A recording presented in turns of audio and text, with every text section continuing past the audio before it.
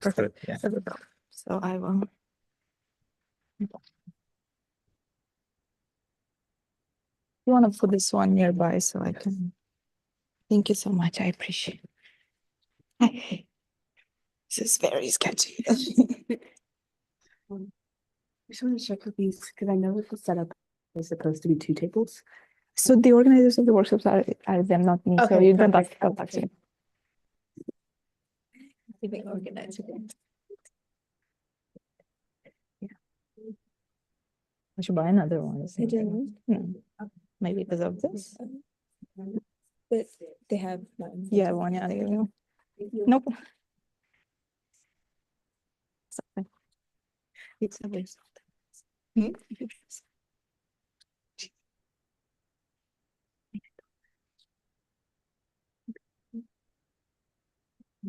I'm gonna leave this here because it's falling from it. I'll take the pictures. You can do it with your phone and share. I will have my notes here. Just there you go. Yeah.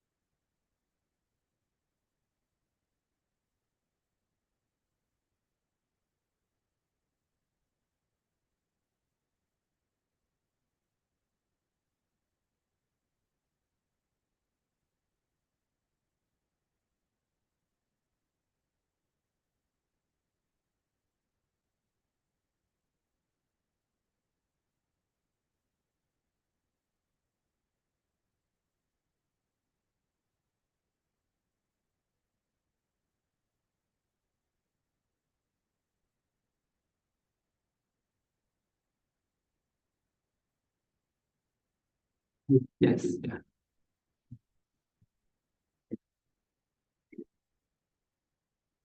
Okay. Hello, everyone. We are going to beginning. Just in 1 minute. Oh, something wrong with. Hello. Oh, okay. Mm.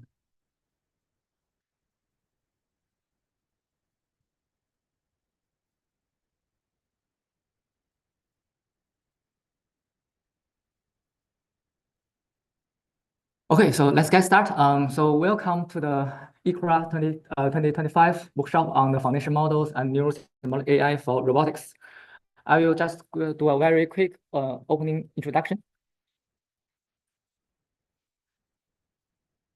Okay, the schedule will be after this 3 minutes opening, there will be the oral presentation for our awards nomination, and then there will be 4 sessions. Each session will have 4 speakers. Between each session, there will be one poster or lunch session, and poster will be about 30 minutes. At the beginning of the first poster session, it will be the awards announcement. So that's like that here. Okay. And so each speaker will have 20 minutes talk plus 5 minutes Q&A, including the setup for the next speaker. And about the workshop papers, we accept 4 pages short papers, which all of them can be public at this website. And we accept both new ideas, with including the preliminary and some unpublished results, and the recent published results from IGR or TRO. All these all the other manuals that's selected by the robot ranking. And that's quite on a quick introduction for the robot ranking. And what is robot ranking, or what we aim to bring? That is, we want to promote the transparency for university rankings. Different from the CS rankings, robotics is a field that's focused on both journals and conferences. So we aim to build an open and objective and more reasonable ranking system. And the system highlights robotics faculty, including their homepages, Google Scholar, DBMP profiles, as we aim to enable new collaborations and support career growth. And this ranking system is sponsored by the ICRA Lab and the ICRA'25 Technical Committee for Computer and Robot Vision. And you can just go to this website. You will see all the ranking system. And here in this ranking, we consider right now consider IGR, TRO, robotics, RSS, IL, ICRA, and EROS. There is also several other related venues, and we will keep adding more. Okay, and the awards nomination is selected by there are 5 spot papers selected by 6 IRO chairs among 37 submissions, and then among these 5 spotlights, 2 program chairs selected 2 oral papers, which are the awards finalists. And I checked all of the papers. I think all of them are quite high quality. Many of them are about the bars of ICRA, and some of them are TRO or AJR. Okay, and the 2 select papers that's listed here because after me, they will just do a quick presentation, so I won't introduce them more. And the final winner will be evaluated by the quality of their research and the clarity and effectiveness and their presentations. So this will be announced at the beginning of the post session, which is around 10:30. And they will have 5 minutes talk plus 1 minute Q&A. And this award is also sponsored by ICRA'25 Technical Committee for Computer and Robot Vision. Okay, then next, welcome our awards presenters. Yeah.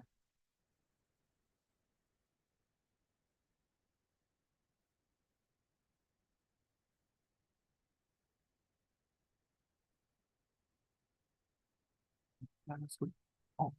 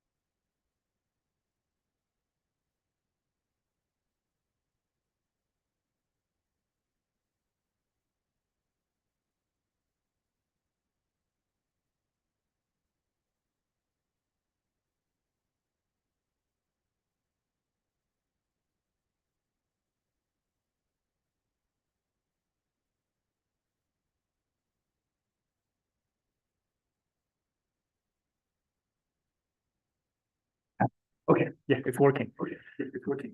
Oops. Mute your own content. Okay, yeah, it's muted. Yeah. So, hi everyone. My name is Hanan Chen. I'm a fifth-year PhD student from UIUC. I'm super excited to present our tool as interface work.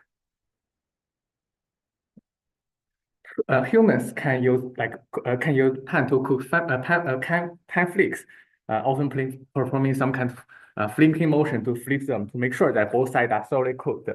So the tool plays a vital role in how humans manipulate and interact with the world. And additionally, we observe that people in different locations can perform the same or similar task using similar kinds of tools, as shown in the video showing here. In other words, tool skills are universal and common across human activities. There has been some recent progress trying to develop handheld grippers for data collection, and this can be seen as specialized tools with opening and closing functionality. However, this approach are typically limited to power draw grippers and doesn't work really well if we want to perform complex interaction with the environment. So let's start with the video where I attempt to collect the demonstration using a pen using a kinematic replicate. In this video, I try to flip an egg using a pen. I try to quickly control and move the leader side, but the task fails due to the typing delay and the slow indirect control. And if you are using the handheld gripper, the control can become unstable due to things like inertial slippery or shifts caused by the context. In another example, if I'm using my own hands, it's far more efficient, it's foldable, and nature, there's no hardware reliance. So how can we train a policy from observing humans? First, to handle different camera views, we need to prepare the data set with varied camera poses. Second, to handle the cross-embodiment transfer, we design observations that are embodiment agnostic. Finally, for basic environment control, we use an action representation that keeps consistent across different robot-based configurations. So during the training, we capture the human data using the two cameras. The image from the both cameras are processed by a 3D reconstruction model. We generate a 3D scene representation. Why are we using two cameras instead of YouTube videos? A single view image has a scale ambiguity. It's very hard to tell the size or the depth of the object that be captured by our camera. So if we have a second view, it can resolve this kind of ambiguity and helps the model to generalize across different camera perspectives. We then apply 3D Gaussian spectrum to render the scene. So this step allowing us to sample observations from no viewpoints. To avoid the bias from the embodiment specific detail, we use an embodiment removal model that captures the agnostic observation to train the visual motor policy. For actions, with the foundation pose to track the tooth pose in 60 tooth pose in camera coordinates, and to make the action invariant to the camera pose and the robot base pose, which we transform the two pose in the task space. So let's take a look at the policy route generated by our method. Our method can make the robot to perform super dynamic tasks like flipping an egg using a pen. And here's a more challenging scenario. The egg lands randomly on the pan, and the human flips it using a spatula. The robot responds with a simple but effective strategy that is tilting the pan first and then flipping the egg back. And the video shows how the policy can handle egg flipping under different initial spatial configurations. It's also effective to varying positions of the burger bun. And we additionally tested with different objects like the 3D printed meat patty. And it can even work with pans of different sizes and shapes like circular and the square. The square pan is particularly challenging due to the shallow edge. So if you are running the pipeline in different tasks, it can enable agile motion such as kicking a moving ball or placing a wine bottle into a zero gravity rack. The policy also robust to different human perturbations. Here, if humans are moving the nail, the robot can adapt and accurately track the position of the nail. For this scooping task, if multiple balls are thrown into the pan one by one, our robot can effectively identify their locations, scoop them from the pan into the ball with a precision. Add the robustness to base movements by introducing the external shaking during the task. The robot can still complete the scooping successfully.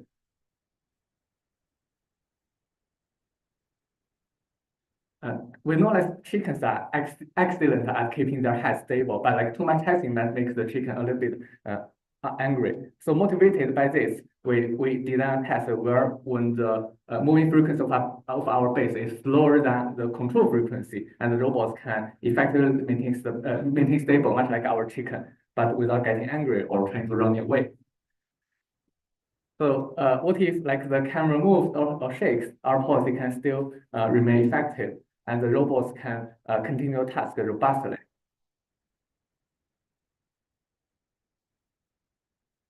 Beyond the task of fast reactive motion, our policy can also handle longer-term planning, where the camera like shakes, and we also analyze the we also analyze the policy performance like quantitatively by comparing the training and evaluation camera. And we found that the random cropping and wheel augmentation both plays a key role to the wheel robustness of our policy. So the key takeaway from this project is the development of a general learning framework for acquiring robust and generalizable skills. It is robust to camera movements, robot-based movements, and various human perturbations. It generalizes across different tools, diverse interactable objects, and can learn from human demonstration while deploying effectively across different robotic embodiments like UFFE arm and Kinova Generation 3 arm. And that concludes my presentation. I'll be happy to take any questions that you might have.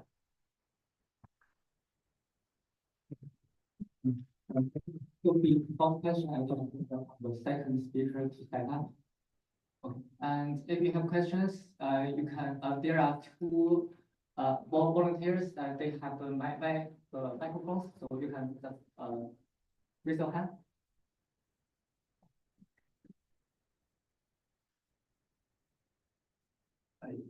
Great work. I have two questions maybe. Are the cameras calibrated? Like, do you know exactly where they are? So during the training, the camera is calibrated. So we calculate the extrinsic matrix, like the transformation from our the camera pose and the robot-based pose during the training. But during the testing, like we don't have we throw out that assumption so that the camera pose would we assume the camera pose would not know to the policy. But and I didn't get the use of Gaussian splotting. Like, why do you need Gaussian splotting? Oh, so the purpose was trying to sample the novel views, like trying to after we perform the 3D reconstruction, we want to augment the training data set with the image or with the view from like different viewpoints that are different from my data caching camera. And the purpose was trying to make the policy robust, like if I'm moving my camera during the policy deployment.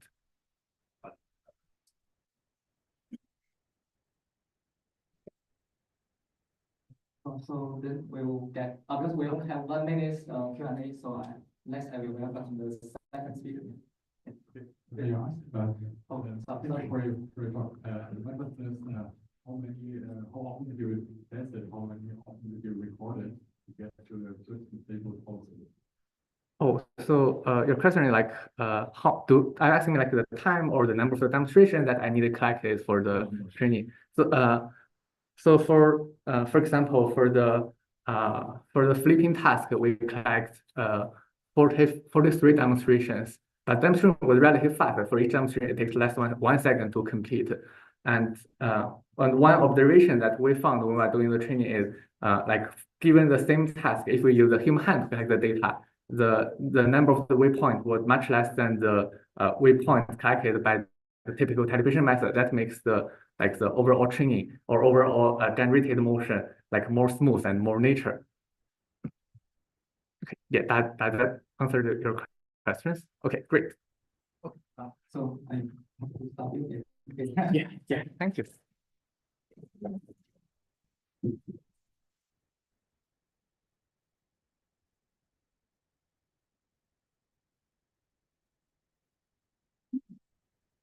Hello, everyone. My name is Serena, and I'm really excited to give this talk entitled MagicVFM, Meta Learning Adaptation for Ground Interaction Control with Visual Foundation Models. So whether it's robots delivering food when we are hungry or rovers exploring distant planets in search for life, they all share a common challenge. Ground vehicles behave differently depending on the type So to tackle this challenge, we propose a terrain-informed adaptive tracking controller with exponential guarantees and a learning algorithm that learns this terrain dependency. At its essence, this work tries to answer the following question. What is a good and systematic way to embed vision information into control theory while still preserving exponential stability? Because until now, most control theory formulations have only a small subset of states, like position or velocity, which is very limiting. So to give some context for our algorithm, we can categorize planning and control into two main groups, model-based and data-driven.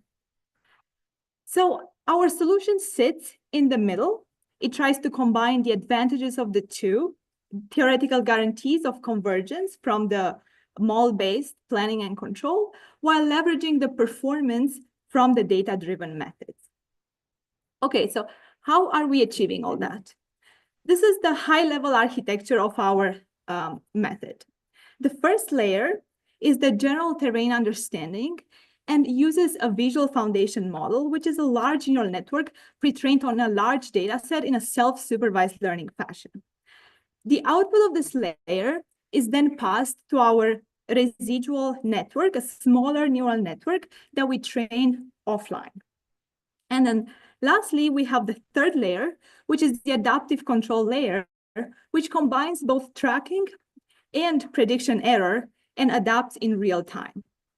You can think about the third layer as the last layer of the residual network in layer 2. We demonstrated this architecture on board the tracked vehicle and also another one with Ackermann steering. So this is the tracked vehicle that we used. And as you can see in this image, we have a camera mounted at the top, looking down to the ground. The visual foundation model then translates the RGB images into an abstract high-dimensional feature space. And then we query the features in real time, the features that are in front of the robot. Okay, so let's try to formalize this architecture a little bit. We start with an uncertain dynamical system where the disturbance is represented in a standard adaptive control way with a basis function that is, in our case, terrain-informed, and a set of linear parameters that are adapted online. We then design a nonlinear tracking controller and composite adaptation law and are able to prove that the tracking error and the parameter error converge, are bounded, and are converged to a bounded error ball defined like in the equation below. Now you might ask me, how can you have a deep neural?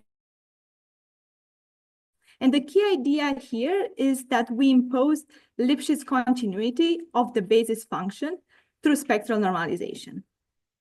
Okay, so to learn this basis function phi, we use meta-learning. We collect the data set of robot driving on a diverse set of terrains, and we optimize a meta-objective on disturbance matching.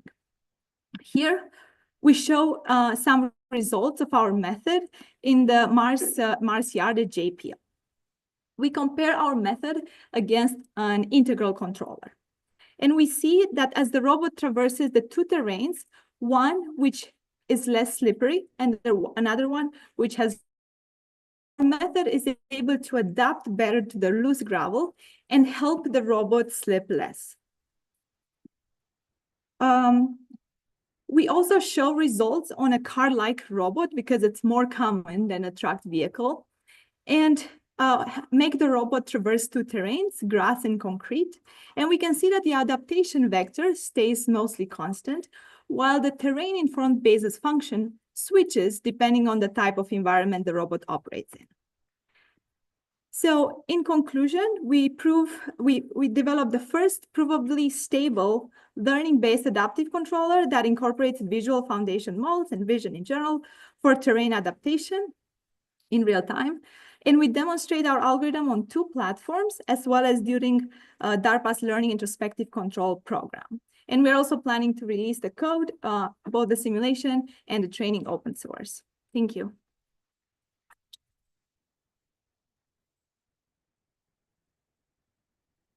This time we will only allow one question, and I want first welcome Carlo to set up Okay, thank you.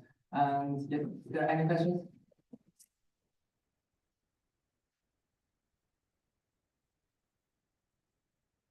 Hello, my name is Maria. Can you please elaborate on what kind of vision foundation model you used? Is it clear? Yes. So we are using the small VIT from Dino V1 because we tried it and it worked, but you can really use any foundation model. It should be pretty agnostic as long as you have these features. Yeah, thank you for the question.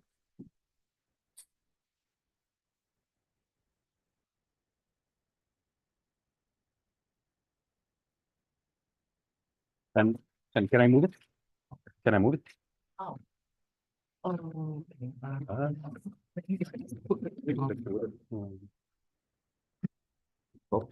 Yeah. On top of it.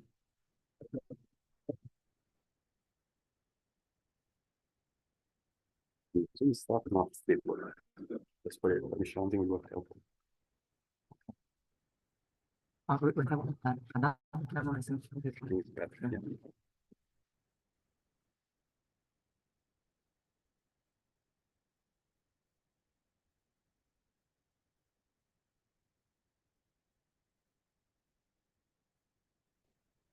From our Professor Carlo. He is a associate professor at MIT and also the MIT Spatial AI. And he is also the co-chair of the sponsor of this workshop, which is the ICRA'25 for Green and Global Waste. So welcome. Thank you. Thanks. All right. Thanks, Jen, for the introduction. Great to be here. So the plan for this presentation is to tell a bit about the work we are doing on spatial AI, spatial perception, and how neurosymbolic reasoning fits into it. Maybe we'll start by saying that it's probably the most exciting time ever, working in robotics. I'm sure many of you have seen this video before. How many of you have seen this video? Great. That's expected. That's a video from Figure AI showing essentially their latest humanoids and their capability of taking language commands, essentially input, and doing seamless manipulation, picking up objects, dropping them off, interacting between the two humanoids. Lots of cool stuff. So in a sense here, what I'm saying is that advances in hardware and learning algorithms are in great progress, in particular when it comes to short horizon tasks. At the same time, when I grew up, I was growing up with a vision of robotics, which is a little bit different from that, in the sense that I imagine robots having a much larger workspace, operating maybe in an entire city and performing very complex tasks, long horizon tasks over large workspaces. You might recognize this is I, Robot, the movie. And you can see, if you stare at these clips, you can see robots, operating in the city and solving, very complex tasks. So the question I want to address in this talk is how to develop scene representations that can support complex and long horizon tasks. And I'm going to break this down into 3 contributions. I'm going to present different types of scene representations, enabling more and more complex tasks. So we start talking about the scene graphs with Hydra and discussing how to enable closed set type of tasks. Then I will move to Clio, which is thinking about open set scene understanding, enabling open set task execution. And then I will conclude just with very recent work, something that will be presented at CVPR in a few weeks from now, which is Ashita. This is about executing very high-level tasks. I don't plan to get into the details of that, but I will tell you at least what is the problem statement there. Okay, so let's get started with the graphs. For those of you who know my group, you know that I'm a big proponent of 3D scene graphs as a map representation. How many of you have heard about 3D scene graphs? Okay, the majority. 3D scene graphs are just a new map representation, or a hierarchical map representation in which in a single map packing different layers of information and information about both geometry and semantics and multiple levels of abstraction. In very simple words, this is a scene graph. At the bottom, you have a traditional geometric map. In our case, this is a mesh model and semantic, understanding attached to it. Then there is a layer of objects and agents. Then there is a layer of physics, which is about traversability of the different areas of the environment. And then for indoor environment, you may get things like, rooms, buildings, and so on, okay? So a scene graph is a hierarchical graph where nodes are spatial concepts at different level of abstraction, and edges represent relations within concepts. So my group has been working, has been coding essentially first algorithms to build 3D scene graphs in real time. Hydra is the most recent example we have, and I will not go into the details, but essentially with Hydra, you can picture a robot starting in a completely unknown environment. The robot, without knowing anything, is looking around, is building this mesh representation, is populating objects with the corresponding semantic labels attached to them, and then is inferring the fact that if a room contains a sink, a fridge, a table, and so on, most likely is a kitchen rather than a bedroom. So I will not go into the details of that, but I would like to say that Hydra is essentially a cool combination of traditional techniques, geometry, model-based stuff, as well as very recent tools from deep learning. In particular, to get to this type of you need some clever SLAM algorithm to estimate the trajectory of the robot and to build a mesh interpretation of the environment. You need state-of-the-art transformer architectures to understand the semantics of the things that you're seeing in the image. And you need also something like a graph neural network to say that, if a room contains certain object, most likely, this room is kitchen, for example, rather than something else. So we've been also pushing on extending this to outdoor environments. Our take is that hierarchical representations are very general. They're not just for home environments. They can be applied outdoors. And we've been pretty successful in using these and demonstrating these at scale. So this is the first connection that I have with neurosymbolic reasoning. I'm not going to tell you too much about the deep portion. This is a short presentation. But in this case, we enable the robot. This is a spot to go around, traverse a very large-scale environment. This is kilometers of traversal. And building, again, this hierarchical representation in which the top of hierarchy, in this case, will not be rooms or buildings, but will be more roads, off-road, and so on, so different regions in the outdoor environment. To do this, we need to use some tool from neurosymbolic reasoning. Essentially, in an outdoor, we do not have a large training data set. What we do is to specify a bunch of predicates. For example, we say that if there are a bunch of trees, what you're looking at is most likely a forest. If there is a building, this is most likely urban type of environment. So we specify a bunch of predicates, and we use something that's called a logic tensor network to make predictions about the top layers of this scene graph using this logic tensor network, which is again a tool from neurosymbolic reasoning. So for today's presentation, rather than telling you about construction of the scene graph, which is typically what I do in talks, I want to tell you again, I want to get to the task. I want to get you to how we use these representations for complex tasks. So more recently, with a group of Nick Roy at MIT, we've been thinking about how to use scene graph representations to do task and motion planning. And in particular, we showed that it was relatively easy actually to connect this metric semantic map representation and have the robot execute complex instructions, in this case, specified in PDDL, which is a standard language to specify planning domains. So in this case, for example, you can tell the robot, if I replay the video, robot, pick up this object and bring it to this other place. Make sure that you visit this place your way to pick up the object. Make sure that you're safe. Make sure that you don't visit some certain places. So essentially, what I'm saying, rather than specifically an instruction that you see there, we can specify very complex commands for the robot in PDDL.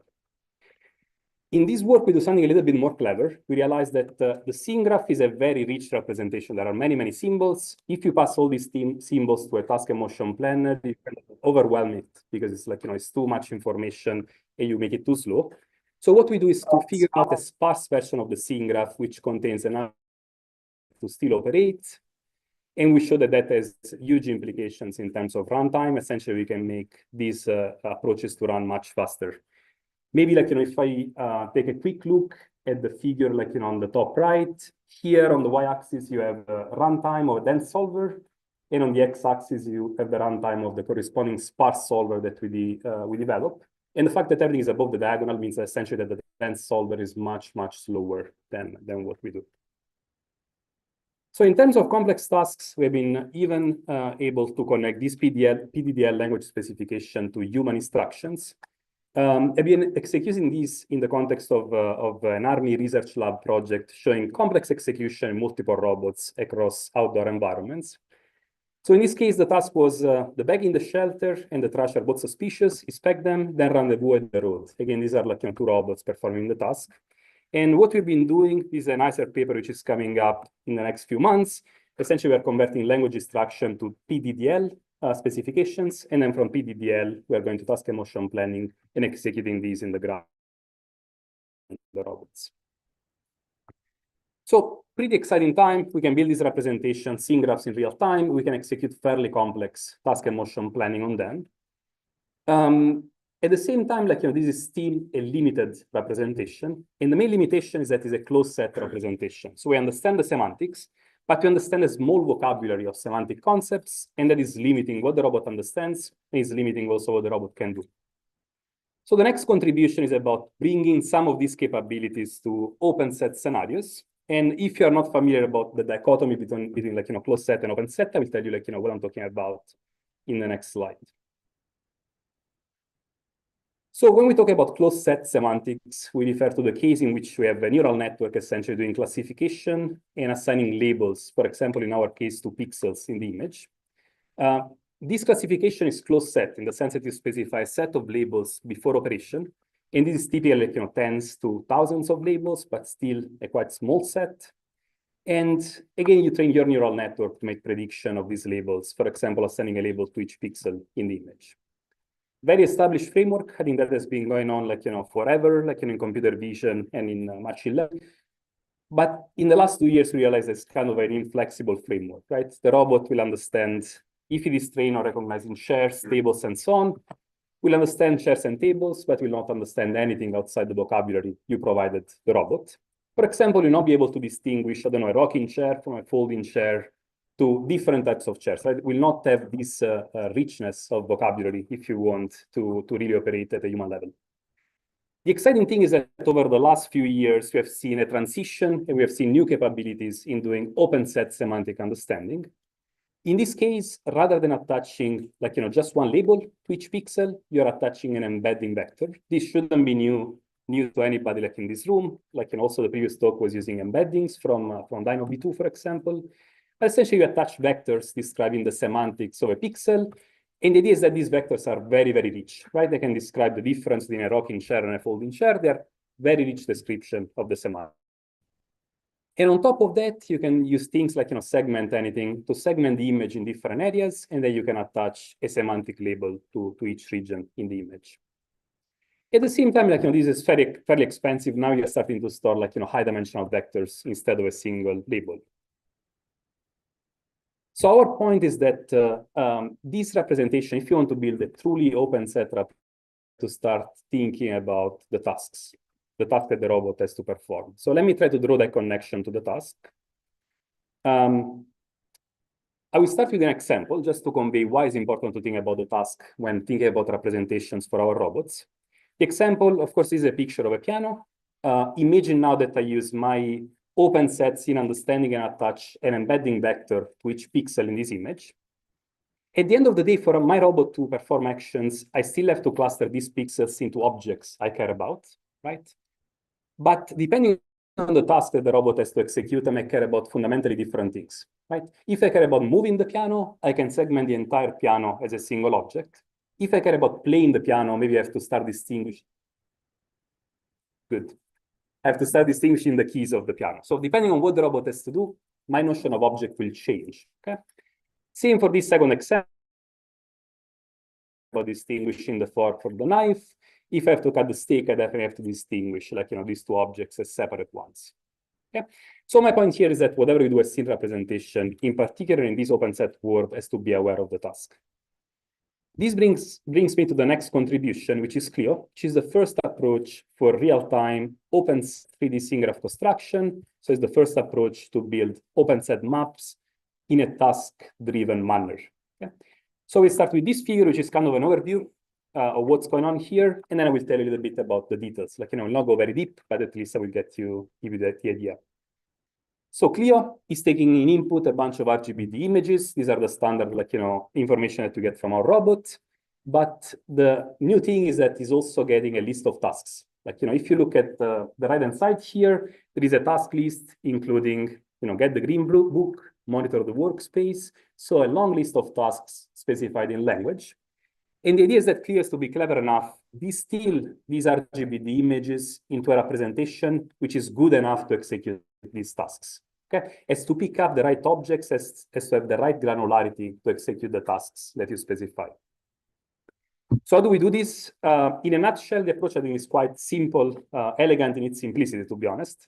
The first thing that we do is to isolate small objects, what we call primitives.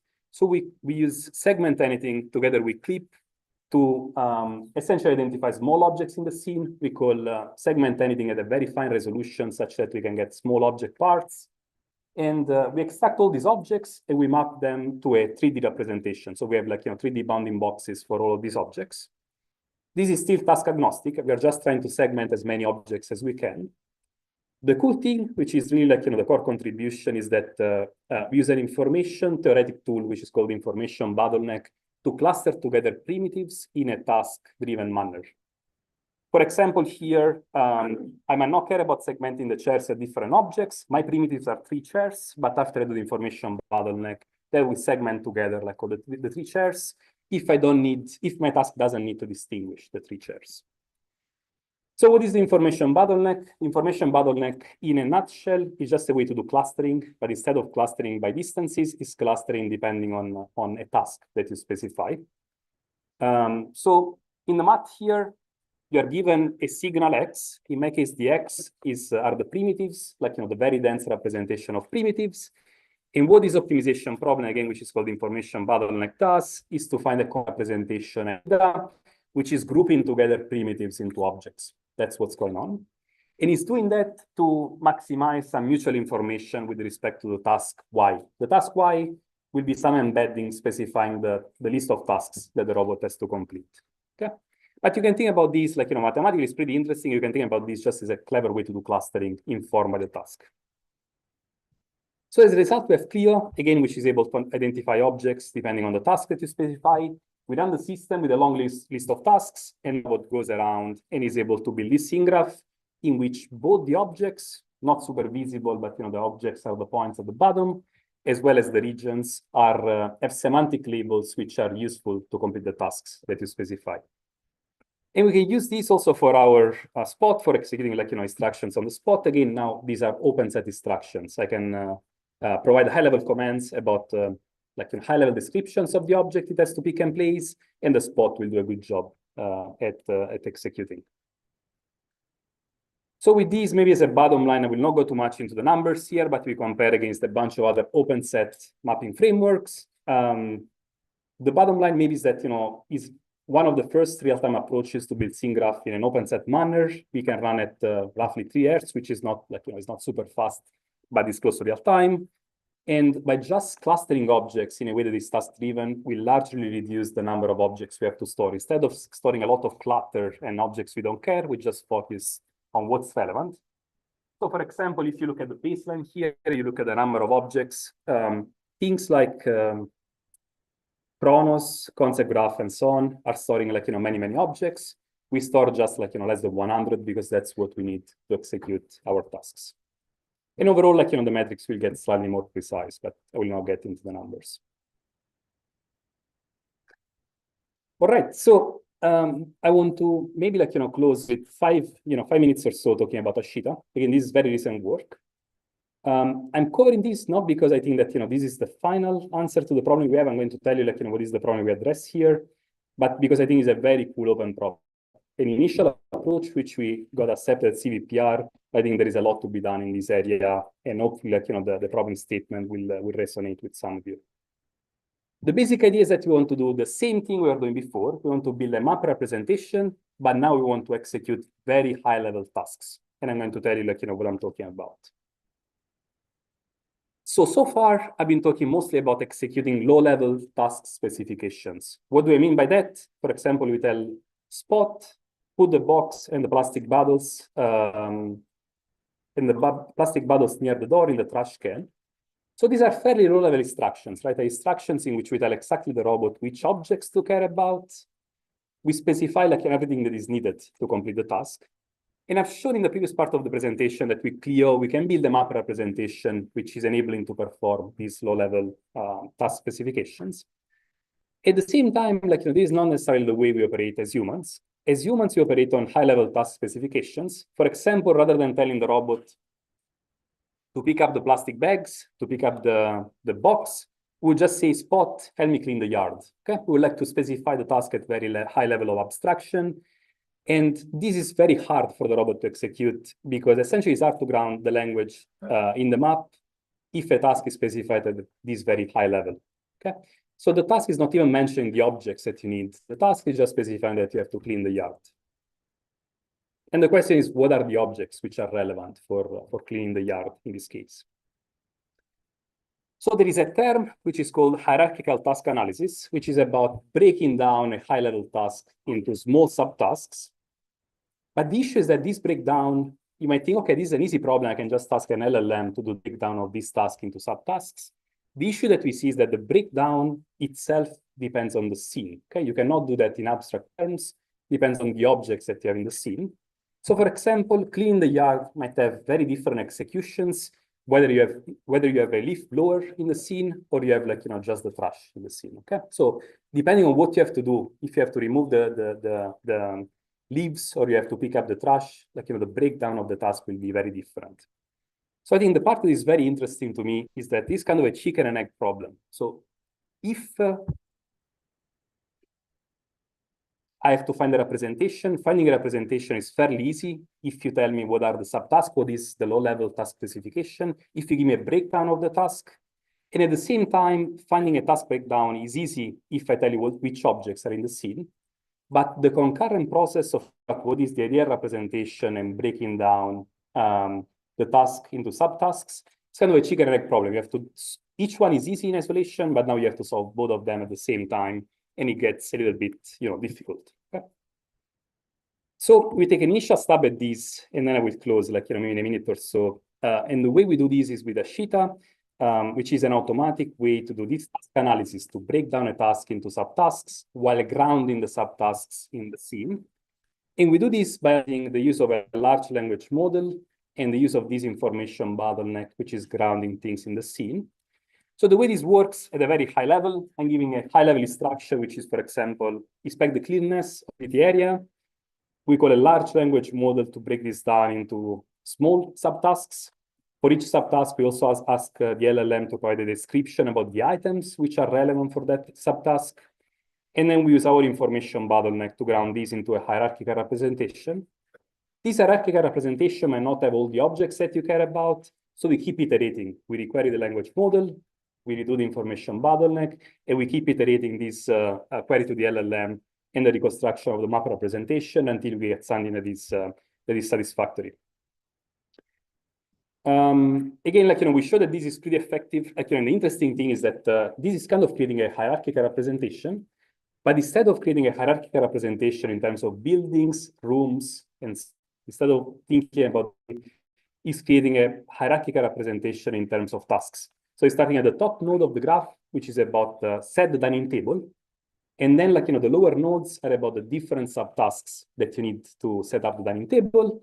And if you go below one layer, you get to the objects grounded in the scene that you need to complete each subtask. So the performance, of course, to get into CVPR, I think we beat some baselines. That's not super important. But I think, again, this is just an initial approach. There is a lot of work to be done here. And the basic idea is that you want to ground in a representation a very high-level instruction and do that in a clever way to make the representation maybe just sufficient for the execution of the task. With that, I'm roughly at 20 minutes here. So in this talk, I covered Hydra and how to perform the construction of 3D scene graphs in a closed-set manner, and the fact that you can do task and motion planning on top of that. Then I told you that actually we have to move to open-set understanding because you can execute much cooler tasks if you go to that. And I presented Clio as a way to build open-set 3D scene graphs. And then I told you that if you go to very high-level tasks, actually you need to be even more clever than that and think about this breakdown or hierarchical task analysis to break down complex tasks into subtasks and objects. And with that, I will thank you and thank our sponsors, and we have to take questions.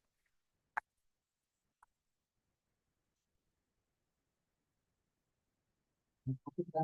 Let's prepare the next video for the setup. Is there any questions for the audience? Here is a thank you.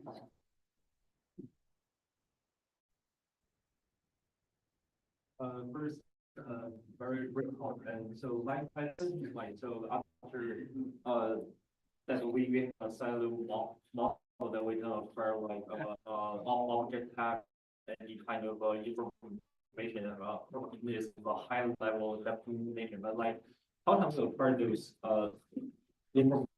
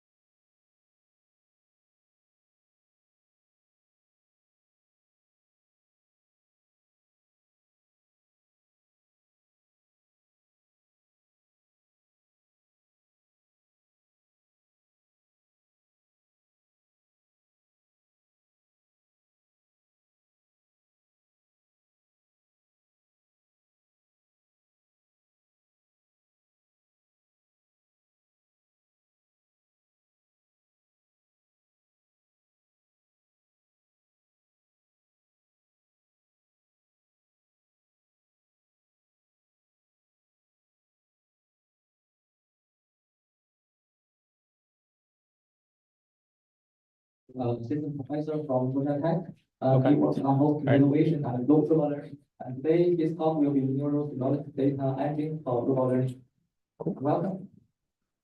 Thank you. Well, thanks for the invitation, and welcome to Landon. Woo! All right. Cool. So yeah, today I'm going to talk about sort of a new thing I made up called Neurosymbolic Data Engine. But it has some historical root. Okay, so back in 2009, so the computer vision community was grappling with a very challenging problem, which is scaling up image recognition, right? And pivotal moment was ImageNet. It was it was more than just images, right? It was about what images and how they were organized, and using the semantic hierarchy of WorkNet synsets. And this provided a structure. Sorry. I was asked to unmute.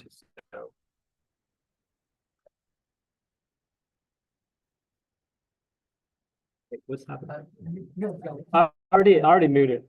Already muted myself. Already muted myself. Oh, that's because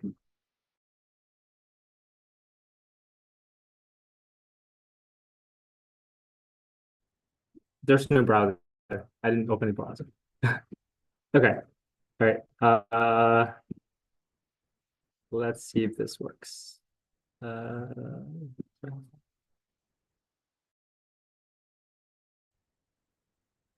Okay. I muted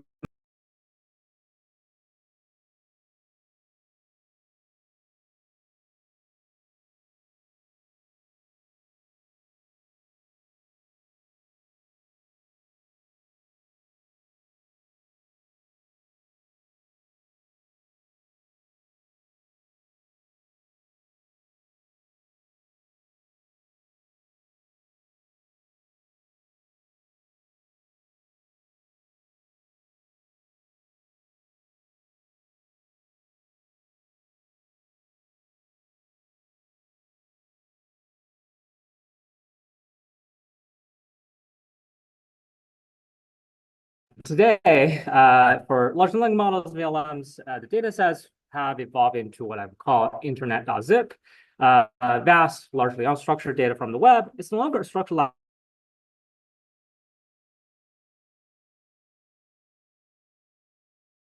for robotics, we just can't download robotics.zip.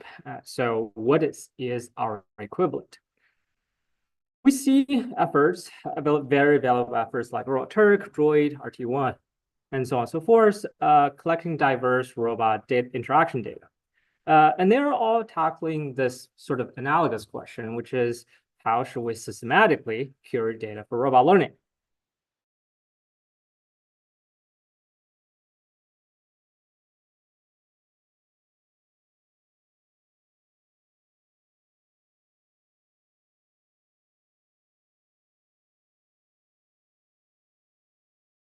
To be one of the most important questions to be answered for at least the next 5 years. While I don't have a definitive answer today, I want to share some interesting ideas we've developed throughout the past few years. But before introducing the work, I want to unpack the question a little bit to 3 major challenges. Like what I mentioned, there's no kind of internet data to download from, so we need to generate data from some.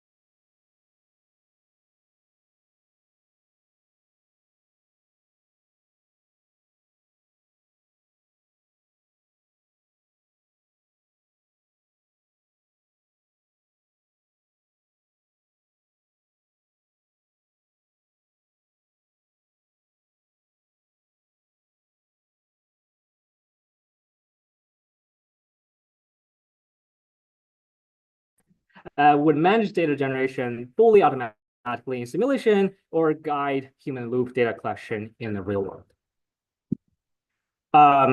Yes. So, and today I'm going to share some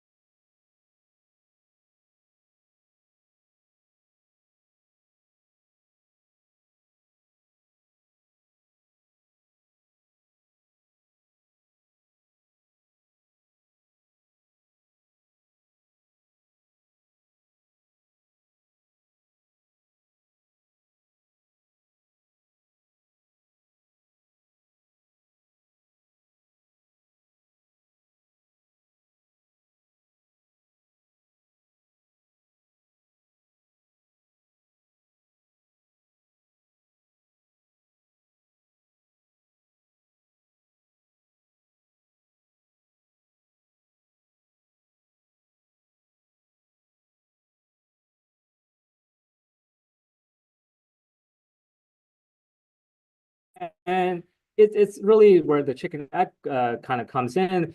We discussed earlier, to generate good data for learning skills within this long-run task, we often need, well,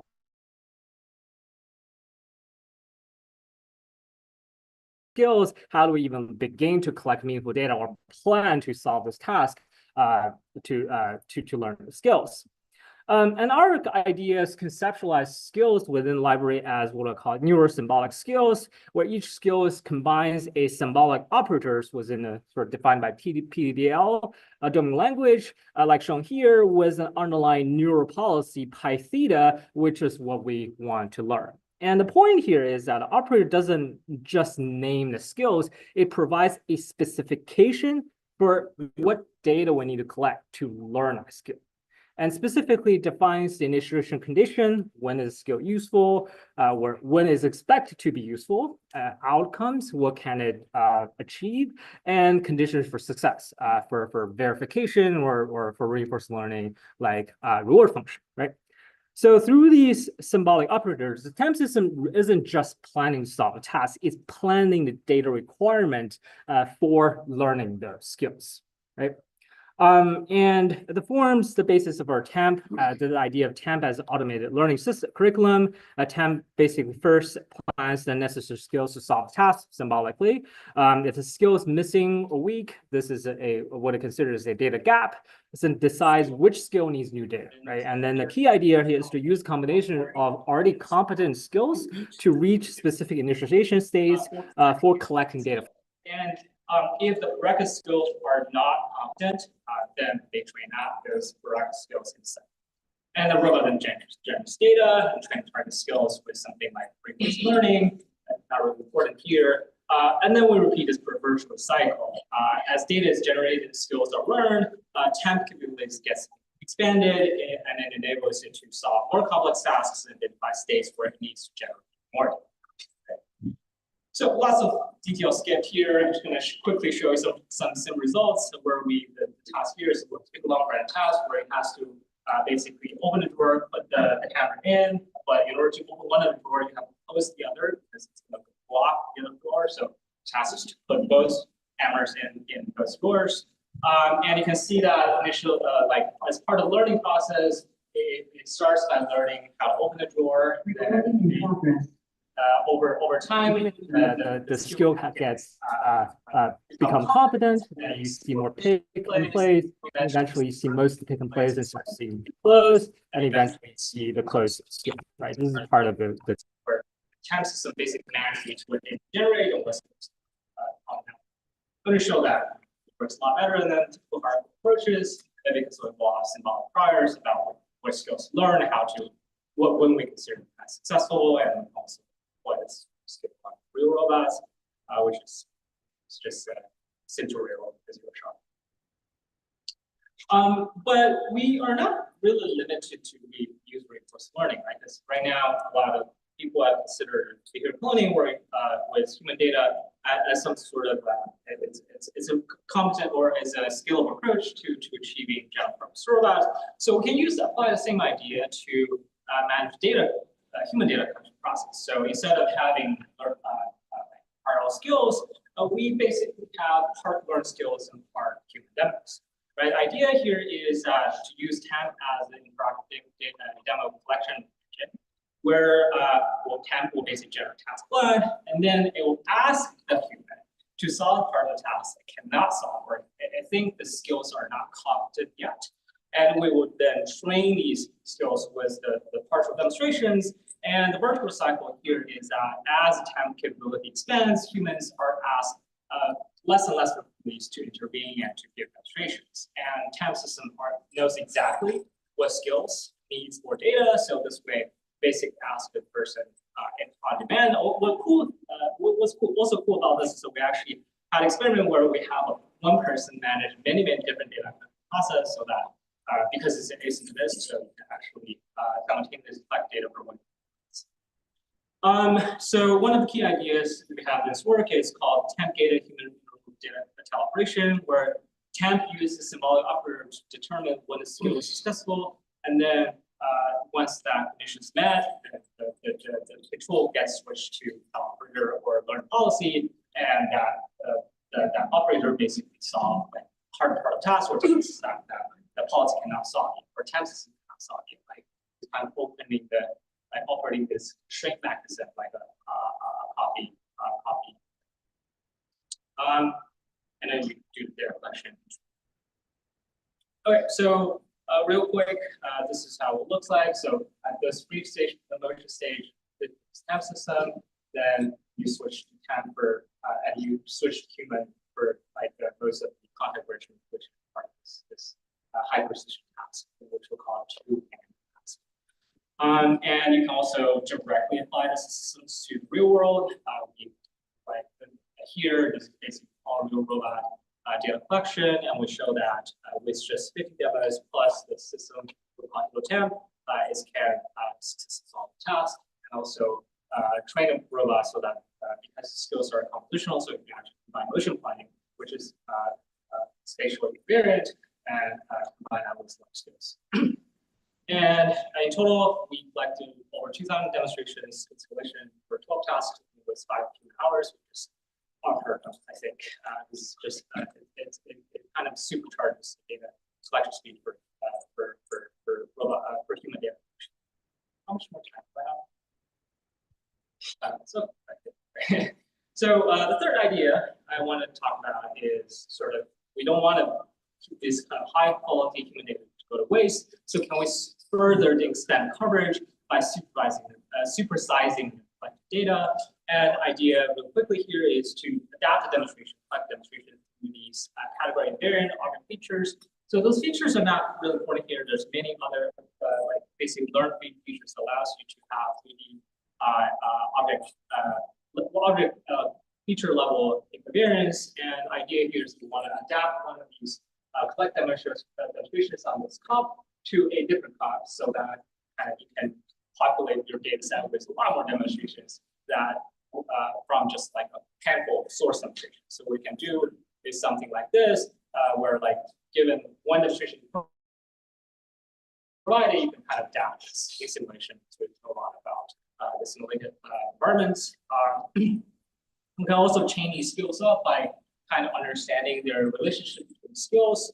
I won't go into too much detail here, but it's essentially task planning where we plan constraints. What are the skills that can solve certain kinds of constraints so that actually the task can be completed. So as such, we can basically generate long horizon data from pieces of short horizon demonstrations, and also these short horizon demonstrations also generalizable across object features, so you can kind of massively populate the data set. So just one example, we can basically with just 2 style picking on one place, you can generate real-time demos. You can kind of systematically vary the placements, object shapes, and all that to kind of even expand your data set. And because this is sort of grounded in 3D representation, we can actually apply this directly to real world. So there's no training this, just one single demonstration adapted to different tasks. So you can actually use the same demonstrations to kind of adapt to different kind of shapes and object configurations, and even ordering some tasks, and we'll also solve the task I showed you earlier. It's precise enough to do this kind of manipulation, and also kind of putting a screwdriver into this. And it can also solve like typical 10 problems, like using tools to get out that type space, place basic use tools, and place one object. Oh yes. All right. So that's the idea about supersizing your data set when it's just like demonstrations. And finally, I want to kind of talk about a sort of related idea. But before that, I'm going to sort of summarize what we just saw here is that we use TAG really as a managing system for data collection, right? As the planner, scheduler, and verifier to guide the data process. And our human demonstrators or the learning policies are really the managed data generators, right? So it might sound a little bit dystopian, but we do get managed so that we can systematically cover the data space. But this is when we have the question. We still need ways to evaluate which aspect of data coverage matter most to the downstream data policy performance. Otherwise, we don't know why we should prefer one data set over the other or one data engine. Right? So with the tools we had developed, we decided to generate some large robot data sets from scratch and conduct a systematic study to answer this question. 2 more minutes. So this is really our large team effort that we built on.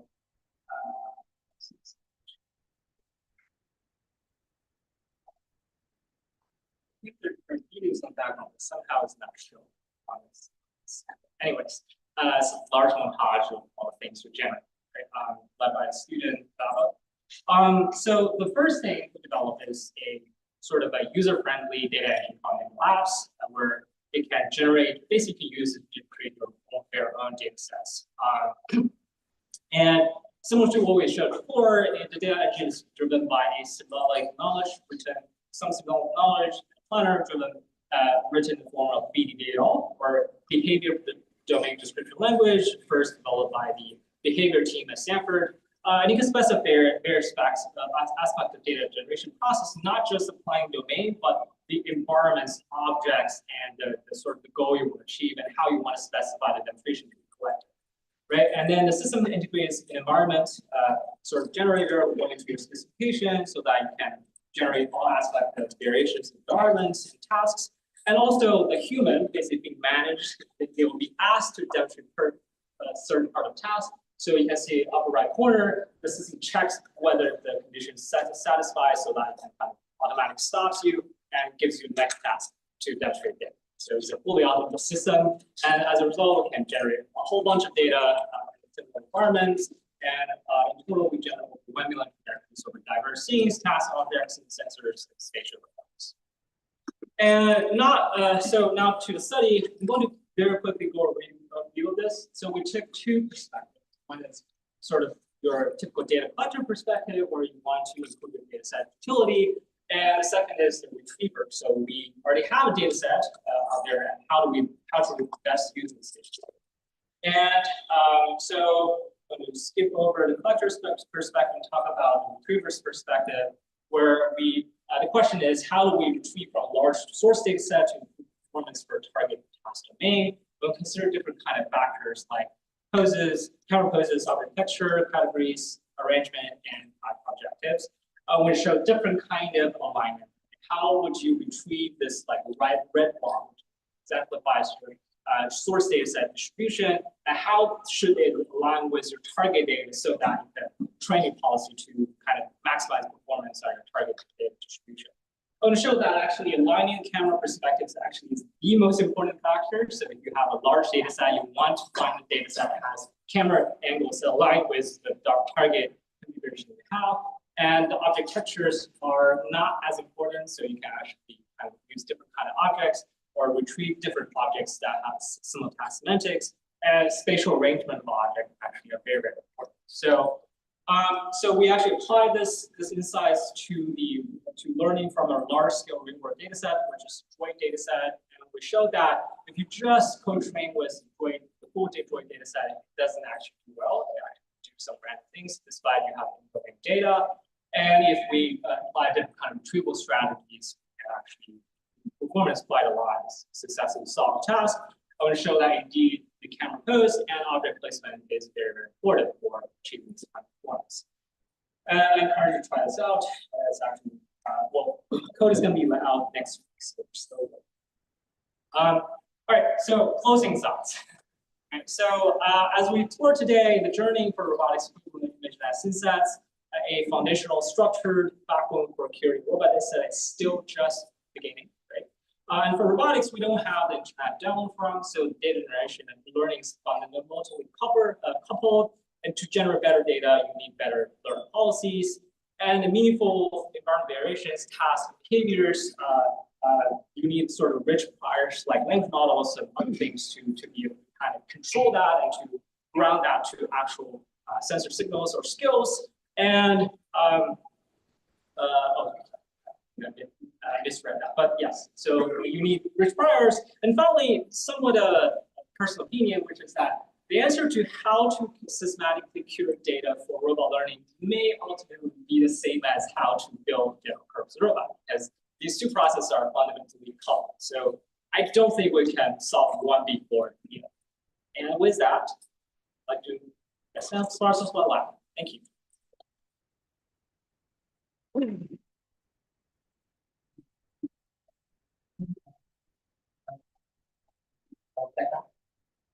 So, any question from audience? Just raise your hand.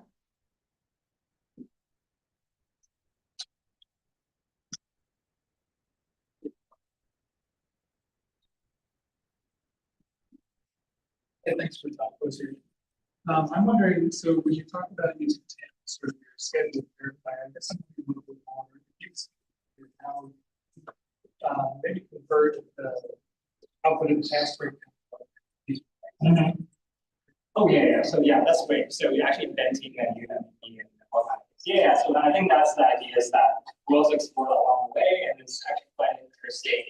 But ultimately, we decided that the horizon, past horizon, was pretty interesting method of task. But yeah, definitely like inventing new and use temp or OM sort of period. Perfect. Thanks a lot.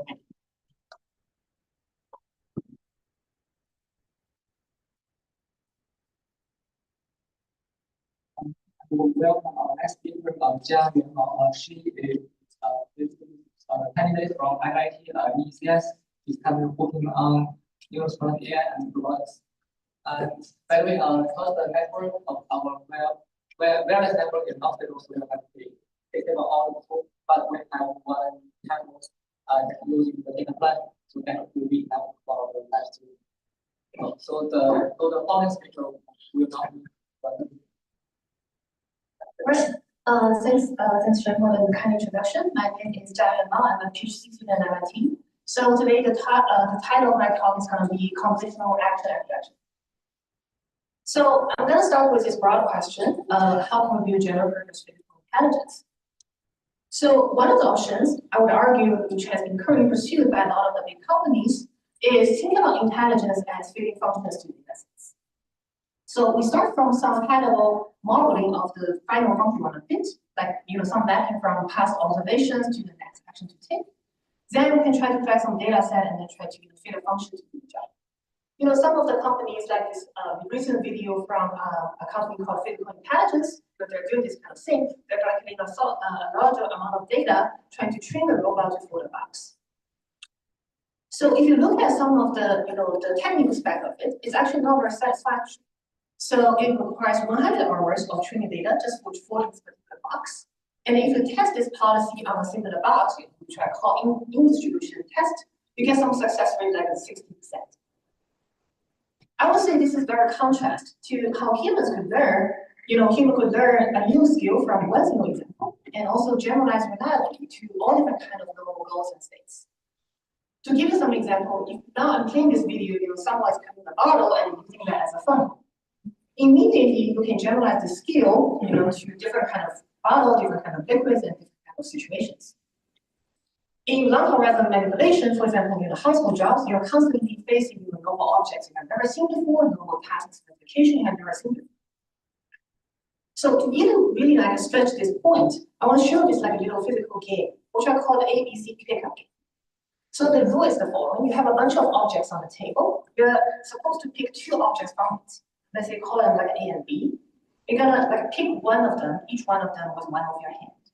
And you're gonna lift up a third object C from the table. And this is one of the trials from a human player, trying to use a pen and also a cabinet, trying to lift up a glass.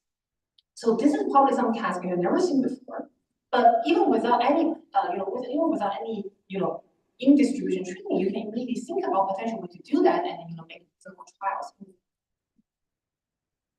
So how do we get there? I would say one of the principal approaches so that we can get there is to think about intelligence as one modeling and test and plan. So think about this ABC pickup game. You can think about we have some initial state representation. Sorry, the caption here is wrong. But think about the task and pick up the object from the table, and then maybe clean it. And then you start from some initial representation of the state, and you can think about possible actions you can take from this environment. Like you can pick up the pen, you can pick up the bit, you can pick up the knife. And after that, there are multiple actions you can follow after that. And you enumerate possible actions until you have found a plan to reach the target goal. So why would this approach work better? The key idea here is what if we can learn some primitive action models, like how to pick up individual objects and how they can change behavior, and you can compose them at inference time into planning algorithms. So I want to argue one of the principal way to implement such kind of system is to think about neural-symbolic action recognitions.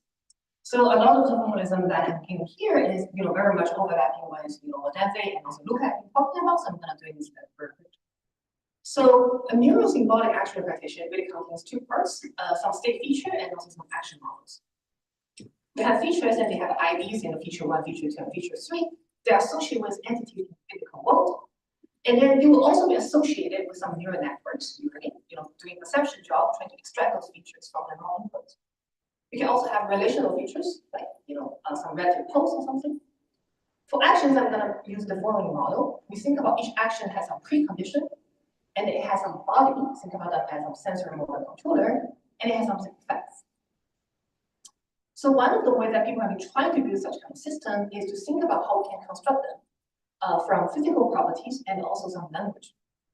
So we start with, usually those entities being basically physical primitives, like objects, events, or robot events. And then we think about, the names and those state features and actions they're obtained from language. Either, human coded them or maybe generated by some large language model.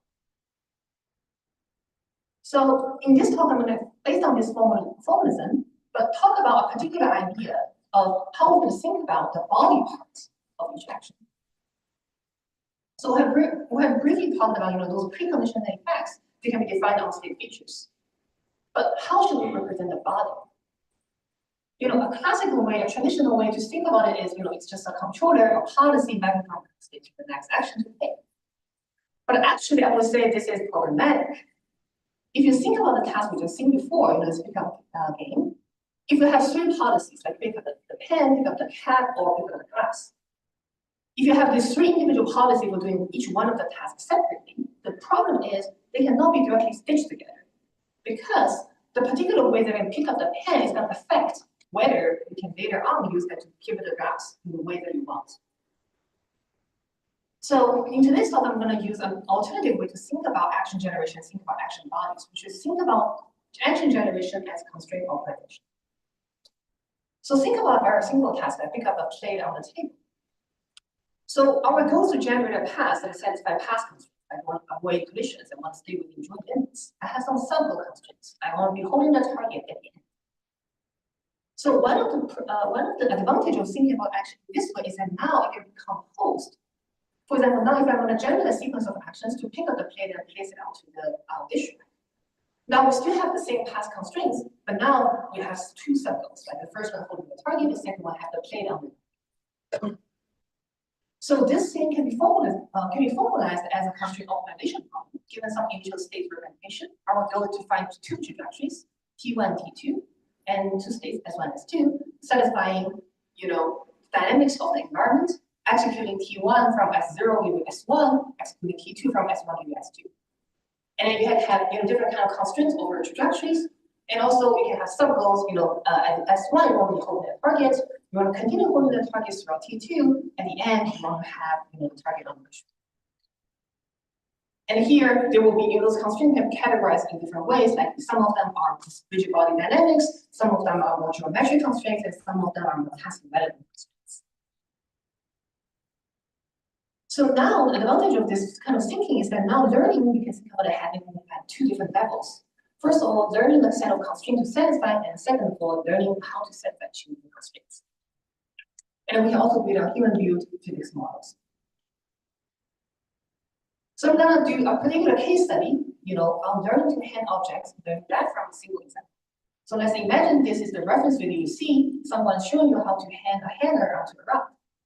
Now I have a normal thing, like I have a mug, I have a mug tree, I want to hand this mug on the mug tree. So this particular task is challenging because now you need to consider the joint constraints among the grasping pose, the hanging pose, and also the motion trajectory. In the past, a lot of approaches have been developed to solve that. One of them is you think about reconstructing all the geometric shapes, and you do a full model-based planning, and usually when shapes are complicated, it's slow. You can also do some unsupervised learning plus policy learning. You pre-train your visual representation on some large-scale data set of mugs, and then you train some model based on it. And usually this does not generalize at all. So our learning algorithm, thinking about in the constraint satisfaction perspective, allows you to think about, first of all, learning the constraints as learning the sequence of contacts being happening among different objects throughout the entire task execution. And also the values is basically, where to make the contact and maybe some contact force or other trajectories. And those kind of things can be guided using visual retrieval models for one-shot transfer. So this is our system like in a brief overview. So, we start from the demonstration video and from mobile objects captured by some RGB camera. And then what we're going to do is that we're going to find the contact point happening in the demonstration trajectory and try to find the functional correspondence of that contact point on the novel object we've never seen before at test time. So this will give you some heat map visualized in this way. The heated area corresponds to areas that have a similar local geometric shape as the original object. And of course, this particular map is going to be very noisy, and you can use that as a guidance for the downstream model-based learning. And then, this will allow you to execute this skill very reliably on novel object in person. And our model does not require any additional pre-training. We're using a pre-trained large vision model, in this case, Dino V2 feature to do this contact point matching. And then we rely on some 3D reconstruction so that we can do a bit of motion planning and also a physical simulator trying to guide this. And this particular paper will be presented, I think, on Thursday at ICRA'25. So here are some more examples of different kind of marks or different kind of measuring cups on this matrix. And also, to really showcase the diversity of different objects in your hand, we're testing this on different kind of radical shapes. You can now think about all those kind of shapes. The models are successfully pick different grasping poses, different herring poses, different motion trajectories. And if you measure the overall success rate compared to directly policy learning, have one single example, it's going to be very bad. And if you have a bit of guidance, you have slightly better performance. Far away from perfect, our model gives you about 93% of overall success rate. And also, of course, this is all based on the idea of all those kind of constraints. Something can be modeled just as contact points or maybe some physical stability tests. If you want to generalize this to more complicated tasks, like operating a coffee machine, like lifting the handle part of it in this particular case, we can also do additional learning on learning the constraints over handling or opening motion. In particular, binding it to the part that is relevant to the task. And here we're going to briefly go through the overall results without talking about the detail. This paper is going to be presented tomorrow, I think Wednesday at ICRA'25. And we show that by learning from just 10 prima demonstrations on if the particular handle of a particular coffee machine, you can generalize to novel object we've never seen before at different background setups. And here's the execution.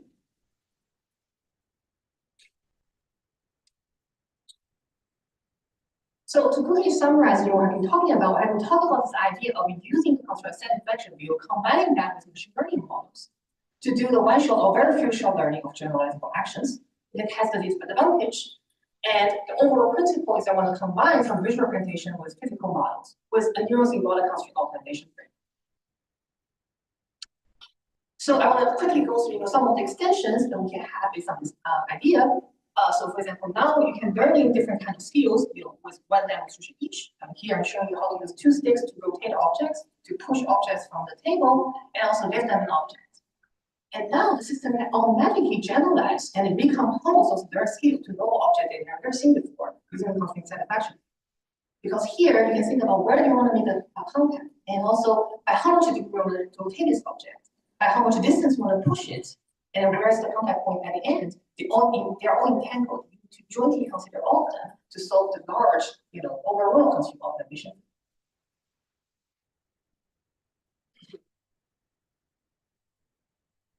So, and also this kind of thing, is relatively short horizon, and then here we're also trying to, further extend this to more longer horizon manipulation tasks, like clean up the plates and also place them on the dish rack, as some of the things that we have seen. And here you can imagine there are a lot of challenges, such as the orders of action actually matters here, because which plate you want to wash first is gonna have some additional geometric constraints for you. And also you want to choose a lot of continuous action parameters, like the distance for pushing, the rushing poses, all those kinds. So before I end, I want to briefly talk about some of my thoughts about future work.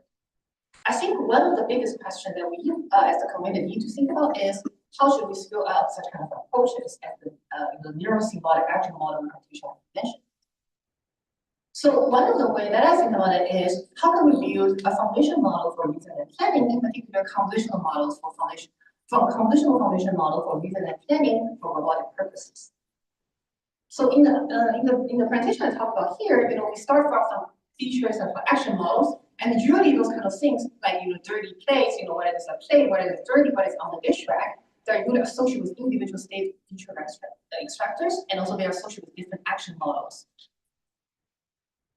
If you want to increase the broad coverage of it, I would argue there are two parts that it needs. The first one is the model generator, and the second part is more general purpose, models for doing individual tasks. So in particular, instead of thinking about each action associated with some policy, each individual state feature requires a dedicated network to do the recognition. I think what we really want is some general purpose system that can take some sensory input and maybe some concept names like here, for example, the what is dirty, what is on, and output different kinds of things like a Boolean for classification tasks, poses for generation tasks that generate the target pose, or maybe trajectories and forces. So I think an important thing is how can we find good ways to train such kind of model, maybe from diverse kind of data. For example, if you just want to train classification tasks, maybe you don't actually need action experiences. But if you want to train poses, maybe you just need static things instead of action trajectories. And then I think an important thing is for us to develop a novel paradigm for training and composing those large models from diverse set of data, like language data, image data, and video data. Another thing that I really want to mention is, instead of thinking about having a giant, let's say PBDL style representation for all the actions that we have, think about doing a planning on it. I think what we're still missing is some, contextual model generator, which roughly looks like following, take some context, maybe take some human instructions, and could output what are the relevant state features and what are the relevant action models. One of the ways to think about it is, maybe those kind of things, those kind of contextual abstraction could be obtained from language. And this is something I really want to emphasize because if you think about the use of language, a lot of the meaning of a lot of words, they are fundamentally contextual. Language processing, we call this like the primatics, right? So the same word could in different scenarios mean completely different things. So if you want to use language as the way to formalize your abstraction, you have to make sure it's actually contextual. And also another important thing to accelerate the overall learning and planning efficiency to think about how we can build better reasoning system that can reason about relevant state and actual conditions. So with all that, I'm gonna do a quick summary. I've been talking about how we can learn and planning with action representations to enable more data efficient learning, like learning action from single or very few demonstrations. And also have stronger generalization, like the generalization to complete different and seen objects, different states, and novel goals in their scene. And with all that, I want to thank everyone for listening. I'm happy to take questions.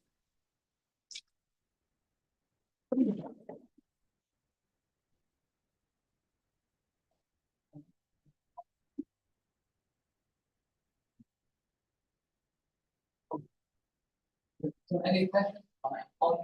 Just raise your hand.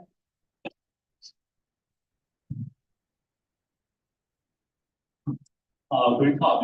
I have one quick question. So for some tasks, when scene representation and task descriptions are, let's say, you're trying to cut a tomato, something like that. I feel like what's in your mind would be a solution for this kind of task. Because for PDL,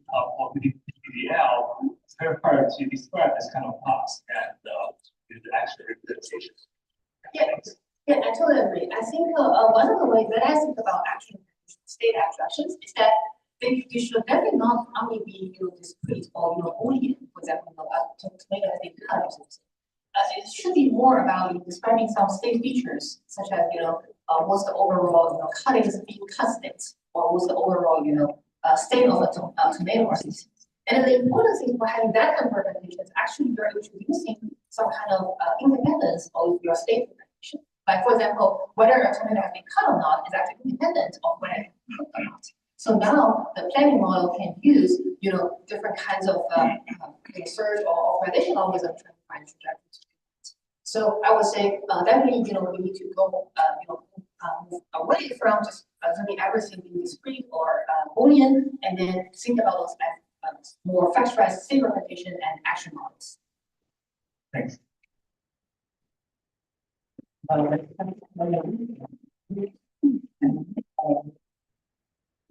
Usually, he is a second professor at Columbia University, and he works on both machine learning and robot. And today's talk will be from language to code, foundation models for task specification in robotic applications.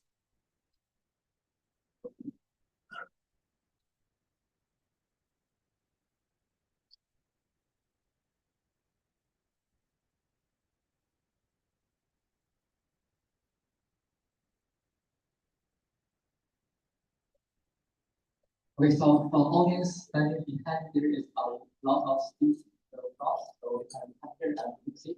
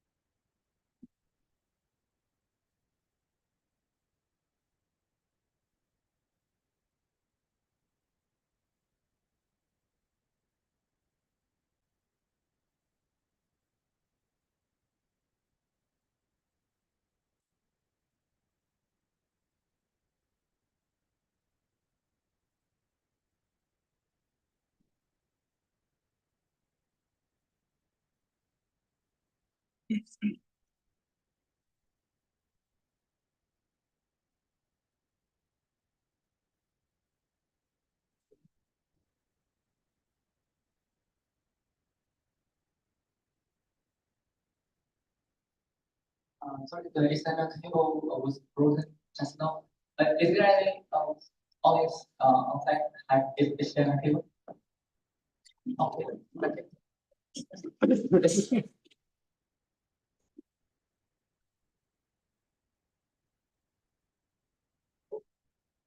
Oh.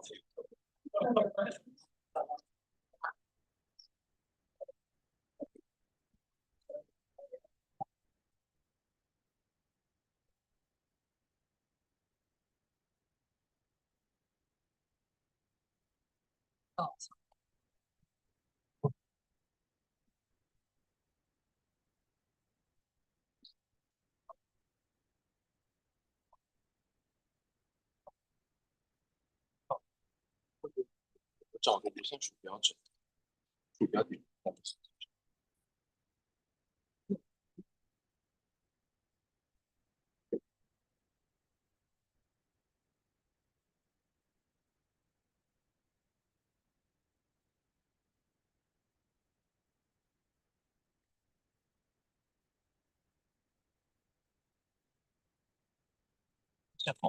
yeah.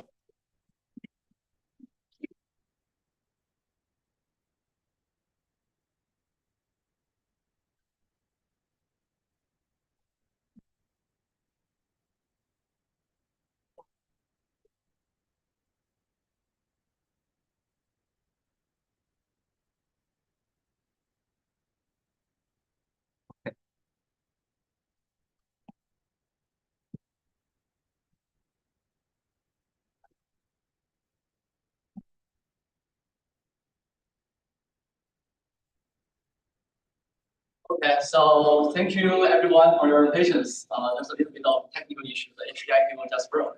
So my laptop is there, so I'm just trying to slide over the slide using this remote control. Hopefully everything will be all right. So today I'm going to talk about a series of work that we've been doing in understanding how we can use neurosymbolic representation, especially as a type of intermediate representation, to bridge between the gap of foundation model and the robot's action and interactions with the environment.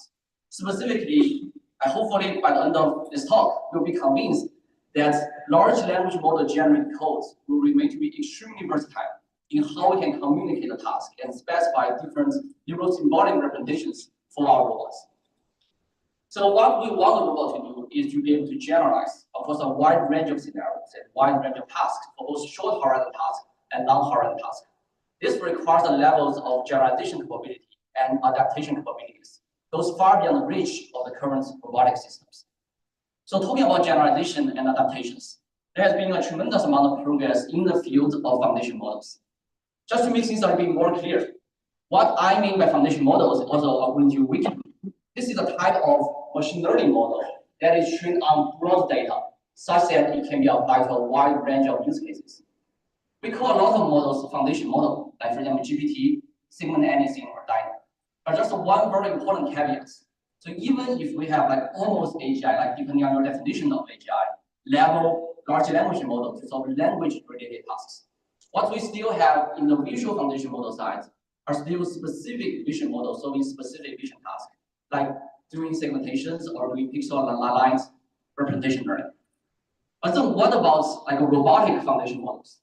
A lot of people have recently been developing this type of robotic foundation model for the inputs are the language instructions and the visual observations. People hope to build this model such that we can get the action that is reasonable given the current visual observation and the language instructions. Many of the existing work choose to use end-to-end like imitation learning. So this type of robotic foundation model is also referred to as, for example, vision language action models or large behavior models. There has been a lot of investments and also efforts, putting like tremendous amount of investment and efforts. And we have also seen a lot of progress over the past, I would say, like even 2 years. But just a lot of fundamental bottlenecks and fundamental challenges in for this type of model to work very reliably in our environments. Notably speaking, several challenges including the durability of your model. Does the model listen to your language instruction? A lot of people working in this direction will realize that given the visual observation, the robot just decide whatever it wants to do. It doesn't hear what language instruction you give to that robot. And also the second issue is about debuggability. This has been the core of all engineering systems that works in the real physical world. If you cannot debug your system, what will happen if things go wrong? This has also been a challenge, key challenge for like developing robotic foundation models. The third one is about scalability. Specifically, like when you want the model, not just working on the tabletop environments, you want them to generate to larger scale environments, longer horizon tasks. You want the robot to set up the table, to prepare the meal, to, for example, clean your like bedrooms. This type of chaining of all the low-level skills is also a challenge to have this gigantic end-to-end model to solve those kind of long horizon tasks in larger scale environments. So instead of doing everything end-to-end, we want to like draw inspirations like from the development of neurosymbolic representations of the environments. Specifically, what we are proposing to do is to use this foundation model generated robot program as a way to communicate and bridge the gap between different modules. And specifically, why? Why we want to use codes? And many of you who are working with robots, you probably have already been like writing many codes like every day. So the code is nice because it is simultaneously foundation model generatable, human interpretable, and robot executable. So this type of like universal versatile and also this multilingual representation, they just naturally bridge the gap between different like modules that allows them to naturally communicate with each other. So today I'm going to talk about 3 opportunities we identified of using code as this intermediate representation to bridge those modules. The first one is how it can allow us to do better model-based planning and policy learning, and how to scale beyond just tabletop environments into larger scale things. Starting with like a model-based planning. So thinking about this like a very like a seemingly simple task, like pour the tea into the cup. But if you look closely in what's actually happening at different stages of the task, you realize there's a lot of nuances you have to handle. For example, at the end of the first stage, you want your gripper to get closer to the handle parts of the teapot. At the second stage, you want to make sure the tip of the teapot is right above the cup. Realize in this stage, you're actually focusing on different regions of the environment for the success of this stage. At the end of the third stage, you have to tilt the teapot into certain angles, but you want to make sure the tip is always right above the cup. So for this work, we try to use spatial temporal key point-based constraints generated using robot programming to specify the constraint and specify the task for our robots to allow us to do like fine-grained manipulation tasks in a wide variety of scenarios. Here's how the framework in general like look like. Like we first like using foundation model to decompose the task into several stages. Recap 1, recap 2, 3, and 4. For each stage, recap for number 1, we have a number of key points overlaid inside this environment. And we have this program to specify the spatial temporal constraints between those key points. And underneath, we can just use off-the-shelf optimization solvers to solve for the robot actions. Here's more specifically how the pipeline works. Given this environment, we use a combination of segment anything and dino to obtain a set of semantically meaningful key points over the 3D space. And then, together with the language instructions, we fed them into the foundation model that will be able to generate code. And it will basically do 2 things. 1, it will decompose the task into several stages. And within each stage, there are 2 types of constraints that are represented using programs. It's either the path constraints and the sub-goal constraints. Path constraints specify the relationship that the robot needs to maintain along the executions of that stage. And at the end of that stage, you have to satisfy the sub-goal constraints. For example, for this still pouring tea task, at the end of the first stage, the gripper has to get closer to the handle. And during the second stage, you actually want to make sure the teapot is being kept in an upright position. You don't want to jiggling around. And at the end, you want the tip of the teapot to be right above the cup. And during the third stage, you want to make sure the tip is always right above the cup when you rotate it into certain angles, which essentially specify the axis around which the robots want to rotate the cup. And then we can just use sequential list programming to optimize the robot's actions. So what's interesting about this framework is first, like for each stage, you don't have to use all the key points. You have to use a subset of the key points to specify the constraints for each stage. And second interesting thing is whenever things goes wrong, whenever any of the constraints has been violated, you can trace back to some earlier stages until a point where all the constraints are satisfied and redo the optimization from there to be robust to the external disturbances. We evaluate the systems on these 2 sets of setups. The left one is like a robot on a car that can move around in the wild experiments. On the right is a binary tabletop setup. Here's how the execution looks like. On the left is the execution in real environment. On the right will be the real-time visualization of the observation and our planned actions. Here's a second example. You can see after the robot executed the first chunk of the trajectory, which represents the first stage trajectory. There's a new trajectory shows up that shows a planned trajectory at the second stage. The robot has to rotate the book into a certain angle before it can store the book into the shelf. Here's another example where the robot has to rotate the Coke can into a certain angle before it can throw it inside the hole, this very tight hole of this recycling bin. Here's another example where the robot has to understand the spatial temporal relationship between those key points in order to hold the close. So we understand that the key points on the sleeve has to somehow be getting closer to the key points, for example, on the bottom part of this squares. Here's another example where the robot has to detect where the hands of the person are and trying to do this kind of a real-time tracking of the human hands locations to do this collaborative foldings with humans. like I mentioned earlier, like we have been very careful in engineering our systems, where the key points are tracked at 30 frames per second, and optimization can be done at 10 frames per second. So it allows planning and pre-planning both within the stage and of course different task stages. Here's an illustration. As a robot trying to pour the tea from teapot to the cup, there's a person constantly perturbing the robot. Here the robot almost have already finished the task. Human came in again, mess up with the environment. The robot knows to trace back some earlier stages to reduce optimization, to be robust to the external disturbance. We also show that our framework is generalizable to like clothes of different configurations, like sweater, shirts, vests, and hoodies, and dress, pants, shorts, and scarves. So to summarize a little bit about like what we can learn from this, the key insights is that we use the vision foundation model for scene modeling, and we model the task using spatial temporal like key points relational constraints between them, and we use constraint optimization to do the module thing. And the take-home message is that the VOM generated codes remains to be very, very versatile in specifying tasks for our robots. And these key points as a way to bridge the perception gap provides some very fine with modeling and representation of the task and the scene. It also has some very nice connections with the whole field of task and motion planning. This is really a way to like do closed loop like controls within of course task stages and leveraging the modules for their strengths, where the vision language model is used for task interpretation and constraint optimization is used for motion planning, where this neural-symbolic representation in the middle represented using robot programs act as some very, very nice intermediate interface to bridge between different modules. So obviously, my lab has been done a lot of work on trying to like neural dynamics model of the environments.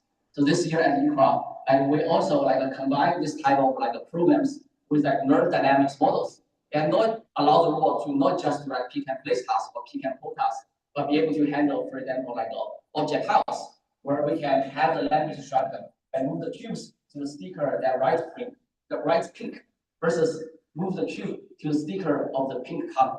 We'll be able to generate a program that is able to disambiguate these two types of cases and using the neural dynamics model to plan the result behavior to achieve those configurations.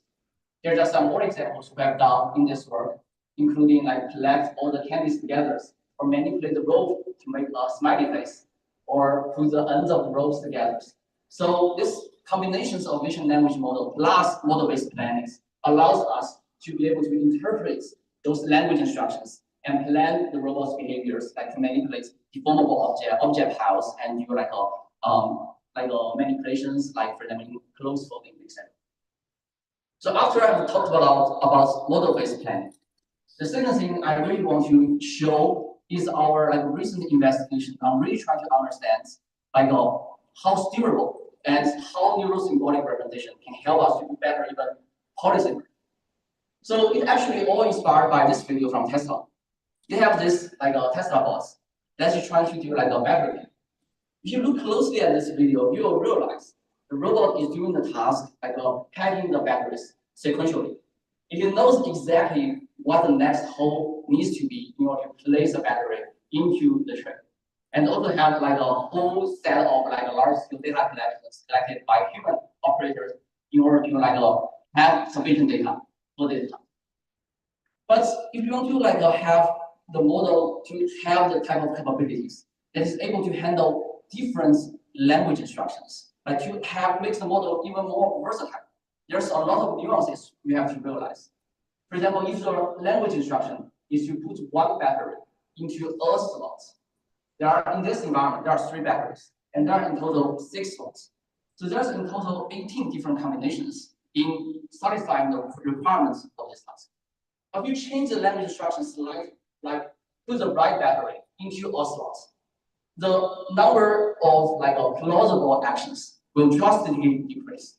If you become more specific, like put the right battery into the left slot, and there's just one correct manipulation trials that is able to satisfy that language instructions. So this actually really is the way to understand how steerable this type of vision language action model is, and how can we be able to allow the robot to be able to disambiguate different language instructions and be able to be very versatile in taking those language instructions and satisfying humans' preference. So we did a little bit of investigation in understanding how scalable and how steerable these models are. First of all, like we collect like hundreds of demonstrations, and we train diffusion policy and ACT, like some very typical imitation learning algorithms. And we evaluate this type of models in scenarios where there will be different picking options and also different placing options. And we realized if there's just one picking option and one placing options, like what you have seen in the test domain, the model will have very, very high success rates. But as soon as you start to have like more picking options and more placing options, the model will fail drastically. And we also started to analyze like where does the model fail. We realized when there's more picking option, like the picking stage is where the model is more likely to fail. If there's more placing options, the model will actually fail more likely at the placing stage. And we are also asking the questions: does scaling alone solve the issue? Can we just collect more data and we'll be able to handle those different kind of language instructions? We realize it's not.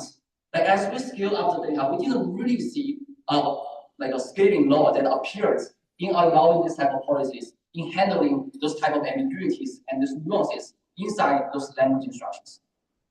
So instead of like just scaling up, so we instead try to understand, are there any neurosymbolic approach that generates some like intermediate conditioning that allows the policy to handle this type of ambiguities?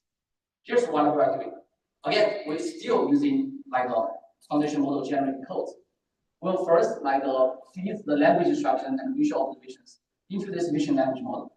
This vision language model will generate code that will be able to call a bunch of tools like segment anything, dino, etc. Those tools will be composed together to give us a 3D attention map. This type of 3D attention map will highlight the relevant object, relevant regions that the robot should focus on inside this environment. And based on those highlights, we'll be able to like have this policy, low-level policy that is able to successfully accomplish that task. Here's more specifically how the framework looks like. Given the visual observation and the language instruction, this vision language model will generate code and detect for them where all the marks are. And the third task is to handle all branch to just randomly select the mark and randomly select the branch and be able to like generate this kind of 3D attention map that allows the robot to condition on this attention map to like do this task. They just randomly select a mark and randomly select a branch and place the mark on top of that branch. And your language instruction could be a little bit more specific, like how the blue mark on the left branch. The vision language model will generate codes that detects the marks, select the blue marks, detect all the branches, and understanding the spatial relationship between different branches, and only highlights the left branch. It allows the robot to place a mark on top of the left branch. So this is also really a way to combine the best of both worlds. Where the vision language model generated codes is able to interpret the language and disambiguates the meaning within the language. And we use imitation learning with low-level policies to handle like these low-level executions. Some of the examples including like multi-object interaction and fine-grained like insertion example. They're just showing some more examples where given different types of language instructions. Like sometimes the instructor can actually like retract from its original like instructions and give some follow-up instruction, and the robot will be able to follow. Here's like the examples I showed earlier of packing the backwards. With this type of neural-symbolic intermediate interface in the middle, the robot will be able to handle all of this like language instructions without any problems. Example including some vague ones and also some more specific ones. We also show it can handle like for example book story that involve multi-object interactions. The large language model and vision language model is able to read the text from the image, understand this is a book for example, Robotics. This is the book for the Istanbul, and try to insert the book right next to the book named Istanbul. So to summarize a little bit, for this work, the key take-home message is that language ambiguity remains a significant challenge. And systematic investigation into the model steerability is actually urgently needed to make any claims about the generalization capabilities and adaptation capabilities of vision language action models. So in this work, we are still in a research lab, we try to be a bit more comprehensive and systematic in understanding how does this type of model scale with different levels of language ambiguities. And we find this model doesn't scale very well. And how to scale actually remains to be one of the major bottlenecks. Some of the key question remains, what if your budget allows you to collect like 10,000 demos? Where should you collect the demo? How should you label those demos such that you'll be able to give the robot the desired levels of capability? To ask the same question but from a different level. If you're on the course to achieve life level 99 success, which is actually needed for any industry deployments, where should you collect the data? How do you collect the data? How can robot be robust to this type of language ambiguities? And what we realized through this investigation is that choosing the right conditioning goes a long way for allow us to endow those models the levels of durability and debuggabilities that we need.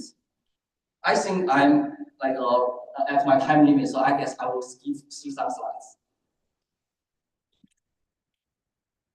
Thank you, Professor, for your inspiring talk. Now we can take questions from the audience. So if anyone have questions, please speak up.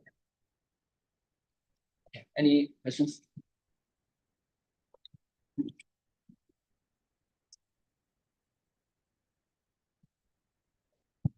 That was great talk. Here's a question.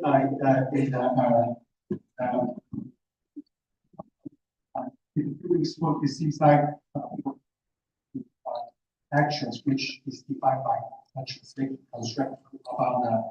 What about there's some action cannot be defined by a translation construct? For example, how you use code generation to define an action like I want to open a water bottle, because the action require you to rotate the cap of the bottle, right? So you cannot use key point to define that anymore. So how are you going to handle this situation? So yeah, that is a very good question. So the question essentially is about at which levels of abstractions should you, for example, combine different kind of modules together. So this levels of representation might be different between different tasks. Like for example, if you're dealing with rigid object versus deformable object, the levels of abstraction might be different. Your task, you pick up the bottle, or for example, open the cap, the representation might also need to be different. Even within the same task, if the task is to grab an object that's far away from you, if the object is far away, you only have to know that there's an object that's out. As you're getting closer and closer to that object, you have to focus more on the low geometry and low-level details for you to pick up that water bottle. So depending on the task, depending on the object, and even depending on different stages of the task, the levels of abstractions may need to be different.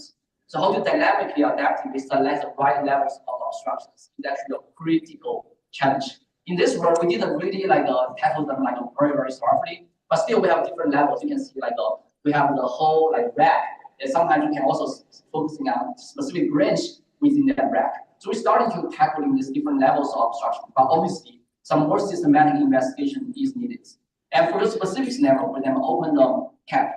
I would say we want to use the vision language model to highlight the relevant regions of the environments. Are you trying to open the cap of a vitamin bottle? Or are you trying to opening the cap of, for example, some other bottles?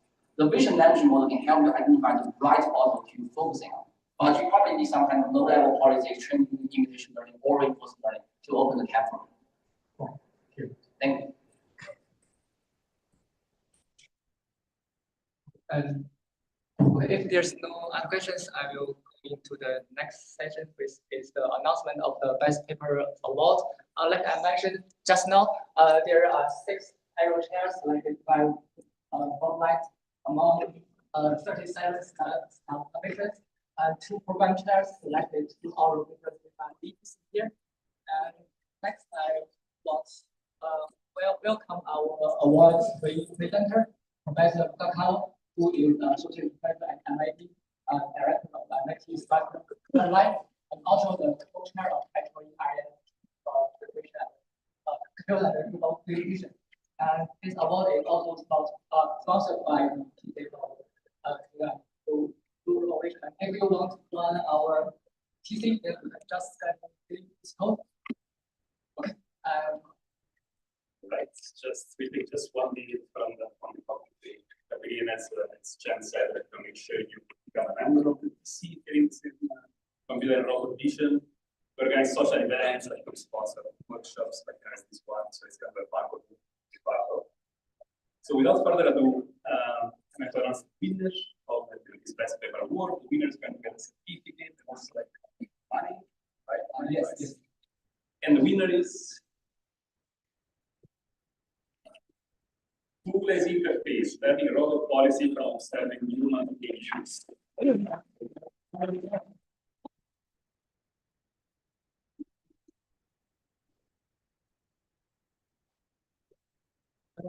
Also,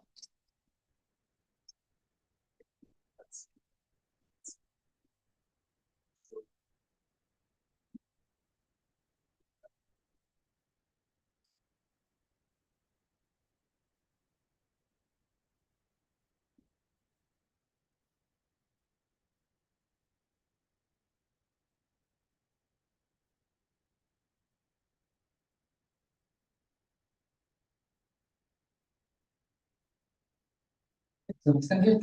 Everyone. So next, we will begin from now and until 9 a.m. And welcome back at 9 a.m.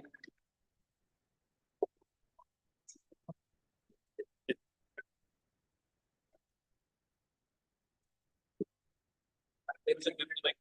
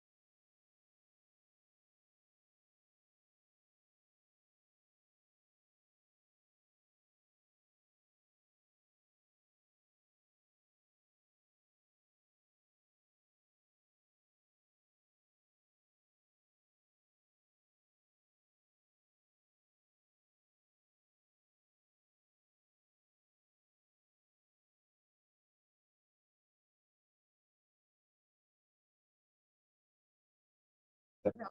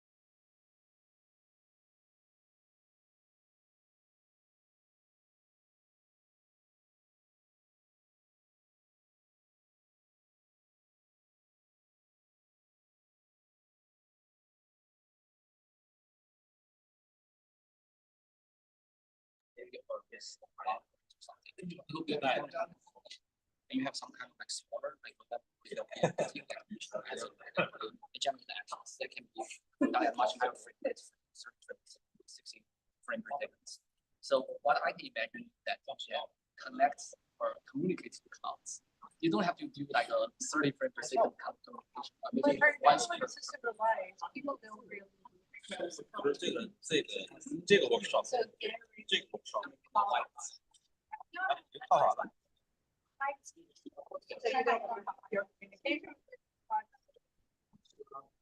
So I think it's very important. Yeah. So then I have like two line of thinking along that one. One is we continue to compute becomes much more powerful and much cheaper. Like it will happen. I think at some point it will happen. Or maybe there are more. Yeah. Right. And second way is to really look into there has been some research like I did my PhD at MIT, like at MIT there's an app by better so it's like tremendous amount of work on I think his lab is more like whatever like models that are popular nowadays on the street, you just take that model, compress it, and show the speed up. Yeah, that's exactly what. Because theoretically,这个月还有But there's also some specificity to like too much generalization. Yeah, it's nice. So how to preserve those generalizations? There's a lot of things about it. I think that's exactly what this research is about. So I had to do a lot of research. He has also fundamental work or like a network compression, starting as from come from MIT. And he also like his impression knowledge is so commercially accessible. So actually,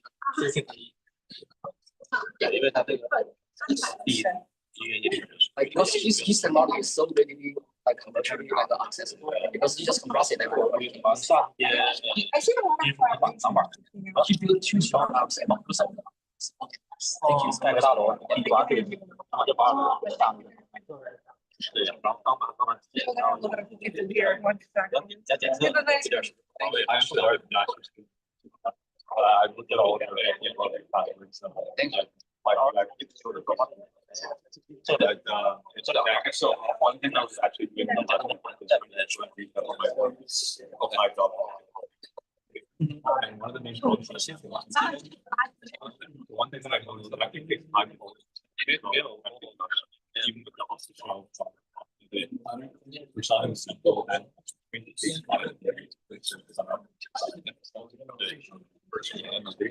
so if you want to change the hemisphere, it seems like should have been previous solve because the next solve. I think it makes it much faster. So in our implementation, the okay, that was scale. But if you pointer always we practice people that track at 30 frames per second.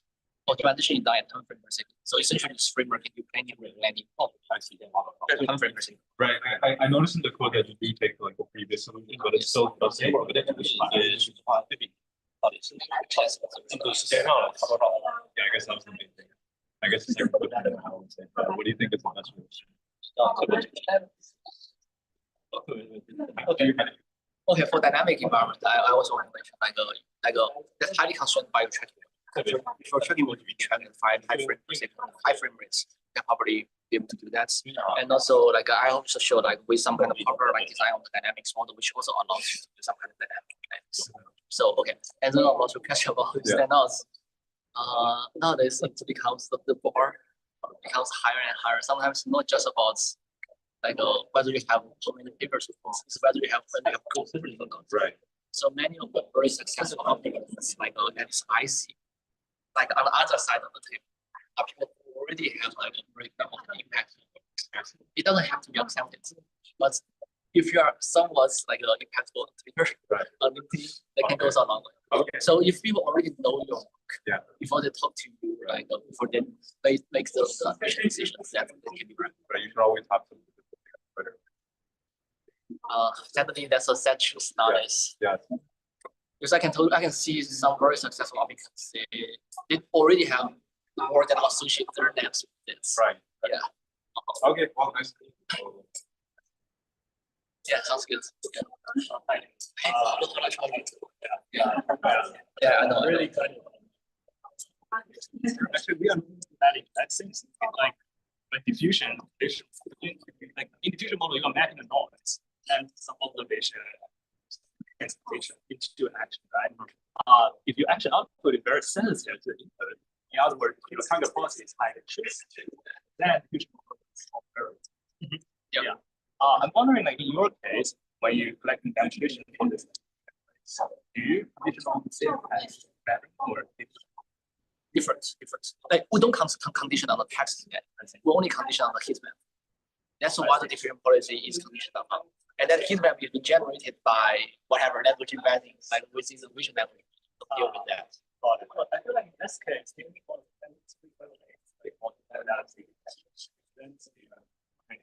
so I think like before we do this project, we have a hello, are you able to hear me? The policy book. But the key question we're hoping to answer is, can we just yes, I can hear you. I have a first check whether it's on set. Maybe can you share your screen and say something? I can see whether you can hear by the other audience. In other words, It should work. So you are tackling this from the perspective of like tutorial. Can you say something? But you have to. Hello. First one is observation. I can't hear the other audience. We are considering to make more adding more instructions to each other. In other words, like is there any better representation apart from the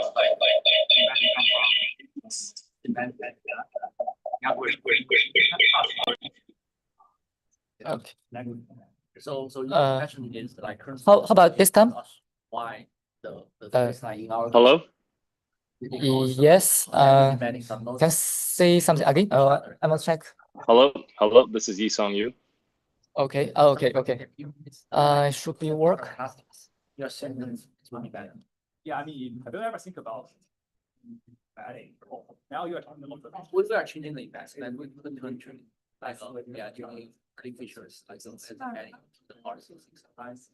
Probably the MagicVFM is shot like classify as to be too similar to each other. That is possible. But I would say like this one white space of how language might look like. Right. Yeah. So some two very different things is probably exactly the same thing. Yeah. So then the question is how much data do you need to actually get to that? But I'm thinking about like a more general way to scale these things up, because it's almost impossible to filter everything out. Like you can definitely filter your observation by conditional for language. And also but makes the language study more simple.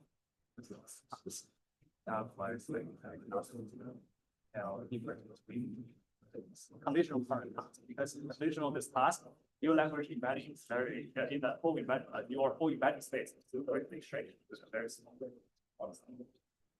What I can say is that's a very good question. I don't know the answer to this. And how do you, for example, ensure they are properly clustered? Right. I think that's also another question. Like right. That some additional supervision. Right. Does that mean some additional reservation, or you just do until imitation learning? I don't know. Okay. Also, you can do some like a reinforcement learning from the embodied feedback, like do some interaction with the environment, see if that works, and that act as a supervision for you to train those language values. But I think that's a very good point. Like, I think this type of question is like more thorough investigation. Are you able to hear me? Are you asking me? I mean, okay, it's also good. I want. Can you try say something again? Sorry, are you asking me? There's a lot of background noise. Oh, sorry. Yeah, it's okay. Yeah, okay. I think it's still not working. I'm sorry. Let me try again. You are identifying key points from. How do I identify key points? What are the key moments? Do you only identify the key frame, key points across different frames, or you also identify key frames? First we will compose custom stage, right? Which for the end of each stage will have the key frame that's specified the spatial constraints of the key frames. Right. And for key frames, what we did was like a clustering or the 3D dynamic construction of the environment together. What about key frames? For the key frames, those are like a generative people that will do the composition of the custom stage. Go there, pick it up, lift it up, like at the end of that stage, what type of address needs to be satisfied? I would say that's the key frame, and there's a bunch on that key frame. See, yeah, like you first have a plan, and that's all the plan. Yeah, we first have the foundation model. We compose the custom stage. For each stage, we have the spatial constraints and temporal constraints between a subset of the key points. Right. And based on the constraints. So where is this like key frames come from? It's like from the No, it's coming from the foundation model. The foundation model hallucinates how the class needs to be done. I see. At the end of your Generated it. No, there's no image at all. It directly generates constraints. The key points, there's no image. Where's the key point? Key points. Where does the key points come from? We cluster the environment to get the key points. Oh, so you have a snapshot of the environment. Oh, at the very beginning, yes, we have a snapshot of the environment at the very beginning to cluster. Oh, that makes sense. That makes sense. So you don't have any demonstration. We don't have any demonstration at all.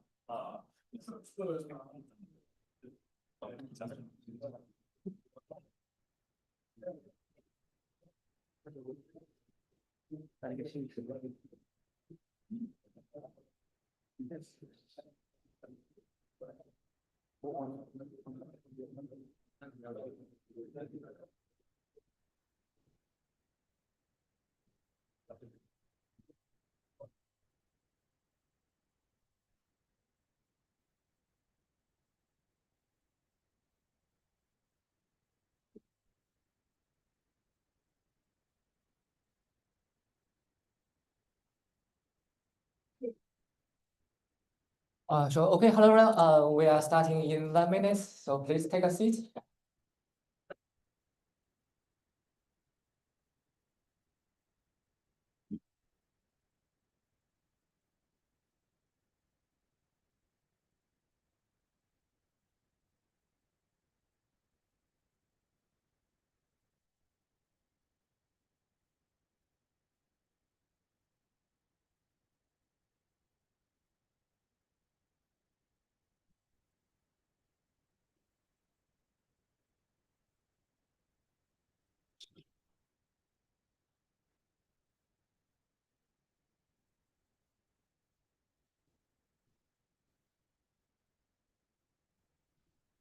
Okay, next, let me introduce our next speaker, Professor Yi Songyue, who is a full professor at Caltech. His talk will be Neural-Symbolic AI for safety rated agile control. And Professor Yi Songyue, you can start. Take your time. Hi, can everyone hear me? I think yes. Oh, sorry. Wait a moment. Let me see. Oh, maybe I can only do this. It's okay. Okay. I can. Okay. Okay. Yeah. Sure. Let me just stop screen sharing for one. Oh, I see. You have to screen share. Okay. Never mind. So I guess I'm a faceless voice speaking into a room. Apologies for not being able to make it in person. I thought I could, but then I went to Singapore for ICRA', where I chaired the whole conference, and it was an exhausting experience. So I begged out of speaking in person, and I thank the organizers for accommodating me able to speak remotely. Today, I'll be talking about some of the work amongst my lab and my collaborators in Neural-Symbolic AI for safety critical agile control. So real systems have very complex requirements. So this is a real quote from an aerospace director while visiting Caltech. He said to me, "Yisong, I want to use deep learning to optimize the design, manufacturing, and operation of our aircrafts, but I need some guarantees." Similarly, if you want to do precise control for things like robotic surgery, you also would like safety assurances and safety guarantees and other types of performance guarantees. I do a lot of work with NASA and JPL on various autonomy capabilities for the Mars rover. And similarly, you want safety guarantees while you're doing scientific exploration because the rover is a $2 billion asset and you cannot fix it if it's damaged. Beyond robotics, you have things like social and behavioral dynamics in socio-technological systems, and you may want to know that the way the social dynamics are working may have some stability guarantees as well. Finally, I do a lot of work in scientific inference, where you work with scientists and use AI methods to help make discoveries. And of course, you don't want the AI methods to hallucinate in those cases, in which case a scientist may have to retract a Nature paper that they published. So the way that I think about it in a real world application where the task is very complex is managing complexity. Unresolved complexity leads to significant engineering overhead. I spent 2 years on sabbatical in autonomous driving. And so this is an area I know very well. And so, for example, from this 2022 estimate, $160 billion has been spent in the United States or North America on autonomous driving. And yet, we've made a lot of progress, but we're still not there yet. And $160 billion is a lot of money to be investing in any particular industry. And the reason, in my opinion, for this engineering overhead is because of leaky abstractions. When you have leaky abstractions, then you have many corner cases. And once you have many corner cases, you need to basically do heavy engineering to sort of deal with all the corner cases. And we still haven't done that yet in autonomous driving. And this is the core reason why there's so much engineering overhead, which leads to this massive investment. So I believe that strong abstractions enable building complex systems cost effectively. They act as interfaces between components. They imply contracts that should be satisfied. And this empowers much more cost-effective debugging and verifying, because you never build the system right the first time.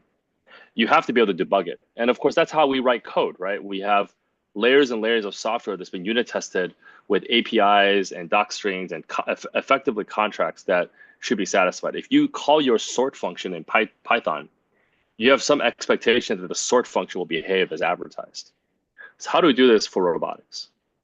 So I'm going to spend a little bit of time telling you about a case study in agile control, including dealing with boundary conditions and dynamic environments, sharp disturbances, human-robot interactions, although I won't talk about it in this short talk, and multi-agent interactions. So this is a standard autonomy stack, overly simplified. I'm sure everyone in the audience is quite familiar with this.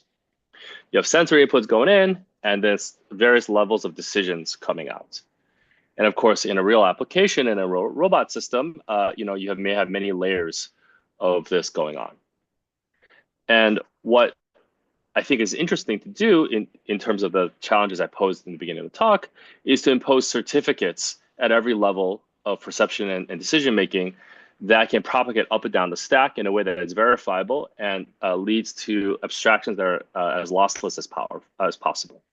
So I'll spend a little bit of time to give you examples in terms of decision-making in the low level and medium level in this talk, in the context of agile control.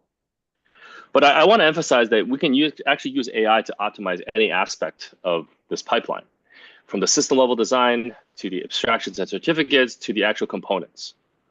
On the bottom side, you can actually use abstractions to define reward functions or compile reward functions that can be optimized. Or you can actually analyze components to actually deduce what can be certified. On the right-hand side, you can do system level programming to program a hierarchy of abstractions, or you can use the abstractions you've discovered to do library design. So this is more along the lines of AI for program synthesis. And on the left-hand side, of course, you can do end-to-end learning if the whole system is end-to-end differentiable. So the research questions I'm interested in are things like, how do we define abstractions to capture system level requirements?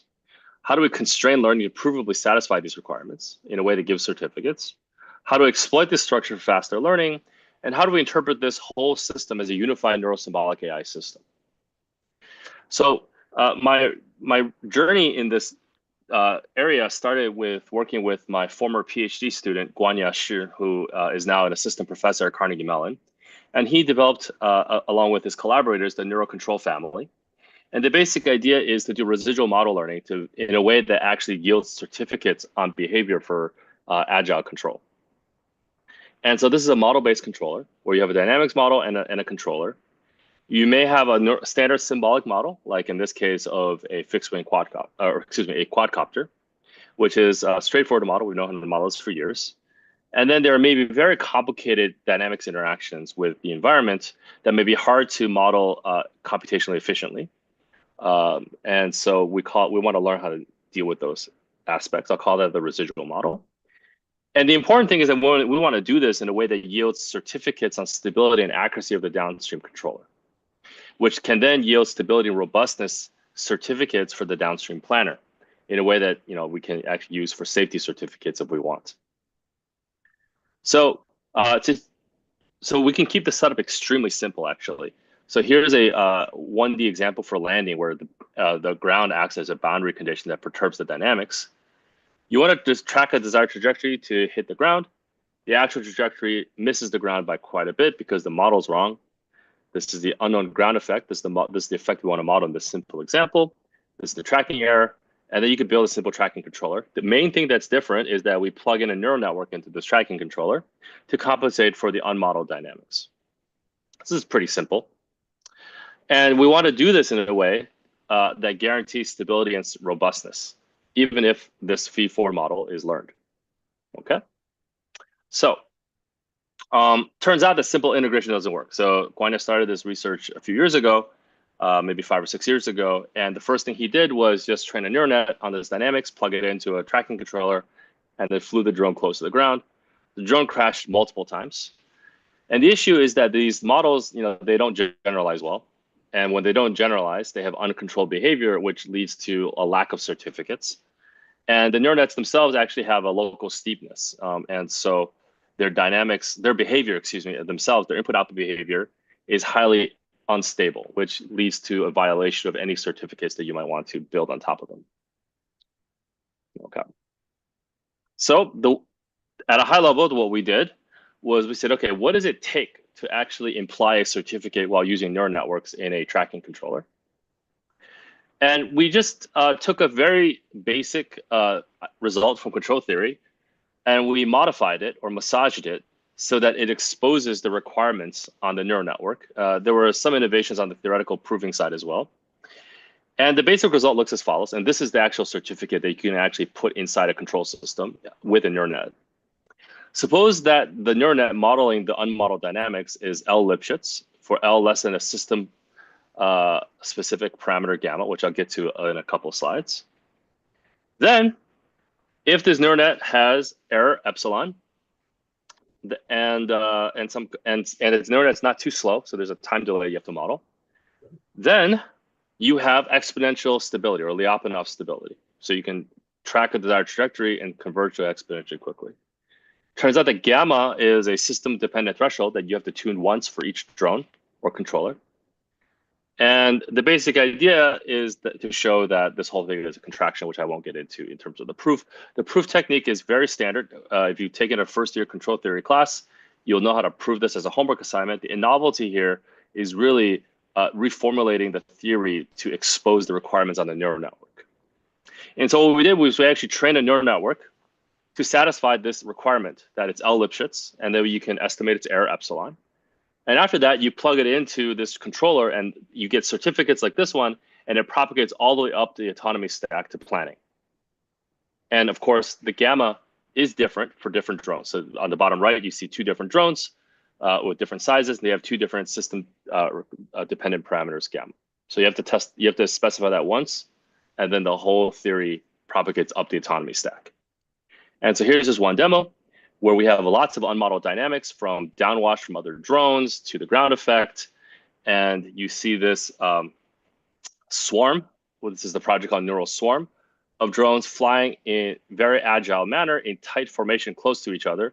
And they would not actually be able to do so without the neural net modeling all the interactions. And in fact, if the neural net did not satisfy the certificate, they would also destabilize and crash because the neural net would predict something that was wildly unstable in the neural net, and the drones would crash. Now, you can do this for both things like a static environment where the only other interactions are the other drones and the ground. You could also do this for dynamic environments where this kind of neural net automatically adapts, in this case, to varying wind conditions. And the wind is varying very quickly. You see that the drone, this project called NeuroFly, is flying very, very close through this obstacle ring with very little clearance, with very high precision, and provably so. with a certificate that propagates up the stack.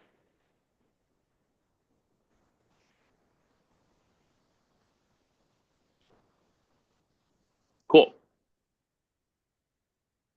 So just to summarize what I talked about here, we have this stack on the left, and we're, in this case, just adding a little neural net at the bottom of the stack to model dynamics that are hard to model using symbolic methods. And we want to do so in a way that yields certificates that propagates all the way up the autonomy stack, up to trajectory planning. And the certificate is a Lyapunov stability guarantee, and with a neural net inside of it. And the key requirement is that the neural net has a desired Lipschitz constant. Now, this Lipschitz constant has to be less than some system-specific parameter gamma, and that is dependent on the drone itself, which you can just check once. So it turns out, if you look at the bottom right, it turns out that gamma was about 16 for the drone that I showed you in the demo. And without regularizing the neural net to be Lipschitz, just training a neural net just to do whatever, it turns out that the Lipschitz constant of that neural net was about 8,000. That was the fundamental reason why the early projects by Guanya crashed so much. So this is the neural control family. Next, I want to spend some time telling you about underactuated agility as a way to motivate some of the other projects that we've been doing at Caltech. This is in collaboration. The first project was also in collaboration with Sunjo Chung's group, who was Guanya's co-advisor. This one's in collaboration with Aaron Ames's group at Caltech. So just to put a little bit of detail here, underactuated basically means, and I'm sure most in the audience already know this, that the degrees of freedom of the controller does not cover the degrees of freedom of the system. So in this very simple biped, you can actuate 4 joints, and then something that's unactuated is how the foot touches the ground, the angle of the foot touching the ground. You can think of this as the kind of the null space of the control matrix, if you will, the unactuated part. So the key challenge, the way you want to think about designing certificates, is if you can always stay on the controllable manifold, then you can do standard policy optimization. And so one certificate at this more meta layer is, okay, let's try to always stay on the controllable manifold.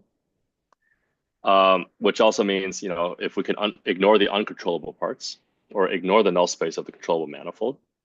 And so the key idea is that how do we build a controller that can cancel out the null space in a way that yields certificates? And so that's what we're going to do. We're going to specify requirements as canceling out the null space or the unactuated components. And then we're going to feed this into policy optimization. So one way to do this is to do it manually, just to get us started. And this is what people have done in the past. They specify manual requirements or certificates or contracts that need to be satisfied, like the torsal angle not going too far over, or the swing foot hitting the ground at the right clearance at the right angle. You write these down as requirements, and then we have a way of compiling them into policy optimization problems. And the way you do that, and I'm not going to go into details, is by treating the controller as a neural ODE, and then training this whole thing as a neural-symbolic ODE. And then you do this in a way that satisfies the requirements, and then propagate those certificates up the stack. And so this is just one early result that we have in this space. It's a fairly simple gate, but what's interesting about this gate is that it satisfies these certificates. And so what that means is that we can prove that under these conditions, the robot will actually walk forward in time indefinitely. This is a forward invariant certificate. So that's interesting. Now, let's come back to this requirement to cancel out the unactuated components. So what I just told you is that a robotics expert in walking wrote down these requirements in order to guarantee safety. And of course, when you write down a requirement, it's conservative. These are sufficient conditions for safety, but they're not necessary. So therefore, they're conservative, and therefore, they are suboptimal. And so that begs the question, can we be more optimal, right? That's why we want to use AI. We want to be more optimal. We want to be symbolic, in part because we want to be able to analyze the symbolic component.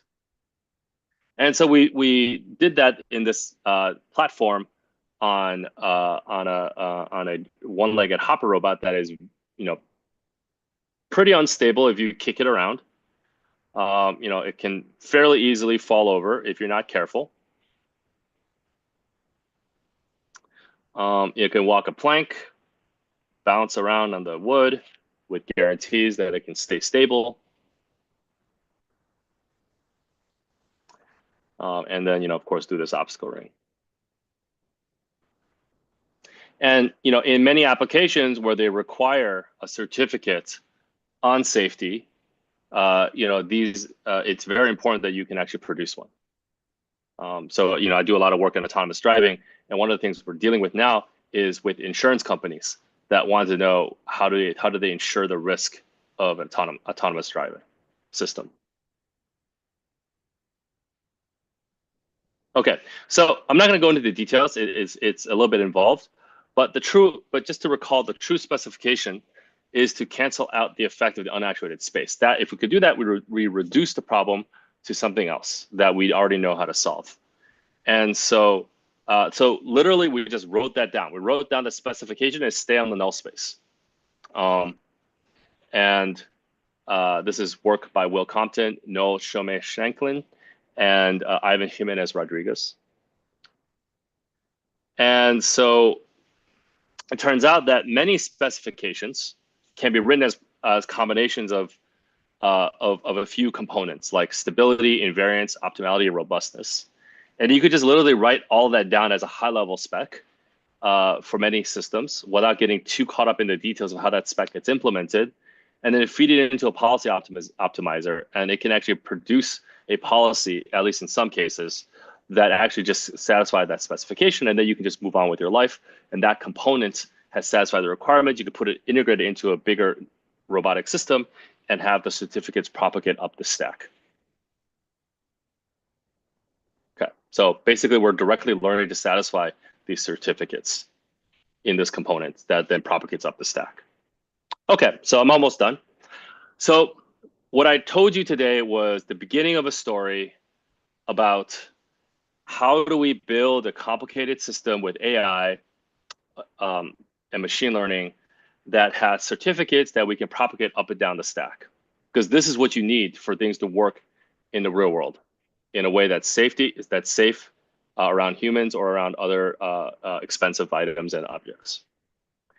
Moving forward, I think if we want to program the entire autonomy stack, one thing that's really interesting to me is something that I've been exploring in many contexts, including robotics, is system-level programming. For example, using foundation models, which are very good at coding. And on the right-hand side, I've also become very interested in doing perception with these types of certificates as well, such as uncertainty quantification. And so with that, I'd like to thank you for your attention. I'm happy to take some questions. Thank you, Professor, for this sharing with us. Anyone who have questions, please raise your hand.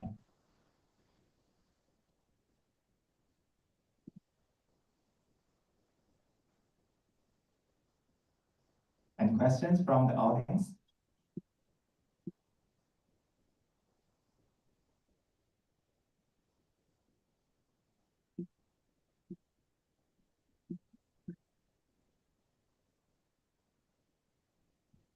Like you mentioned that this Lipschitz instability during learning can increase the robustness or make it certified or stable. Does it have a negative effects on pulse performance? Like once you make this system like certified stable, do you lose some key metric or accuracies in the results of the models?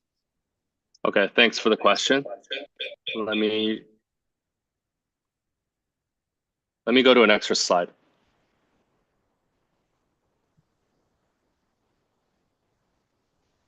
So this is how, so we train the neural net to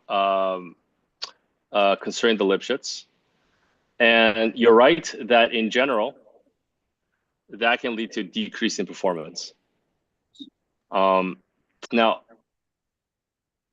modeling, in the real world, you're always going to have to make a compromise between safety and peak performance.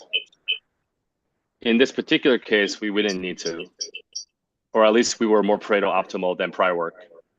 And you can see this on the right-hand side, where this neural net is actually able to generalize to new out-of-domain test cases much more effectively with Lipschitz than without Lipschitz regularization, because Lipschitz regularization also improves generalization.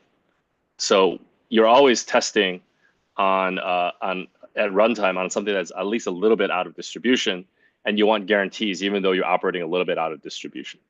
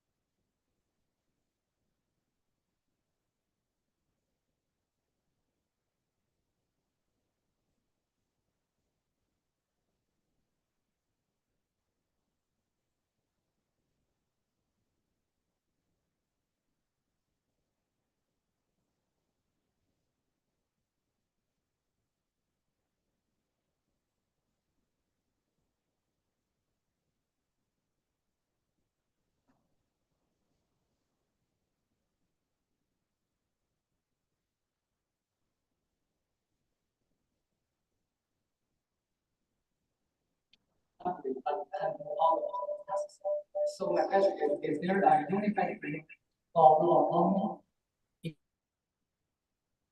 autonomy? Sorry, there was an echo. I didn't quite hear everything.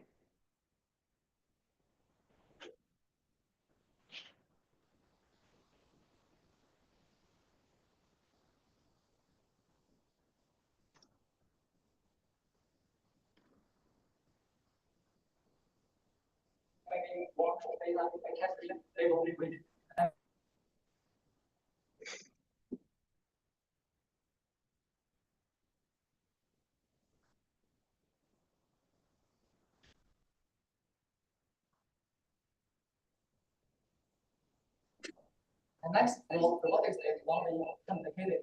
It often to be more modular, but we don't want confounded error. That means the error on the first module will be repeated the second and the third. We don't want that much error that can be. Okay, I think I understand the gist of the question. Since I'm running out of time, maybe I'll try to answer my understanding of the question, which is, in a more complicated setting, you have many system components with many different pieces of error. And what happens if, the whole system, how do you actually make sure that this thing works with the whole system? Because, that's actually what's going on in this example that I gave in the beginning of the talk, which is, in autonomous driving, right? So how do we actually do this? And so, First of all, it has a neural network that can add a sensor input that extracts semantic attributes and send it to a reasoning engine. And we also suppose neural network and symbolic reasoning can work independently. That means they're able to perform reasoning part of learning. And we also need a memory module to store the robotic services, including data, rules, or maps. And the next way is also is infer that our current reasoning is wrong from set correction. That means memory system and reasoning engine can perform consistent learning. And why do we design this? Because neural network has excellent expressive interface.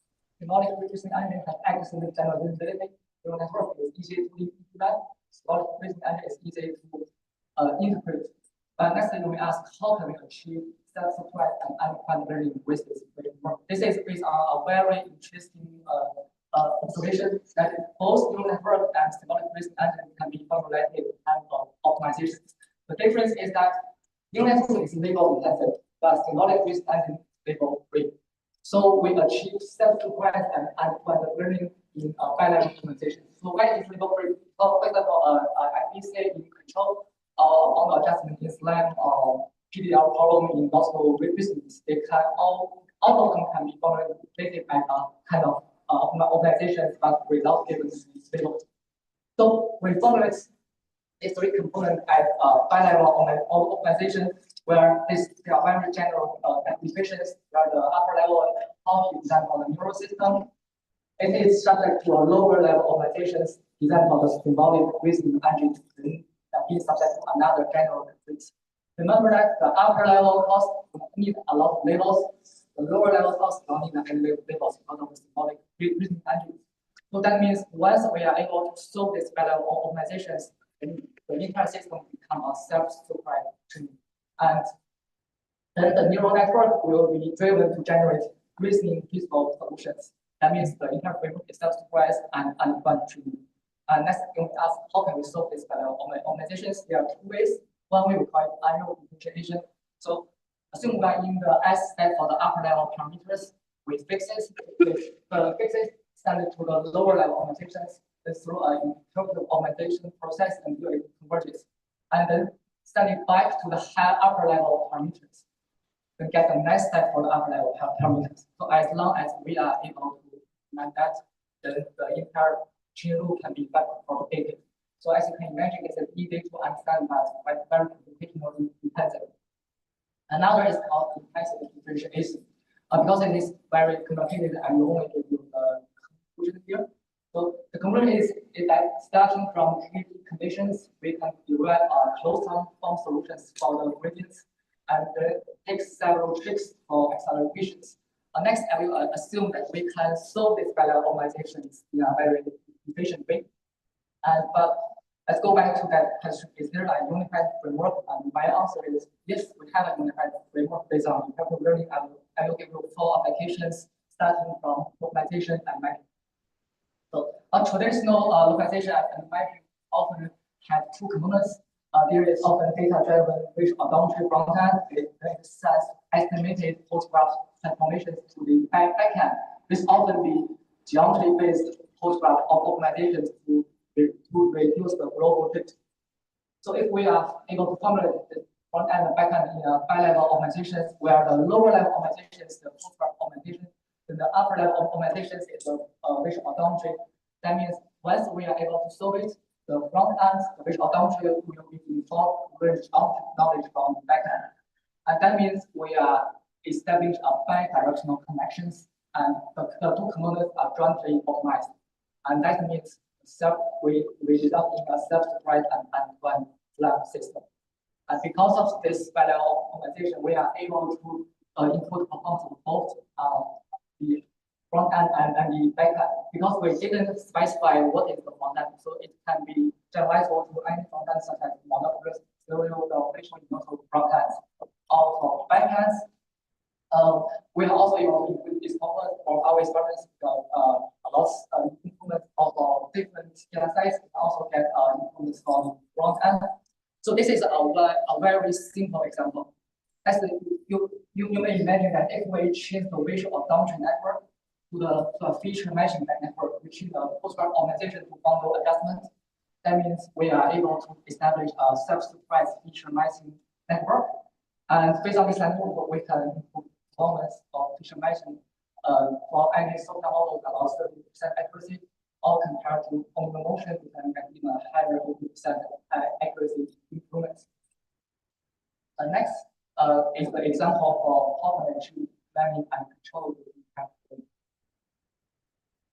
Okay, if we just do perception then planning, we often result in that's not. But if we just do a pure data-driven planning, the model will often get overfitting and gradual. This is because a neural network is not good at generating continuous trajectories. Right? So how can we solve this? So assume we have input a local load and a depth image, and then we design a neural network for planning. But instead of generating continuous trajectories, we only generate several sparse waveforms, which can be obscure or aware from the perception.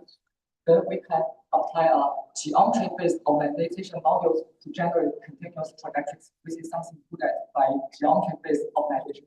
Of course, we also need a memory module with observed cost mass So we can design the upper level cost, like low cost, which is to push the request to restore. Our motion cost is that to prevent the request to fluctuate too much, or the obstacle cost to push the request away from the obstacles. Then it is subject to a lower level of objective functions with defined smoothness and limit of the trajectory. So as you can imagine, once we are able to train this system in this is in a simulation environment, you can see that on the right hand side is the generated with fast request and continuous trajectory. On the left hand side, it is the sensor. You can see we train it in the simulation and we can deploy it in the real world, and you can see it tested in different in our environments and with class of objects. And you can also see that we can avoid dynamic obstacles and then climb upstairs and the transition from indoor to the other environments to show the generalizability of such models. Okay. In this example, you can see we are using a geometry-based optimization, which assumes the robots to do requests. But this is not enough in many cases. We also need to consider kinematic model, which also consider shapes of the robot and the movement style. And in the other case, we even need to consider dynamic model, which also consider cause effects. So can interactive learning apply to those cases? And the answer is yes. If we replace the geometry-based optimization to a kinematics-based optimization, including a model predictive controller, we are able to have kinematics-aware learning, which help us to eliminate invisible targets or avoid sharp angles that can happen in geometry-based optimizations. And then we also, if we replace the lower-level optimization for dynamics-based optimization, then we are able to establish an even more complicated system. Here the example is humanoid walking system. Because of this undefined learning, we are able to achieve a sense by an act walking system in a single model. And this includes vision-based obstacle avoidance, planning, as well as whole body balancing. Okay. Next, I want to give you the examples of how intelligent can apply to physical reasoning or auto-driving. Auto-driving is very important for planetary exploration, disaster response, and agricultural automation. But if we just learn a single model, it will easily get overheated if we learn everything together. That is, including unstructured environments, diverse terrain, and different vehicles. So how can we get a generalizable system?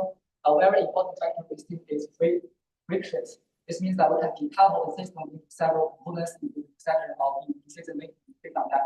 But remember that friction is something that we can never get its raw truth, right? So we can only leverage self-supervised learning.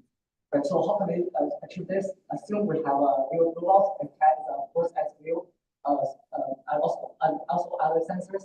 Then we design a neural network to predict friction coefficients instead of the frictions, because frictions can be different, but friction coefficients can be the same for the same degree. So then we apply this physical reasoning model, which can estimate the dynamics and trajectory estimation. And of course, we also need a memory model to store the map and reference map, of course, and the vehicle models. Then we are able to train the three-component system in undefined and self-supervised way to predict the frictions and also friction coefficients. And based on these friction coefficients, we are able to do simple planning. The one without the friction coefficient will take a shorter path, but it chooses to take short on S. But ours will take a little bit longer, but it's still a wide west, which can provide enough friction. We are also able to try to export some trajectories, and on the right hand side it is the one without friction predictions. It takes a shorter path on S. You will see that it will finally fill the down. Right? Yeah. But the one with friction prediction, because it can find enough frictions, so it can find the best. And we also apply this model in the robots. As in this example, it will choose a longer path, but this path can provide enough frictions and it can finally success. And because the generalization ability of this model, we can apply it to many different terrains and vehicles, and then try to apply it into real world robots. Here we tested different environments, grass, forest, snow, and indoor environment. And this no. Is no. We also try to test it on more aggressive training data. This is ICRA is maximum speed can be 60 miles per hour.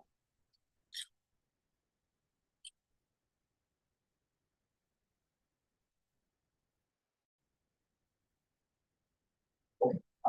Next, I will show how can equivalent be applied to vision that is reasonable autonomous language. Okay, let's go back to this example. We want to get the payload behind the hardware. This means that we have to know that this hardware is mostly on the robot. So we have to encourage the robot to check relevant objects, which means that we need two kind of cues. One is neural cues, encourage the robot to check relevant objects, and we also need a molecule from frontier maps to encourage the robot to explore unknown areas. So based on this idea, we can establish this system. Assume we have a command and a line integrate and there's a two kind of image and data inputs. We will need a visual language reasoning model with continuous segmentation, use timestamp and vocal vocabulary detection for your work. This model provides weak points or public goals that encourage the robot to check relevant objects. And we also need a memory model to perform analysis on frontier maps to provide frontier points to encourage the robot to explore unknown areas. Then we also need spatial reasoning algorithms to combine the two data tools and finally choose feasible goal points. Okay, so based on this idea, we are able to this is a simulation test, which the command is find the right pilot. Ours is in the middle. You can see it can quickly find the pilot, but the other classic method this is on condition model. This method is examples. They are quite slow. And the way I can apply this to the real world, the robot first try to explore, and the goal is to find a toilet testing and it found a kitchen, and it believes the kitchen is highly relevant to the testing, so that is try to go that direction and explore in and finally find this. And we also have many other examples. This is where it's find out live in bridge and more tasks, more things from indoor or another example in the apartment. And we are also trying to test it on the learn robots and looking to get Wi-Fi, but the Wi-Fi is disabled. So it's bring the water to the fine in the back group, then try to explore and hit some obstacles. Then we can find a way to bypass that and find the mine and pass the wall. Okay. Okay. Here's a quick conclusion. We have called kind of intelligent learning is a unified framework founded in three principles. Of pre-listening, self-supervised learning, and modular system evaluation in an undefined form. And we have applied it to the data mapping, planning, distribution, evaluation studies. And I would like to acknowledge all of my colleagues, and my students. As well.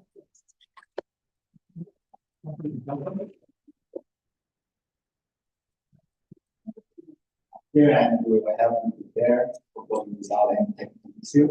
But anyway, any questions for Dr. Chen?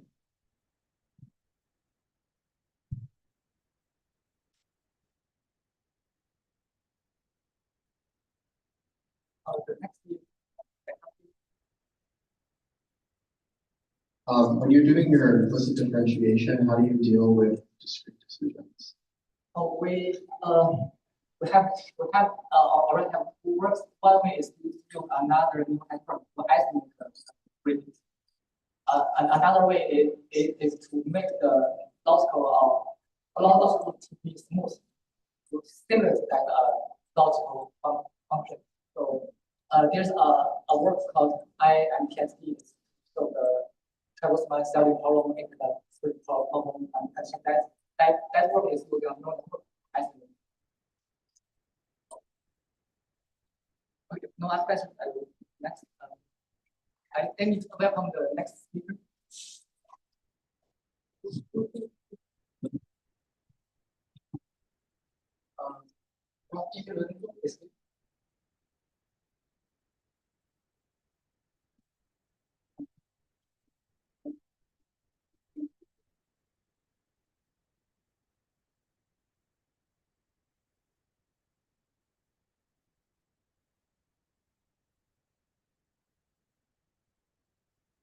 Recording in progress. Oh, you talk a lot. Is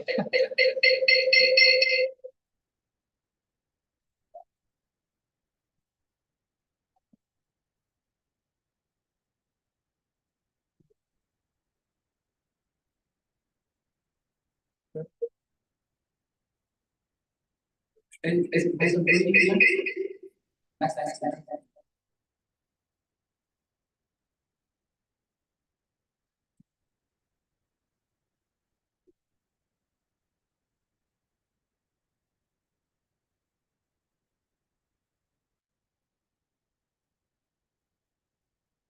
Is perhaps going here?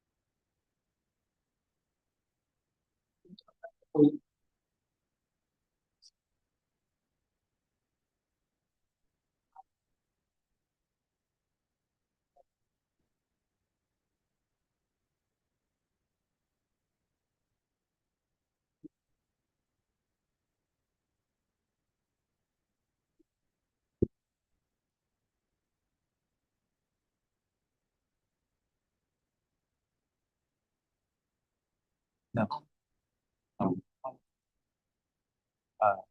So I guess share the screen here and then use the speaker on stage to choose.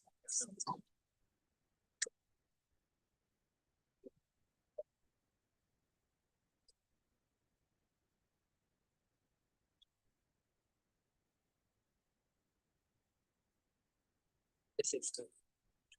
Thank you. Yeah, you can hear on stage. On stage.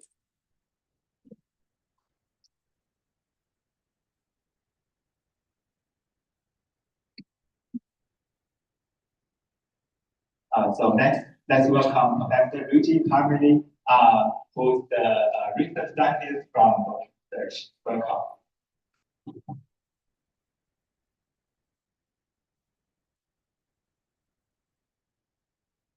Thank you so much.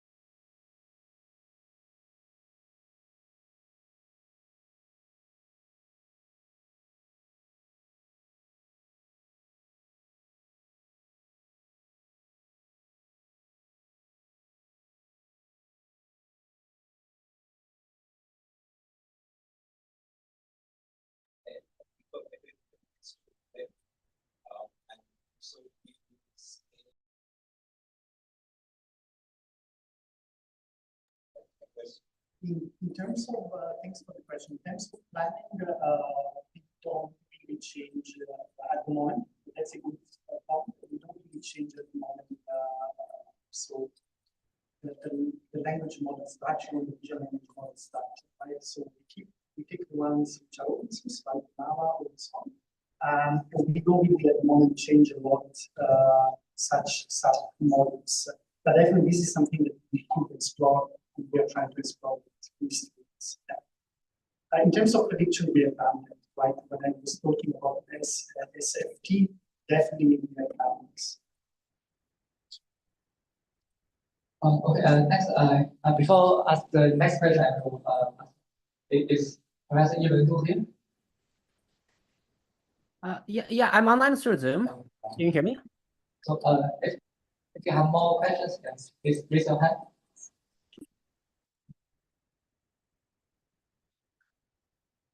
Yeah, I was wondering, I find it interesting you spoke about predicting human behavior, which let's say in the context of a self-driving car or a robotic factory.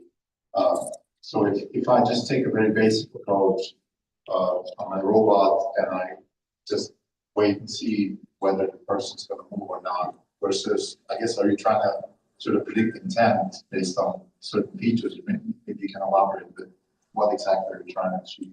Yeah, exactly. So thanks for the question. So in general, yes, you can always have systems, autonomous systems where they can simply wait and humans move and you continue, right? But definitely you have systems which are proactive in the sense that they reason about the intents of humans and you can try to avoid possible conflicts if you try to improve the overall throughput of systems, right? So essentially being faster in making decisions, or definitely, you know, if the human and robot they start to interact, such predictions can be had, right? The robot is predicting what the human will do and it will act accordingly. Yeah. So these are the things. And have you explored maybe ideas where you can talk to the robot, say, hey, stop, what is that for? We haven't done that. But that's definitely an interest. Okay,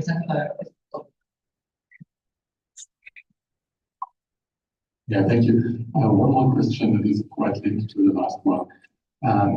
If you're having or if you have different predictions of what, for example, a human is going to do, it is very context sensitive. So in the end, will you have a lot of different models for the different application areas, or are you going to group it all together so you have a autonomous vehicle that can move anywhere? It is private household as well as not just.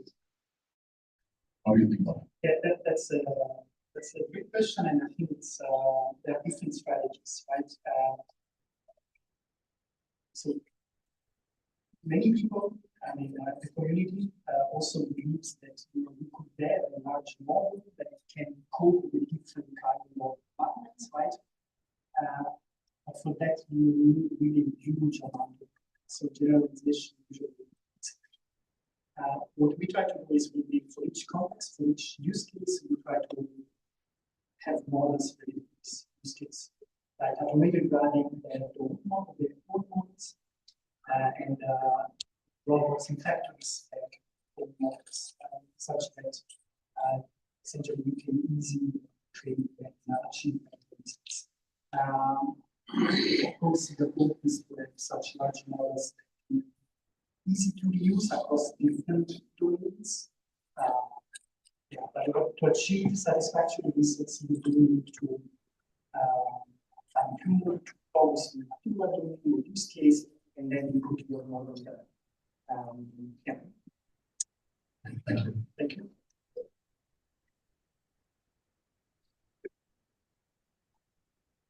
Okay, is there any more questions?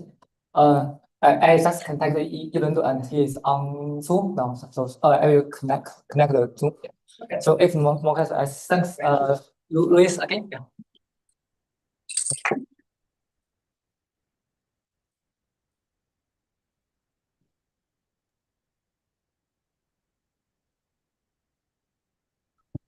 Hi, Can you hear me? Yeah, I can hear you. Can you hear me? Oh, no, I cannot hear. Give me some time. Can you say something? Hi, can you hear me now?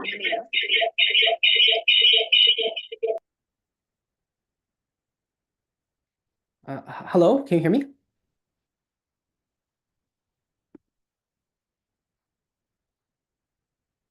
Hi, hello? Yes, we can hear now. Yeah, you can start. Oh, awesome, great. Well, thanks everyone for coming. So today I'll share some of my ideas about combining foundation models with Neural-Symbolic AI. So recently we've seen that there have been a series of different types of foundation models for robotics that are able to do a wide variety of different tasks. So if you ask it to pick up an object and place it to the bowl, even as you switch the bowls around, it's seemingly able to put it into each separate bowl. But in practice, a lot of the policies that we've seen at the current moment are still quite frail. So if you slightly change the words you ask the policy to do, or you slightly change the environment, a lot of the policies end up failing. And I think the biggest issue towards getting intelligent robots is the question of generalization. So in particular, it turns out that in comparison to natural language, when we consider things in the robotic space, we actually only have a very narrow amount of data, and we want systems to be able to really effectively generalize outside this narrow amount of training data. And it's really hard to imagine just trying to, so I think a lot of recent work has focused on just trying to get more and more data so that we can cover the entire distribution we may want the robot to operate over. But in practice, I think that's just really challenging to do because there's just so many possible variations that we want a robot to be doing. So I think we need to worry more about trying to construct methods that can really effectively enable us to generalize to new situations. And I think in a sense, if we look at a traditional classical AI or symbolic systems, they're able to generalize very well. So if I want to solve a planning problem, I can write it in PDDL planning language. And now using the single planner, by just changing the definitions I use to define my task, I'm able to construct a planner that can solve all types of planning tasks. So in this sense, a planner is very, very generalizable. And in a similar sense, if we have code, by simply defining a sequence of different coding functions, we can now use this. We can now reuse this code to describe all types of different applications, ranging from web applications to a grading machine or whatever else you can program. So in both senses, both of these symbolic systems are very, very generalizable. And one reason why symbolic systems are so generalizable is that we can really define these small components. So we can define a symbol, Rome or Paris or a truck. And once we've defined these symbols, we can now reuse them and recombine them to allow us to solve many different diverse tasks.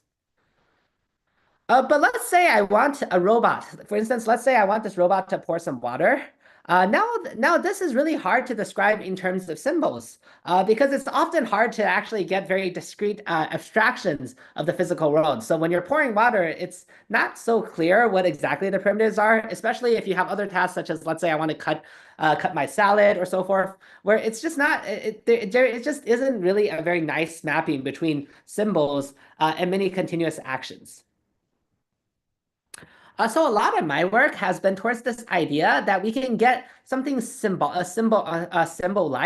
by building compositional generative models. And the idea is you learn separate components for each symbol you want to model, and these components are roughly relaxed versions of symbols in continuous domains, where you can take these portions and now you can recombine them in order to solve new tasks. So let's look back at this example I gave earlier, where we have this narrow slice of training data, and we want our system to generalize to this entire real-world distribution. So the idea of compositional generative modeling, or the idea of is pretty inspired by this idea of graphical models.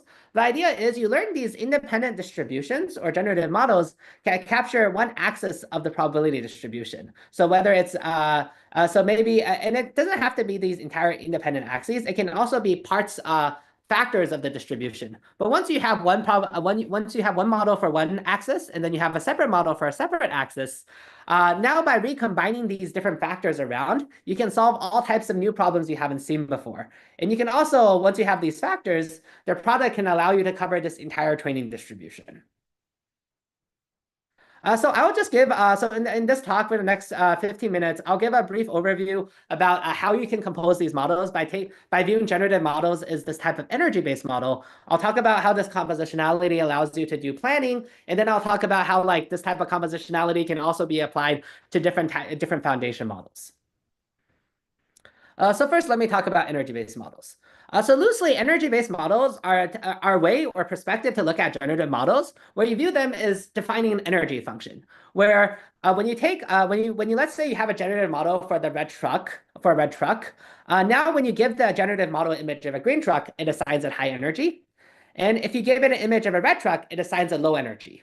And essentially, you view the generative model as defining an energy landscape across the entire space of images, so that all images of red trucks have low energy and all other images have higher energy.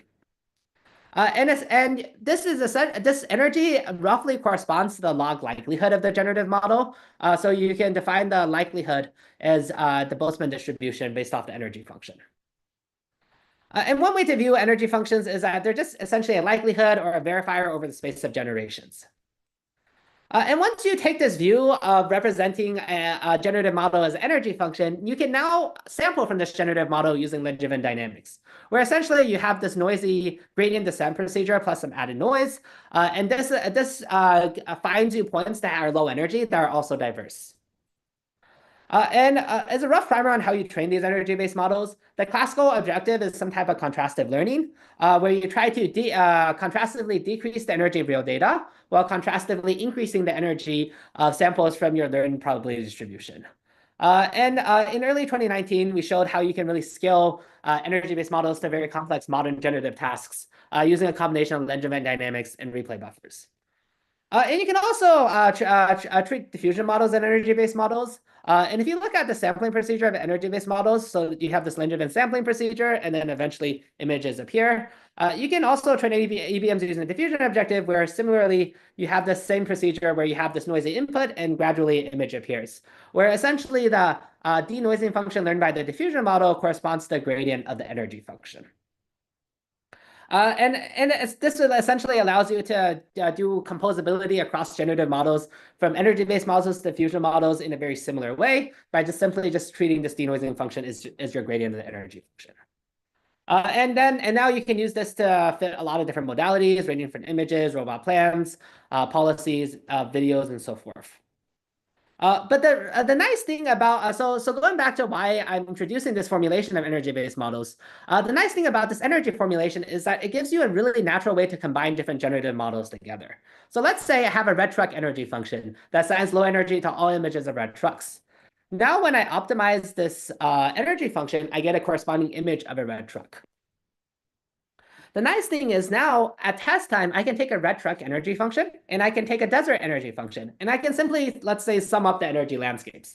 And by summing up the energy landscapes and optimizing, I can now generate an image of a red truck in the desert. And so in general, by formulating or by taking these energy landscapes and just directly adding them, you can take one probability distribution and a second probability distribution and sample from the product of the distributions. You can also take two distributions and sample from their mixture. And you can also take one distribution, a second distribution, and you can sample from the inversion of one distribution respect to the other. And in a similar sense, let's say you have energy functions for a set. So all images, all points in this blue set have low energy. So let's say you have one energy function E1 of x, which assigns low energy to all points in the blue set. And let's say you have a separate energy function E2 of x that assigns low energy to all points in the orange set. By simply adding the two energy functions together, I can implement the logical AND operator between the sets. By taking the softment of the two energy functions, I can implement the logical operator OR on the two sets. And now if I take one energy function and subtract the other one, now I can implement the set difference of one set with respect to the other. So by manipulating these energy functions that represent the generative models, you can implement various different logical operations on top of the generative models. And you can kind of recursively combine these models. So you can take when you have a generative model for a gray cylinder behind a yellow cube and a gray cylinder below a brown cube, you can nest two logical operators to generate this scenes that satisfy this specification. You can also generate images of either a gray cylinder behind a yellow cube and a gray cylinder below a brown cube, which are these two left two images, or a gray cube behind a brown cube and a gray cube right of a blue sphere, which are the right two images. So energy functions gives you a nice way to build logical operations on top of generative model components also. So now let me talk a bit about how you can take these logical operations or logical operations or this type of compositionality in energy-based models and apply it more in a robotics setting. So let's say we have some demonstration data where we've shown you how to solve a task, one task in one environment and task two in a separate environment. Naively, if you just try to train a BC policy on the data, it's really hard for you to do task one, environment two, or task two, environment one, because it's out of your distribution. But now if you learn these components, so let's say you learn a generative model to model the dynamics of both environment 1 and 2, and you learn a separate generative model to model the goals of the agent in either environment 1 or 2, you can now sample from the product of the distributions, or you can sample from the composition of these two distributions to draw samples from this entire distribution of actions and decision-making points. So by learning these two components, now you can solve new tasks. And let me illustrate a couple examples of solving new tasks. So if we look at this in terms of energy optimization, let's say I have one energy function for trajectories in the environment. So this energy function assigns low energy to trajectories so long as they satisfy the dynamics in the environment. You can now combine it or compose it with separate energy functions that specify different behaviors you want, whether these energy functions specify your particular goal, a value function, or some test time constraints. So once you have these two energy functions, you can just, if you jointly optimize both of them, you can satisfy both of these constraints. So let me give a couple of examples. The first one is reinforcement learning. So let's say I have an energy function that assigns low energy to valid trajectories in the environment. I can simply combine it with a separate energy function that just estimates the rewards at every single state in the environment. So this energy function just estimates what would be the reward given this chunk of trajectories. So once I have these two energy functions, by simply composing them together and running inference, I can construct a zero-shot reinforcement learning policy for solving this task. So this allows you to solve many tasks with one model. And what we find is that this type of compositionality allows us to perform on the offline reinforcement learning settings, actually allows us to perform very, very similarly to the state-of-the-art methods in offline reinforcement learning, such as a trajectory transformer or the decision transformer. Another thing you can do is you can also do planning through this framework. So let's say you have an energy function for trajectories in the environment, and you can have a separate energy function where you just specify, I want the start state to be S0, and I want the go state to be G. And essentially, this energy function just says you have infinite energy if these two constraints are not satisfied. And if they are satisfied, then energy is low. So now if you just add these two energy functions together, you get a new energy function that has low energy exactly when trajectories specify the dynamics of the environment, as represented by this first energy function, while having a fixed start state and go state. So this allows you to get a zero-shot goal-seeking policy. So here we consider three environments where we trained the first energy function on just random trajectories in this maze. And by simply constraining the second energy function to specify a start state and go state, now we can construct plans, where the plans on the rightmost environment have length 512. So they are very long. And what we find is that on this planning task, the zero-shot composition method actually performs quite a bit better than existing offline reinforcement learning methods. And finally, you can also combine these energy functions with different cost functions, and then that can also modulate the behavior. So here we have a model that is trained to stack blocks.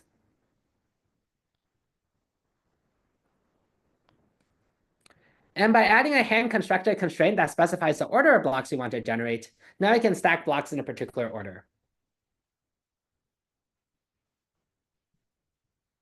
And finally, you can also combine these energy functions across different components of the components that you want to model. So let's say I want to construct a really complex trajectory, and I have all these constraints that I want to specify over the trajectory. What you can do is you can represent each of these constraints as energy functions, and you can formulate decision-making is simply simultaneously optimizing all these constraints, where each constraint is a separate energy function.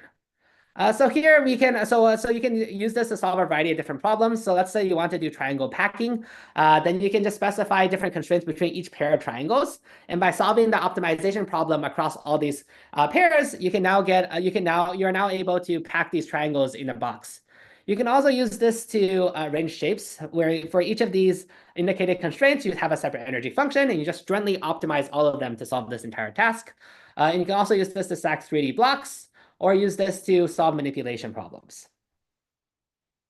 Cool. So that was a brief description of how this type of energy composition framework can allow you to do a bit more generalizable planning or decision making. So I'll end the talk with how you can use this compositionality with different foundation models to do a bit longer horizon planning. So if we want to solve a really hypothetically difficult task, such as making a cup of tea, this task is extra difficult because you need to really combine many different aspects of knowledge, ranging from short horizon knowledge about how to control objects to very long horizon knowledge of what does it mean to make a cup of tea, or how do you actually prepare a cup of tea. So one way to solve this task is, again, to use generative components, where in this case, these generative components are foundation models, where we can combine a large language model, a video model, and an action model.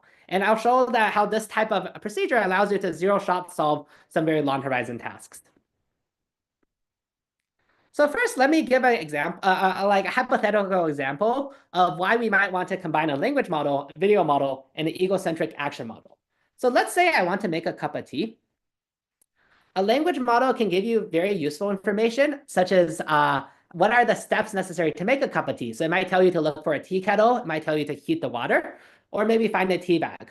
But the issue with just using a language model is that it doesn't really understand anything about the visual world. So there may not be a tea kettle in front of you. And the language model really isn't able to model such information. So in contrast, if you have a really powerful video generation model, for instance, that can pour a cup of tea, and that can generate this video of pouring a cup of tea, well, this is a really useful source of physical information. So it can tell you what are the exact physical motions necessary to pour a cup of tea, but it doesn't really have any of the high-level information in the language model. And you have an egocentric action model where let's say you give it an image and it can tell you how exactly to control the robot to reach these images. Well, that has a lot of really useful low-level control information, but doesn't really have any of the video information or the tasking information in the language model. So none of these three models are really satisfactory on their own.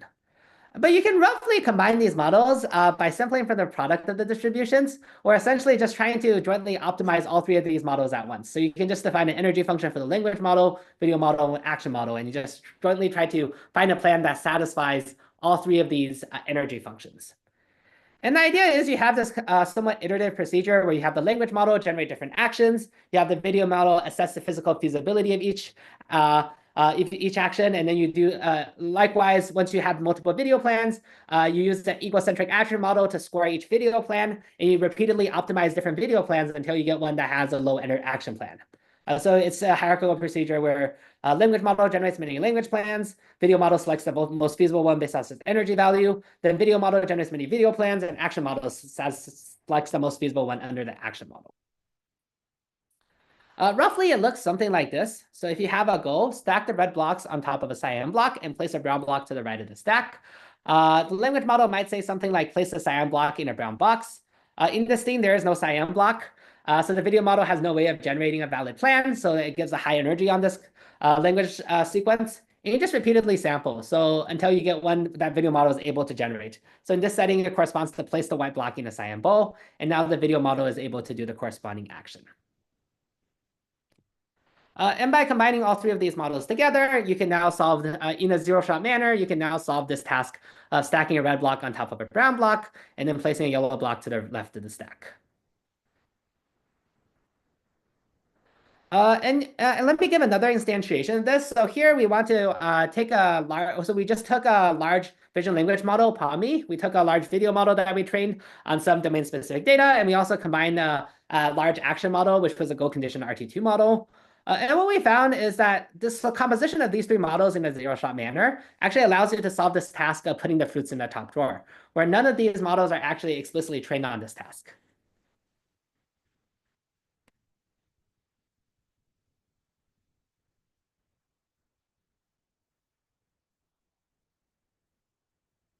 And this is what the search procedure ends up looking like. So it's again this repeated search procedure where the video model generates different video plans. The vision language model assesses how good each video plan is. And by searching through this imagined tree of futures, you can get this overall plan for solving this task. Here's another example. So here we have this scene here consisting of these objects. And by running this optimization procedure, we can get these detailed language instructions for solving this task. And then you can get this synthesized sequence of video plans of moving objects around to precisely manipulate them to the task you want, which is making a line here. So this entire video is generated from the starting image. And you can also convert this into real robot execution.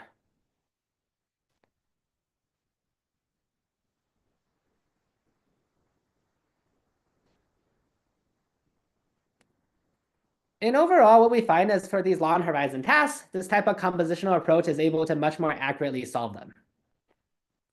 So overall, I've talked a bit about this idea of compositional modeling is a kind of symbolic interface that allows you to get a bit more generalizable robotic systems. Thanks everyone for listening, and happy to take any questions.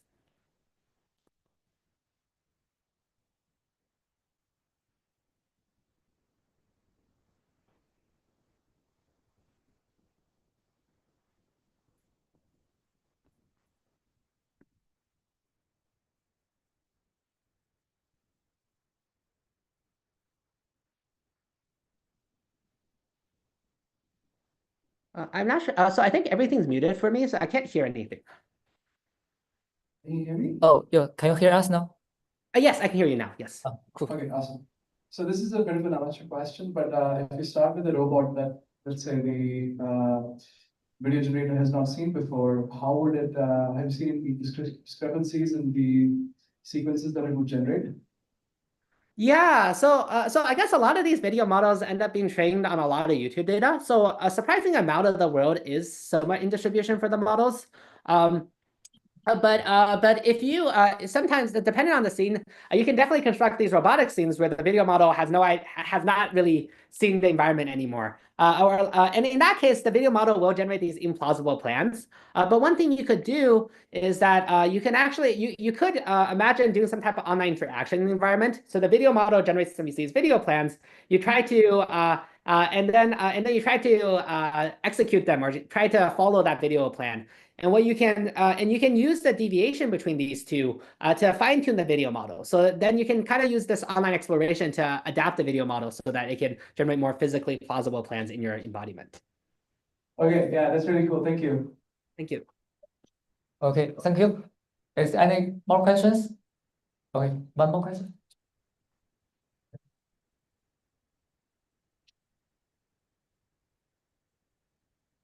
In your talk, you occasionally toggle back and forth in talking about energy and probability. So I guess could you go into a little more detail on the connection between the energy perspective and the posterior likelihood perspective? It sounds like they're connected, but not clear how. Yeah, so the energy is just the log likelihood. If you have an energy function, I guess the issue is when you take the product of two probability densities, that product is no longer a valid probability density. So it's hard to combine different probabilities together in an easy way. But if you interpret them as unnormalized probability distributions, then it's much easier to think about compositional probability distributions. And energy is just the log likelihood of the probability distribution. So it's just a normalized representation of the probability distribution. Does that make sense? Yes, I think his answer is yes. Okay. So I think there's no more. Okay, it is one more question.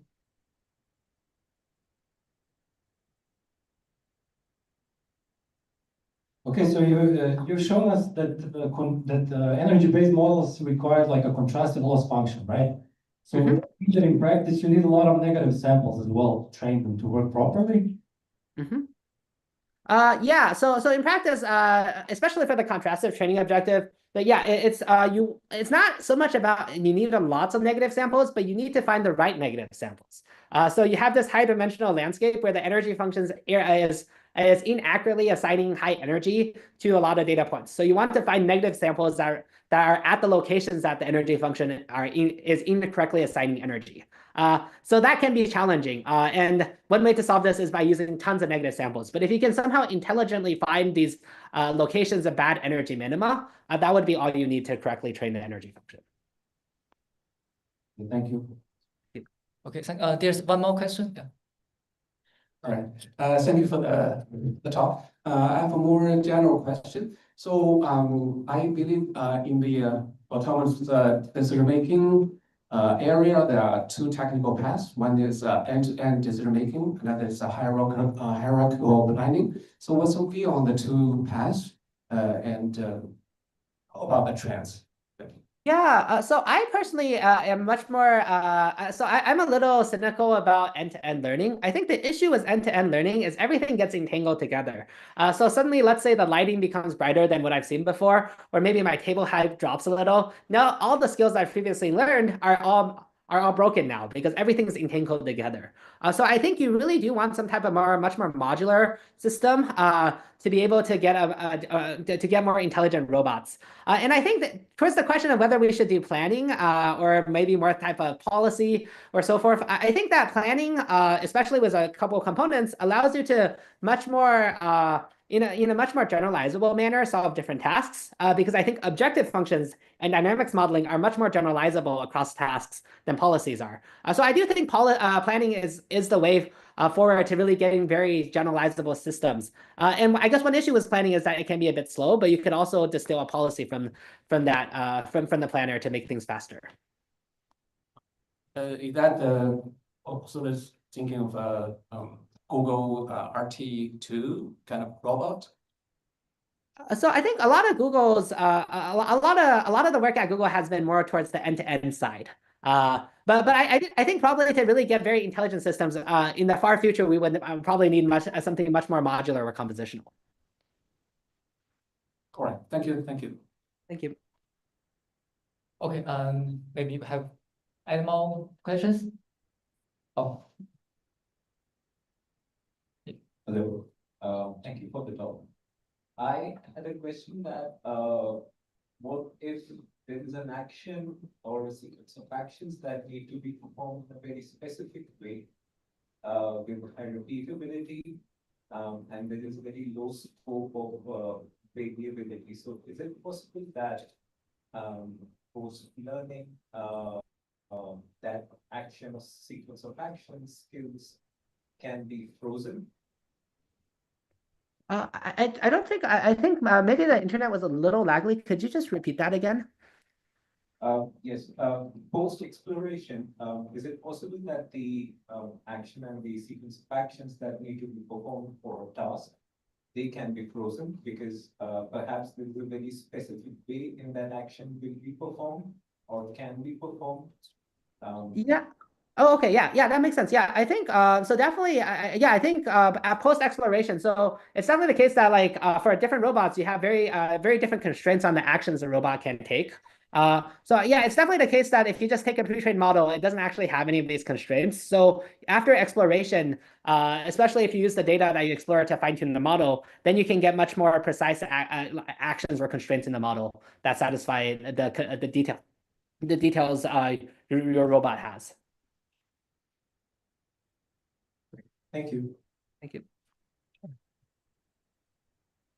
Hi, thanks for a great talk. So I have one question. So when you are mentioning like you compose those three models together, for example, using the language models for task specification and using the video generation models for like motion generation and the kinematics model, how do you make sure that you eventually generate some like either kinematically feasible motion or even dynamically feasible motion that satisfies all those task motion like logic constraints? Is there like a formal guarantee for that? I'm just wondering. Yeah, thanks for the question. Yeah, so there's definitely no formal guarantees. So the way we try to satisfy all these constraints is we have each of these models define an optimization objective, and we jointly try to optimize all of these objectives at once. And then we just take the solution with the lowest energy. So our hope is that that minimal energy solution would be one that satisfies all the constraints across all these models.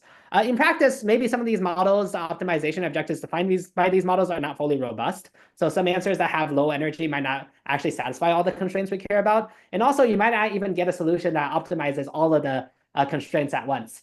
Definitely there aren't any formal guarantees with this method. You could potentially imagine adding a different additional objective function that you can that explicitly penalizes the constraints you care about, and then you can have and then as long as you properly optimize that additional objective, you could have some formal guarantees. But in the current system, we don't have any formal guarantees that all the constraints are satisfied. Okay, thank you. Okay, any more questions? Oh, yes.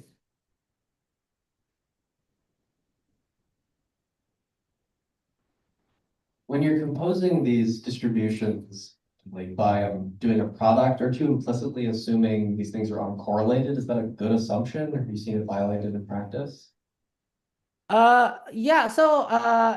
in practice, we are in some sense assuming that they're independent. I think one thing you could do is once you combine these models, you can also fine tune them together, so that you can now have the models so that now like the assumptions that are violated, you can the assumptions that are violated, you can now fine tune the models to account for those, or you could imagine adding additional model that models the correlations between the components. I guess one way I view the product of these models actually is that each of these models define constraints. So in that sense, when you take the product of these models, you're just defining a constraint satisfaction problem across all of these constraints. And I think for most constraints, they tend to be usually fairly independent. But it could definitely be a problem. I guess if there's, can I do a follow-on? Okay, I guess this is final question, right? Any more questions? Okay, so no more questions. So thank you. What? I have follow-on. Oh, you have follow-up. Yeah, please. So if you're viewing it instead as just like effectively finding a cost function, then you're doing pure penalty constraint optimization, which is known to not work in general, right? Like you can construct instances where that will not give you even a feasible solution, let alone an optimal solution.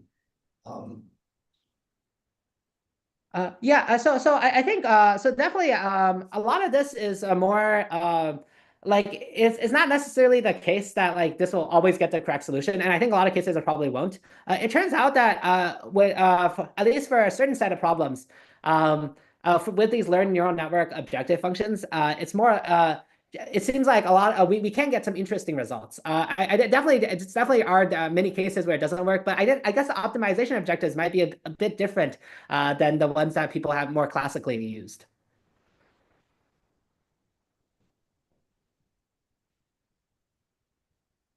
Okay, so I guess this is the final question. Yes, sir. Oh, sorry, we still have one more question.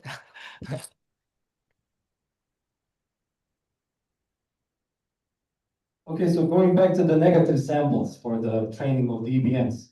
So wouldn't you say that if we look at that as a paradigm, like you now said, more as a paradigm, not as like how it works maybe right now, wouldn't you say that that's like a limitation of the paradigm itself, the fact that you need good negative samples to make the models work? Because like maybe the other paradigm would be just train the best priors possible, like in your diffusion policy work, let's say, and then just use some form of adaptive control online or something like that, like learning-based adaptive stuff. Because as a human being, you never learn how to not do something, right? You just learn how to do something, and by doing that, you actually learn what not to do.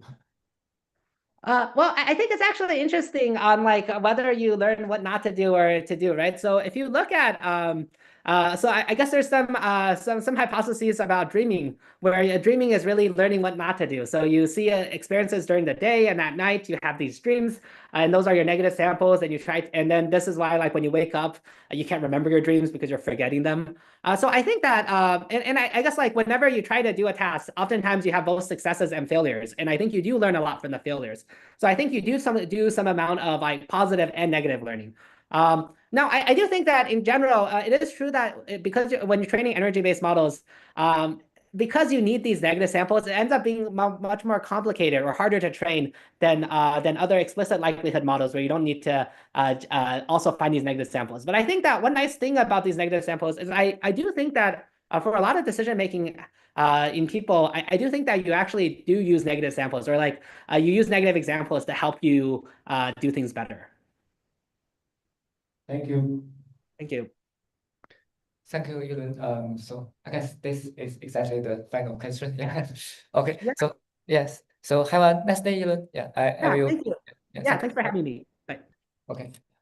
So this is an end for our morning sessions. So the afternoon will start from 1:40.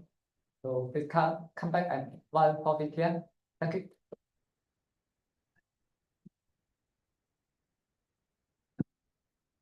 你记得我吗？哦，我记得，我就看着你看的好面熟啊。啊，是，你好。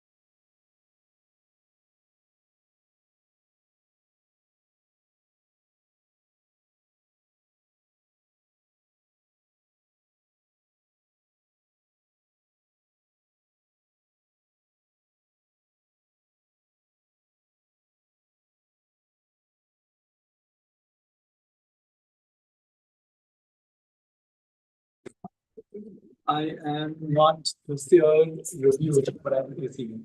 Oh my gosh. But now you told me, but I suspect there are probably going to be a few hundred papers that are eventually. Yeah, we have one too. All right, sorry about that. Yes. Scary.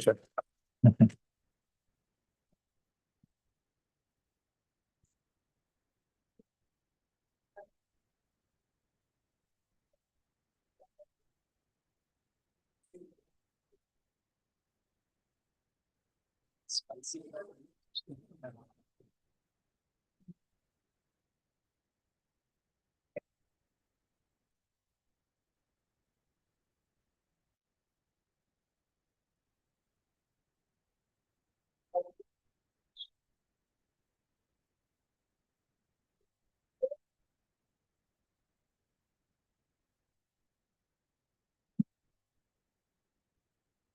Okay, everyone, we are going to start in 1 minute, so please take a seat.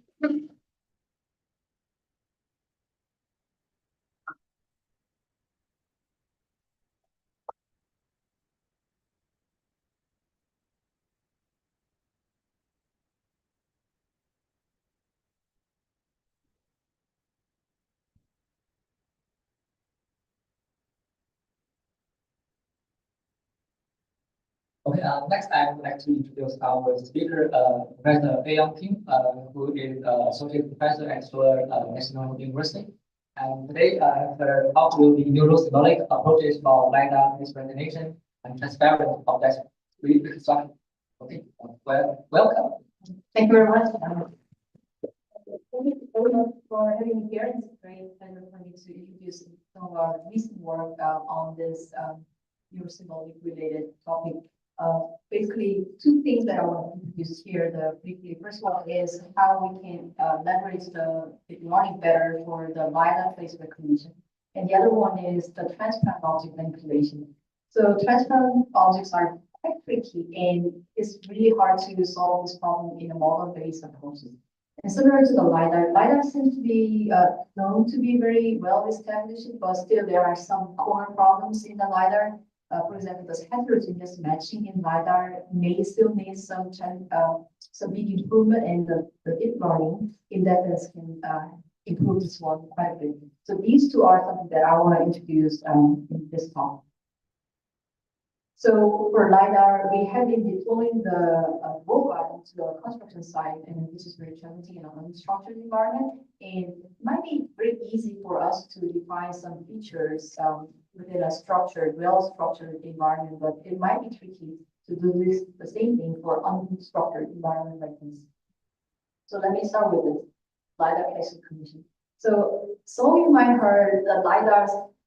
When you think about the LiDAR, you usually think about the Velodyne or Auster, the 360 spinning LiDAR, and that gives you a rich point cloud around you, and then you can do many things with the LiDAR sensor. But these days, there are so many variety of LiDARs. There are LiDAR in the same 360 with different resolution. Some LiDARs gives you velocity. Some LiDAR has very limited field of view forward-looking LiDAR, and their beam patterns are different. And still, so far, we've been mostly working on homogeneous setting. I mean, you map the LiDAR with a certain kind, and then revisit the same place with the same kind of LiDAR, try to relocalize yourself. But what if we have a bunch of different robots with different LiDAR modality, and when your query sensor is different from what has been used in the mapping phase, there might be a problem. You have to overcome this heterogeneous matching problem in the face recognition. And as you can see from here, we have 4 different sample raw data from 4 different LiDAR. And as you can see, it's from the same scene, but they look so different. So the question we have is how can we overcome? So we've been looking into this problem from last year. And last year we published a data set paper collecting all the different types of LiDAR, and then try to tackle this face recognition problem over the different heterogeneous types of LiDARs.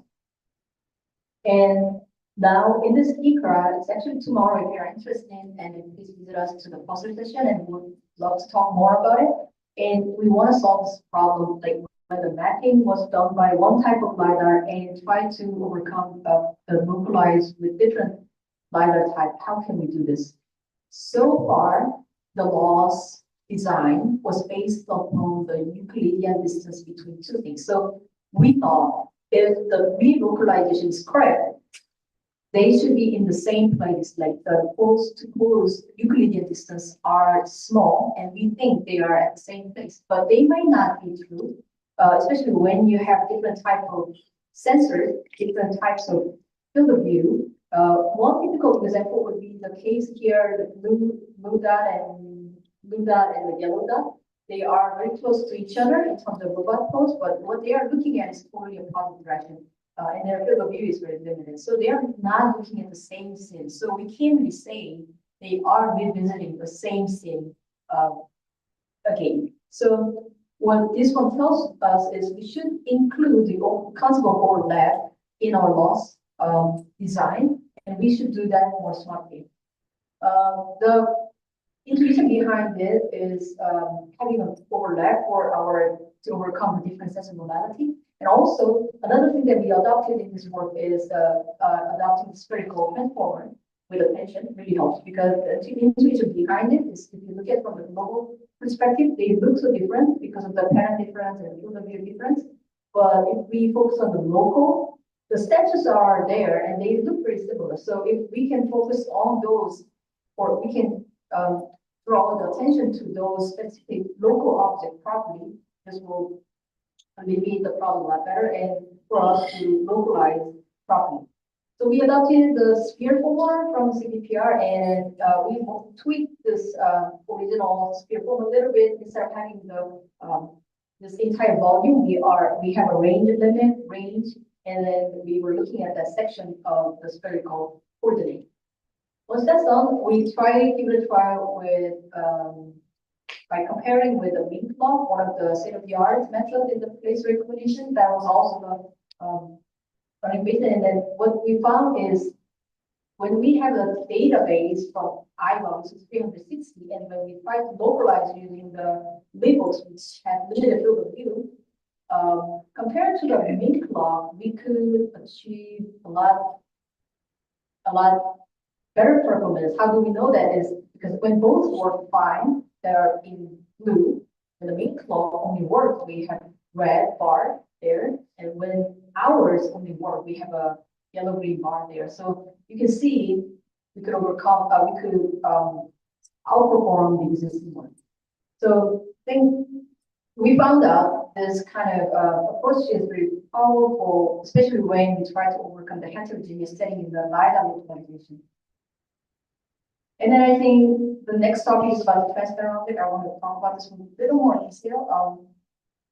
And this transparent object is everywhere, but let me start with our motivation. So our group has been working on SLAM for a while, and for us, the manipulation problem can be also considered as an object SLAM.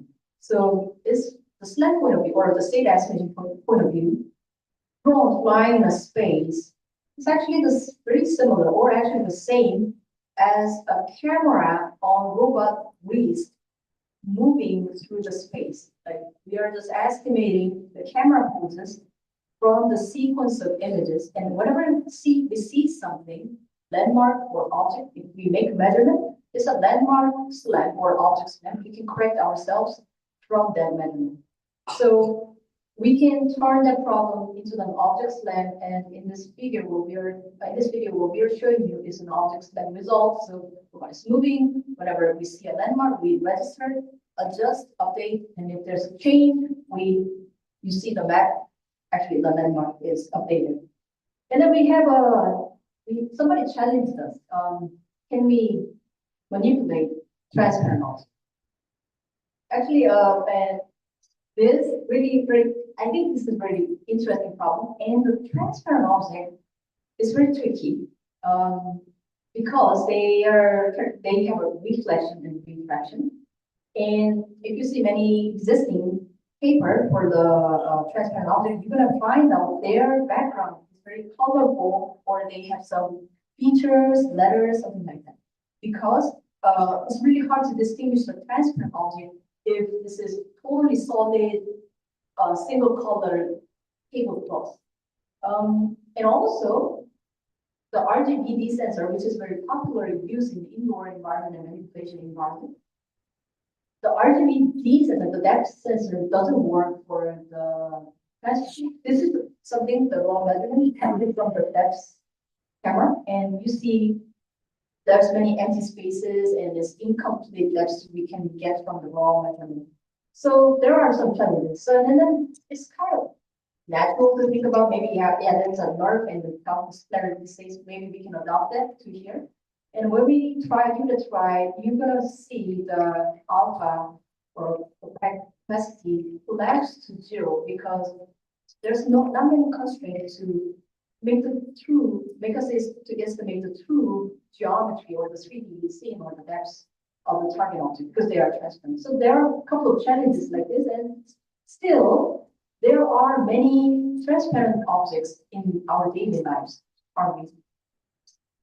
And also, even if I didn't talk much about it in this workshop, our group has been working a lot with the thermal imaging. We actually have another thermal imaging workshop happening in the right next door. And we found that the thermal camera perspective, the transparent objects are not transparent. So this is actually some take-home message that I wanted to give here at this workshop. So we found there are 2 ways. So this is really tricky, challenging problem. There are 2 ways that you can solve this one. First, go with the RGB.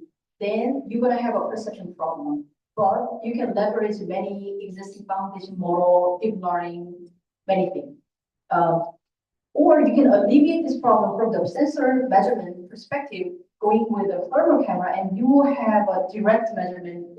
The thermal transparent objects are not transparent anymore. This is okay, so no problem at all. But if you go with a thermal camera, no foundation model explicitly, not many data sets to train, so there are another problem. So this is the kind of pros and cons. It's your choice which you want to tackle and what challenges you want to solve. But we decided to go for the first one, the RGB, by using the Gaussian splatter. So to start with that, we started with making a data set.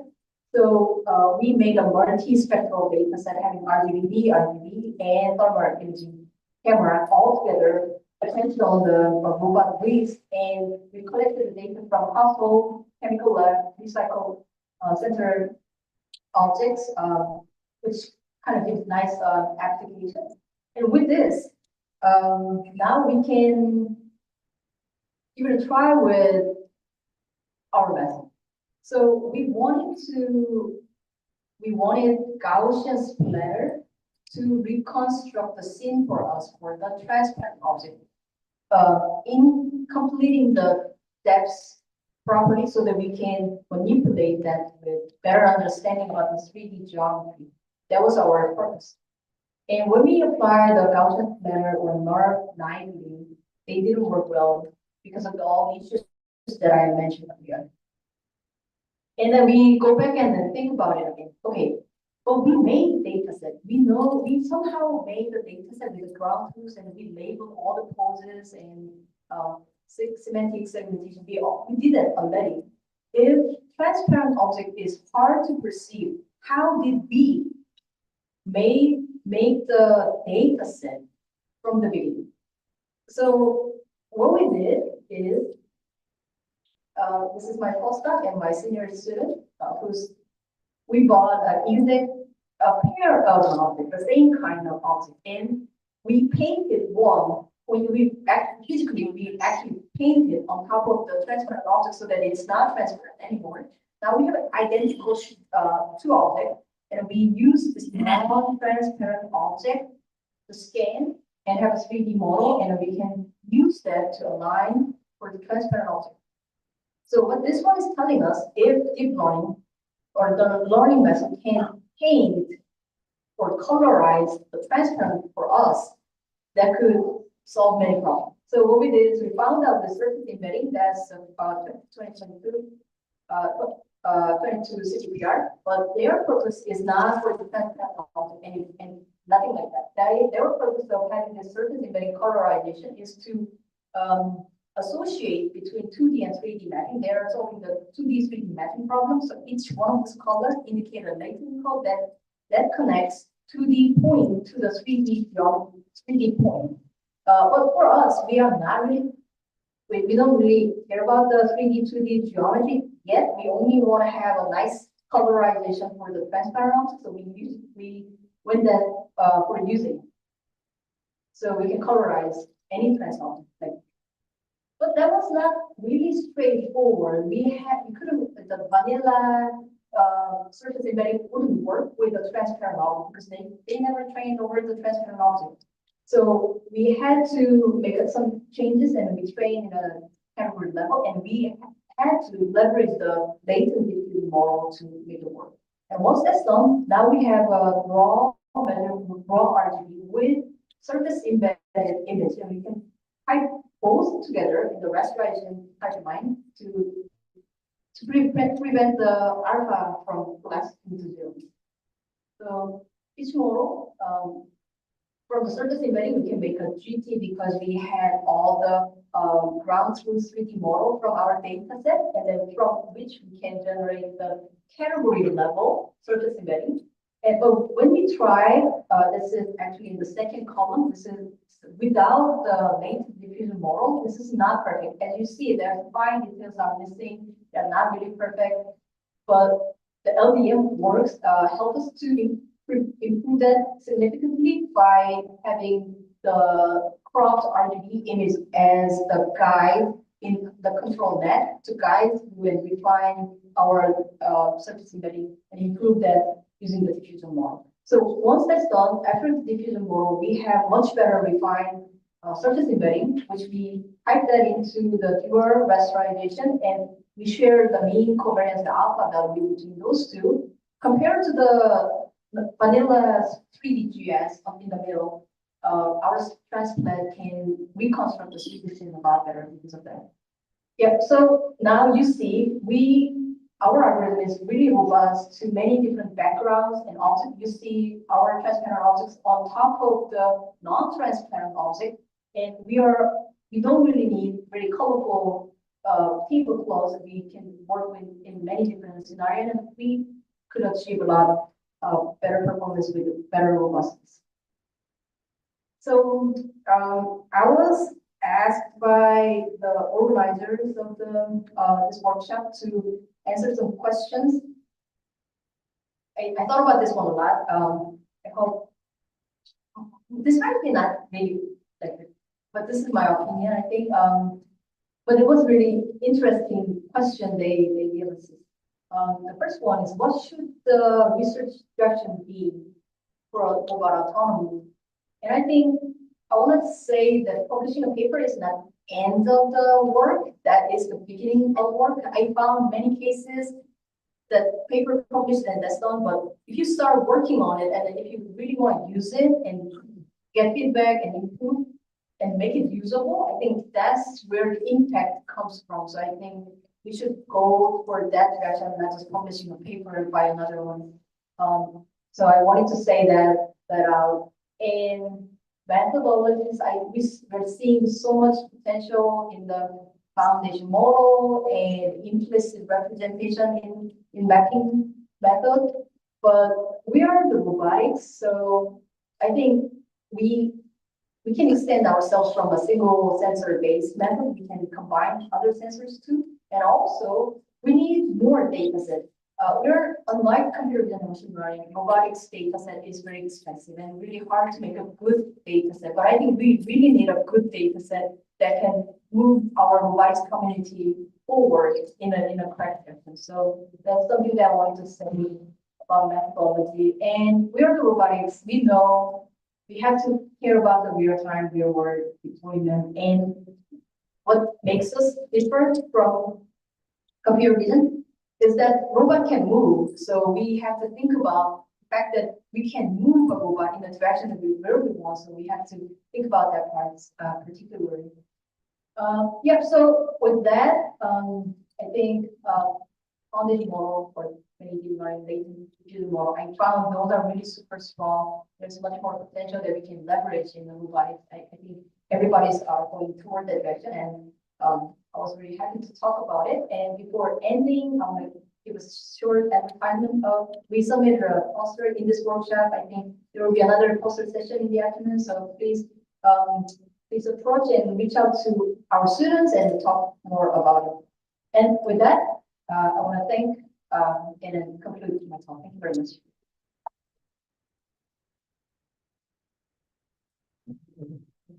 Thanks, before the questions and the next speaker get up to talk. Okay, any questions from the audience? Let's raise your hand.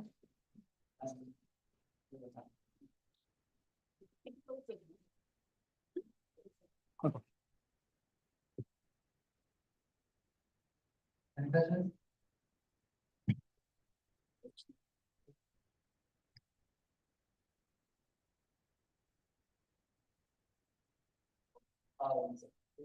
Yeah. Thank you very much.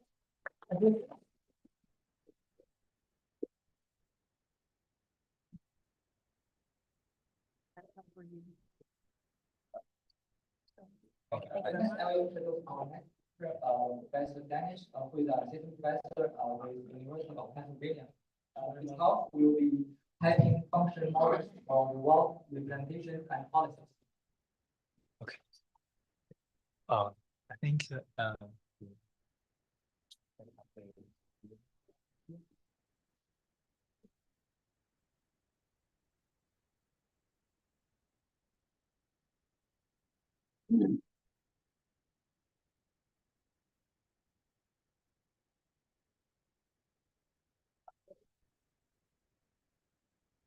don't need to join Zoom. Okay, yeah. So it's working now. And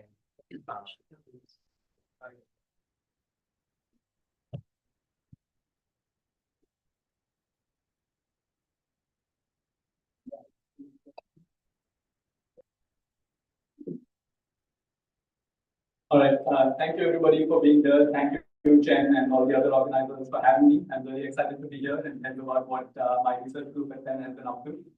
Most of what I talk about will be quite recent results, but really we've been kind of excited about this space for some time. Let me double check to make sure that there isn't a timing or something. If things start to slow by themselves, I might need to come down to adjust. But okay, so I want to tell you about kind of tapping foundation models for representations, rewards, and policies. Right?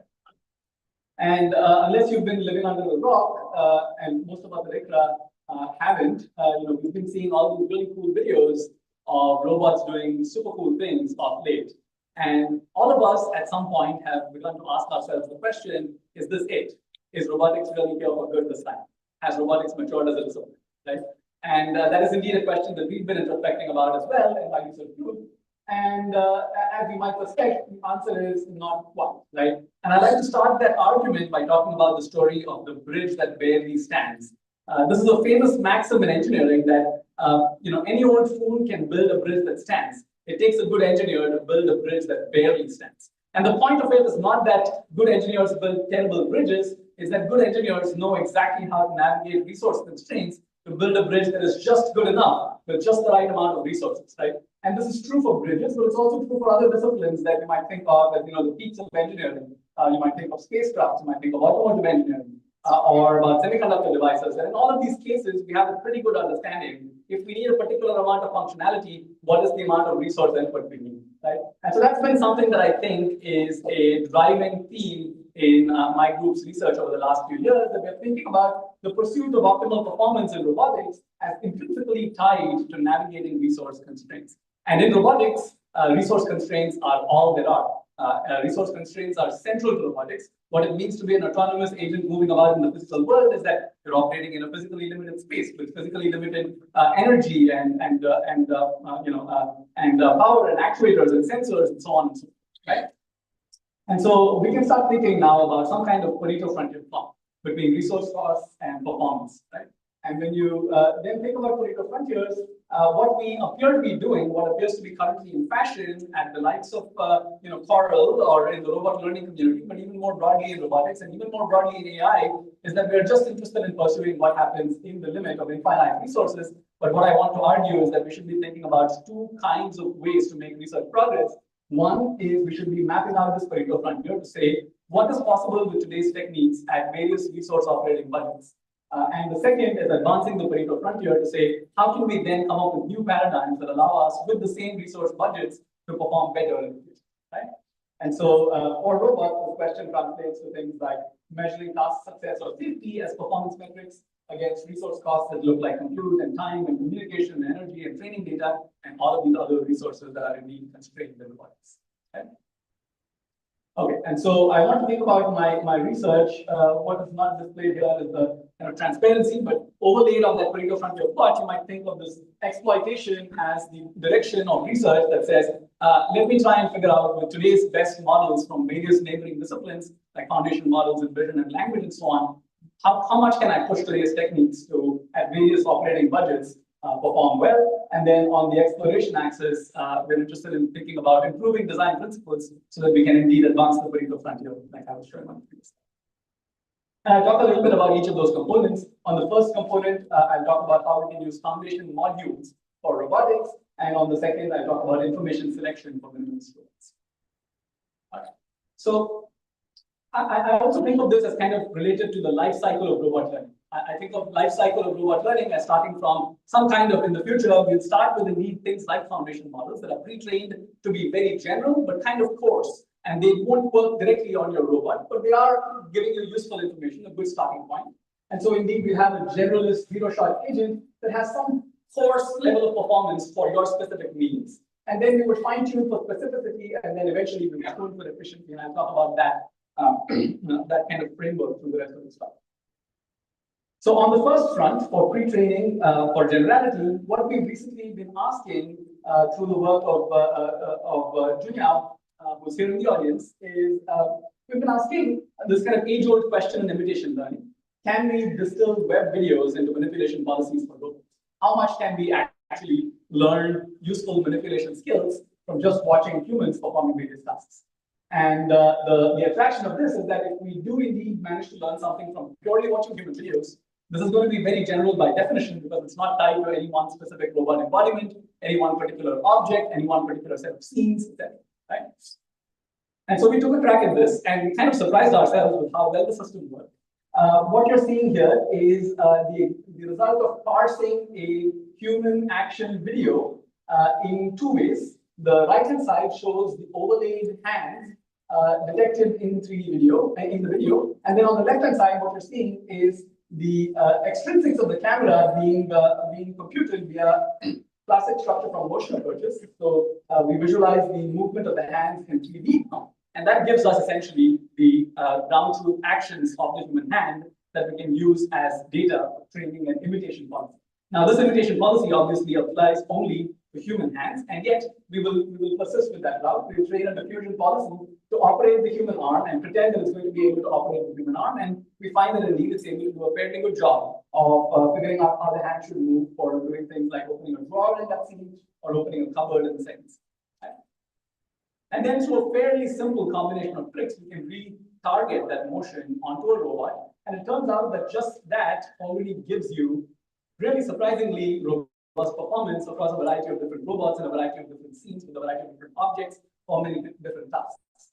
Here are 4 of those tasks with various objects involved. Slide opening, slide closing, hinge opening, and hinge closing. And you'll see in each of these cases videos of the robot executing policies that were trained, remember, only from human videos on these scenes. Right? Here are a few more of those skills: pouring and stirring. This time, pouring water into a sink, salt into a pan. Again, all of these are situations that are entirely new to the robot and that new to the agent, and that the robot data was never actually seen during the training. Right? Here's more: picking and placing, cutting. And so we really kind of think of this as the beginning of building up a library of such skills by just trawling human videos and learning these kinds of initial priors for manipulation skills. These are not quite all the way there, in that they're not going to give you 100% performance on any one of these simpler tasks even, but they are in the neighborhood of an optimal policy. And that's a good starting point for doing the next few steps of what I thought of as the, what I was posing as the robot learning pipeline, the robot learning life, in the life cycle, right? And it also generalizes across robots, so it will For example, control a WidowX robot more problem, and in this case, a simulated RoboCasa fetch robot as well.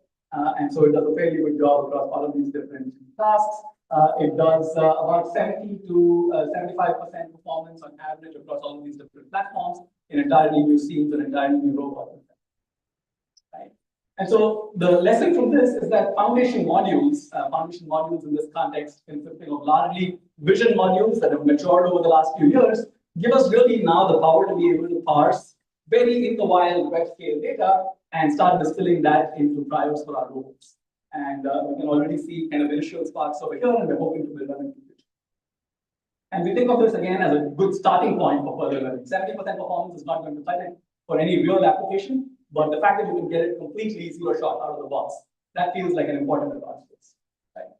Here is another example of pre-training. Pre-training, in this case, not of policies, but of reward models. In this case, all that we do is ask a state-of-the-art vision language model system, Gemini, to produce what the percentage of temporal progress is towards various tasks expressed in language. It turns out that to do this, you need to have a little trick of shuffling the frames, otherwise the model will kind of start lying to you. And so you need to shuffle the frames and then ask it to tell you what the level of progress is of the various frames. And this then can be used as a kind of reward model to guide the training of a downstream policy, either via reinforcement learning or via something like filtered behavior. Okay, that's going to conclude kind of like what I'd say about the pre-trained kind of models portion of the talk. Of course, what I'm omitting here is the rise in pre-trained vision language action models, but we'll come to that in a later stage in the talk. Right? So the second component that I talked about is fine-tuning for specificity, and by this what I mean is that we now have a little bit more affordance of knowledge about the specific task that we are looking to perform, and so we can start to do things like building simulators for that specific task, and so on and so forth. And that's indeed what I'll talk about first. Once you have a little bit of knowledge about your task, you can start to construct a simulator. It might not be indeed a perfect replica of the real world, but this has now become a fairly mature toolkit over the last few years that we know how to go from approximate simulators that don't have perfect implementation of physics to something that reasonably does translate onto a robot. The policy can be trained to reasonably translate onto a robot. And indeed, that's what we set out to do. We said, let's take a really ridiculously hard task, like a quadruped walking on a yoga ball. It was eventually going to be a yoga ball. Of course, the physics of the yoga ball is not very well replicated in Sim, but let's not worry about it for now. We hope that the toolkit kind of takes care of it, right? We managed to get really cool results from this, much better than what I could have reasonably hoped for. And it was all driven by my PhD student, Jason Ma, and my undergraduate student, Will Young. And you can see these really cool videos that we got driving these quadrupeds on yoga balls all around the streets of Philly, around the campus of Penn. And in some cases, we even got brave enough to not attach it to a human and just tie it to a pole. Of course, it doesn't stay longer than a couple of tens of seconds, but that's already quite fantastic, to be honest. So how did we achieve this, right? What we did was we said, okay, let's take this standard simple real toolkit. What is preventing it from actually scaling to something that can be applied to many, many different tasks? It turns out that even though you might think of reinforcement learning as a very general purpose toolkit applicable to many tasks, in practice, if you sit down to implement it, and if you ask your graduate students what they do to implement it, they go through several weeks of figuring out how to tune one little reward term, and they'll wait for that reward term, and so on and so forth, until eventually things start to work. And we said, okay, clearly this is not a scalable approach. Let's try and automate some of this. Surely we now have vision language models, which appear to be the solution to everything. And so can we somehow get them to automate this into real RL problem as well? Right? And so these are examples of reward design and training domain designs that you might get from graduate students tuning things. And these are actually examples from real papers as well. And so we said, can we automate simple real with LLMs? Right? And so indeed, that's what we've set out to do over the last year and a half or so. We've used LLMs to generate or mutate candidates for reward functions, for domain randomization hyperparameters, and even for generating a curriculum of training environments of increasing difficulty. Right? Here is an example of how it works. We will provide a natural language instruction to the agent in the form of some English text that would say, to make the Go one quadruped balance on top of the ball, and the quadruped should maintain a Z position of 2 times ball radius or higher, and maybe give it a few additional details like, be careful, this is an expensive robot, don't let it fall off too many times, or something like this, right? And we provide that as input to the Eureka system, is what we call it. And that system, in turn, looks something like this, where we provide to it also a code description that is kind of comes for free if you have a simulator. In that, if you have a simulator that's implemented in something like OpenAI Gym, you might think of this as the gym implementation of that environment, right? So it's not exposing anything about the low-level physics. It's instead largely there to expose the variables in terms of which your system is supposed to write a robot function, right? And so the LLM, in this case GPT-4, will take these two pieces of input, the natural language description and a code description of the environment, and generate for you a bunch of reward candidates. These are not going to be very good right off the bat, but don't worry about it, because what we can then do is essentially verify each of those reward functions to evaluate how good they are by training RL agents in Isaacson in this case. And so that's what we did, and we looked at which of these reward functions was generating the most performant policies. For that, you need to have some kind of feedback, and so we do indeed have some manually coded sparse reward term that says how many times is the pen spinning in this case, or how long did the quadruped manage to stay on the yoga ball. And that feedback then comes back into the LLM agent, which then generates new candidates and so on and so forth. And over about 5 iterations of this, you arrive eventually at behaviors that are reliably much better than what humans with reward engineering were able to do. Right? The particular case that I showed you on the previous slide was only for generating reward functions, but we've since then gone a little bit beyond, like I was foreshadowing. We've also started to generate things like domain randomization parameters. It's another component of what it takes to engineer good simple real systems. And again, we're finding that broadly the same methodology continues to work in this case as well. And in the end, we were able to generate policies that were doing pretty well in SIN, and that's what eventually led to those cool videos that you saw later. Right? And it does indeed outperform human design domain randomization as well as human design reward baselines. But to be honest with you, it's not really the case that it is any better at generating good guesses for reward functions and domain randomization parameters. It's merely the fact that you have an automated system without requiring a human to sit and intervene each time there is a kind of feedback cycle to be done. That in itself is very powerful. Even if it's not quite as good at each iteration as a human, the fact that you can completely automate it means that you can afford to be much more cumbersome, and you can do things that are much more cumbersome for humans by just kind of letting the computer grind it out for a little bit longer, right? And so that is the lesson that we learned from this, and there are indeed some more examples of the videos of the yoga. We were quite mean to the robot in various ways. We were kicking the robot around. You'll notice we started to kind of plug the air out of the ball, and we find that in all cases the robot adapted quite admirably. Right? Okay. Here is what we've recently been up to.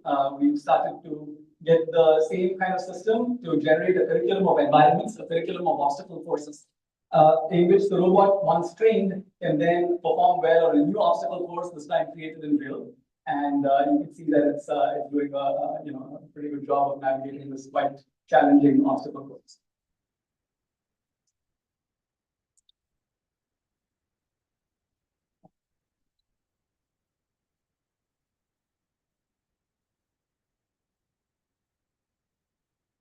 All right. And before I close out this fine-tuning portion of the talk, I wanted to quickly show you a sneak peek of something we've recently been up to that I'm quite excited about, which is also about fine-tuning, this time fine-tuning of pre-trained BLA models. This is the Pi0 model, which many of you have probably heard about. And the Pi0 model has several holes in it that we're trying to plug, and the animation is not playing on cue. And I don't have the cursor, so I'll ask you to imagine the task of actually opening the lower drawer there, and the left-hand side model is the vanilla off-the-shelf pre-trained Pi0 model. It fails terribly at this. It turns out that Kaustubh Sridhar kind of figured out a way to retrain these models like Pi0 and OpenBLA to essentially permit some in-context learning to happen. And all that you need to do at test time is provide a small number of demonstrations. There is no parameter tuning involved. It's in-context learning, much like we would do in-context learning on a BLA or on a vision language model or so. And it immediately boosts the performance from something that looks like near 0% for the original Pi0 model, all the way up to something like 80% for this in-context learning model, which I think is really exciting, and it shows the flavor of what I think is going to come in terms of open source, in terms of vision language action models in the next few years. Okay, so with that, let me start moving to kind of the third portion of the talk. There have indeed been all these really cool results, not just from our group, but from many other groups, and including from industry as well. But that's the time for us to start thinking about what's next. It does look like things are really beginning to work, but there are all these potential blind spots that appear in the paradigm that we're using today, right? In particular, one of the first things that you might think of is that it's really hard to get good coverage of the target data distribution.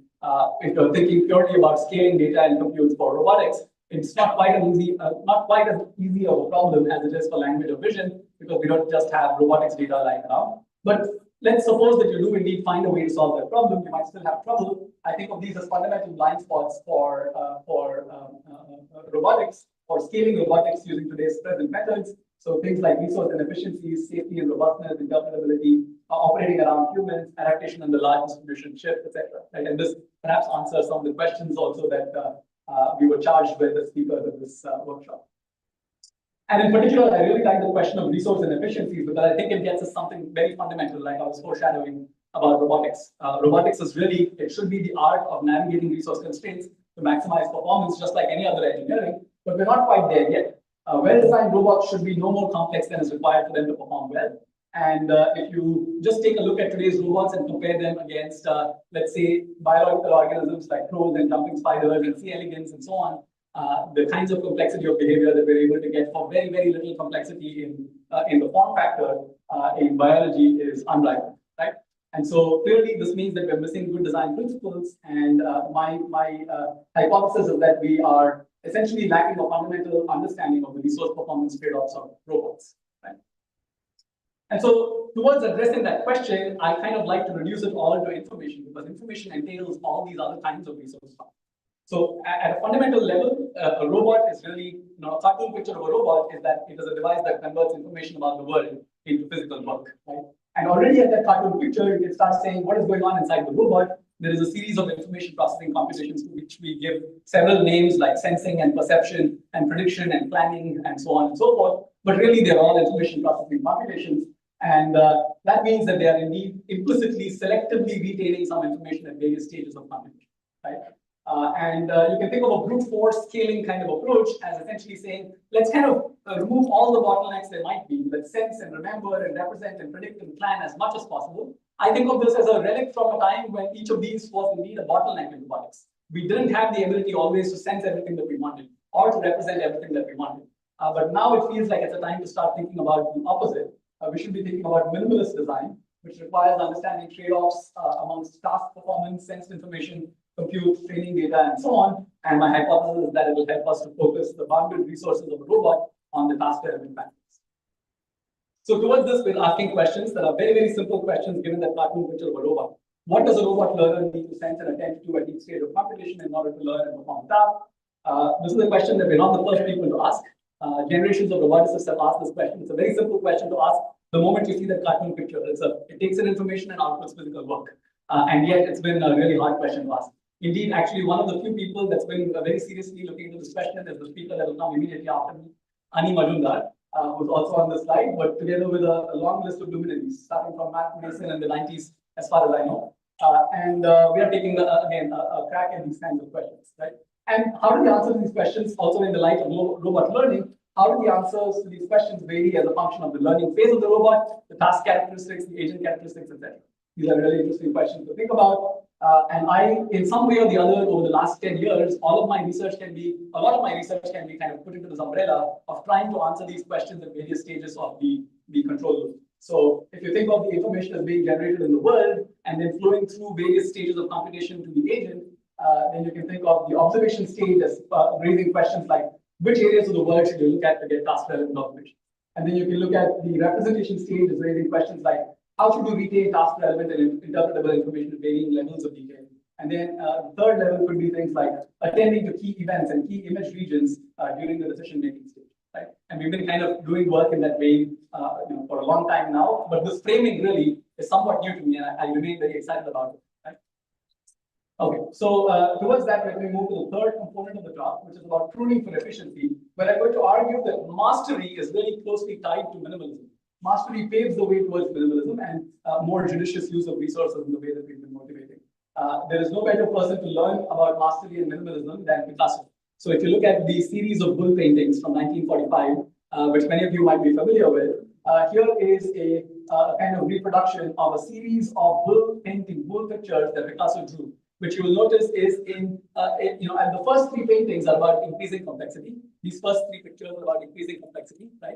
And then after this, Picasso starts to work on trying to reduce it to its very essence, until in the end, it looks like just a set of squiggly lines, and yet you and I can recognize that that's indeed capturing the essence of a book, right? That's an artistic kind of metaphor for what we're out to do in robotics, right? So we should be thinking about task-relevant attention at various levels. Think of, for example, a laundry folding task. If you see this kind of messy pile of cloth, you don't really need to process all of it at all times. Instead, you can think about the particular garment that you want to pick out. Then on that garment, you might want to pick out the portions that you want to pinch and represent them in high detail, and then so on and so forth. But as you proceed to the task, there are several different portions of the objects in the world that become relevant to you, and it's sufficient to represent those at the appropriate levels of detail as they become urgent, right? And so we've been thinking about this in various ways. Aurora Chan and Junya Shi, my group, have been working on this for some time now. Here is an early version of the system from ICRA'25. I say early version, it's not really that long ago, and yet it feels like a long time ago in the way that things are progressing now. But what we did was we took a foundation model, SAM basically, segmentation and segment anything, and then we parsed all of the objects in the scene and identified little small representations for each of them and fed them into a transformer style model, and it turns out that it does fairly well. Our most recent iteration of it has been to instead represent it. This is a collaboration with Bernadette Booker, who's now at Michigan. And in this collaboration, what we did was we started to build out a series of hierarchical object-centric representations through which we could highlight the appropriate regions of the scene at high levels of detail as the need arose, in much the same ways as I was foreshadowing for the laundry folding example. And it turns out that things like this do indeed work quite well. Here is an example of the performance of our approach compared to prior approaches that were largely just image representation-based baselines, as well as prior object-centric approaches. And you can see that we really kind of blow most methods out of the water on most of these tasks.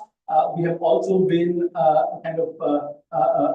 we've been also putting it on real robot tasks as well, and we get really nice results there. But what I'm really excited about in these kinds of object-centric representations is they are extremely sample efficient. In all of these cases, we were learning from a few tens of examples, but also they are particularly robust to outer distribution examples, almost by construction, in that you really are focusing on the regions of the scene that are particularly immediately pertinent to you. And so it doesn't matter if the background color of the towel on the table has changed or anything like that, because none of that is immediately pertinent to your policy. It naturally ignores it. And that leads to really strong results for outer distribution generalization, as well as you can start to do things that have been traditionally really hard in robotics, like sequencing a chain of skills in some order, even if they weren't originally trained to work well together. And you can start to do kind of long horizon things, like in this case, preparing an eggplant, which consists of 5 different skills that we train disjointly, and then we just kind of sequence them together, and they still work because each skill is only paying attention to the portion of the world that's directly relevant to it.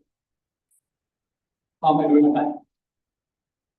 Okay, almost out of time. All right, so I'm almost done with the presentation too. So this is a quick example of some other things that we've been doing on tuning.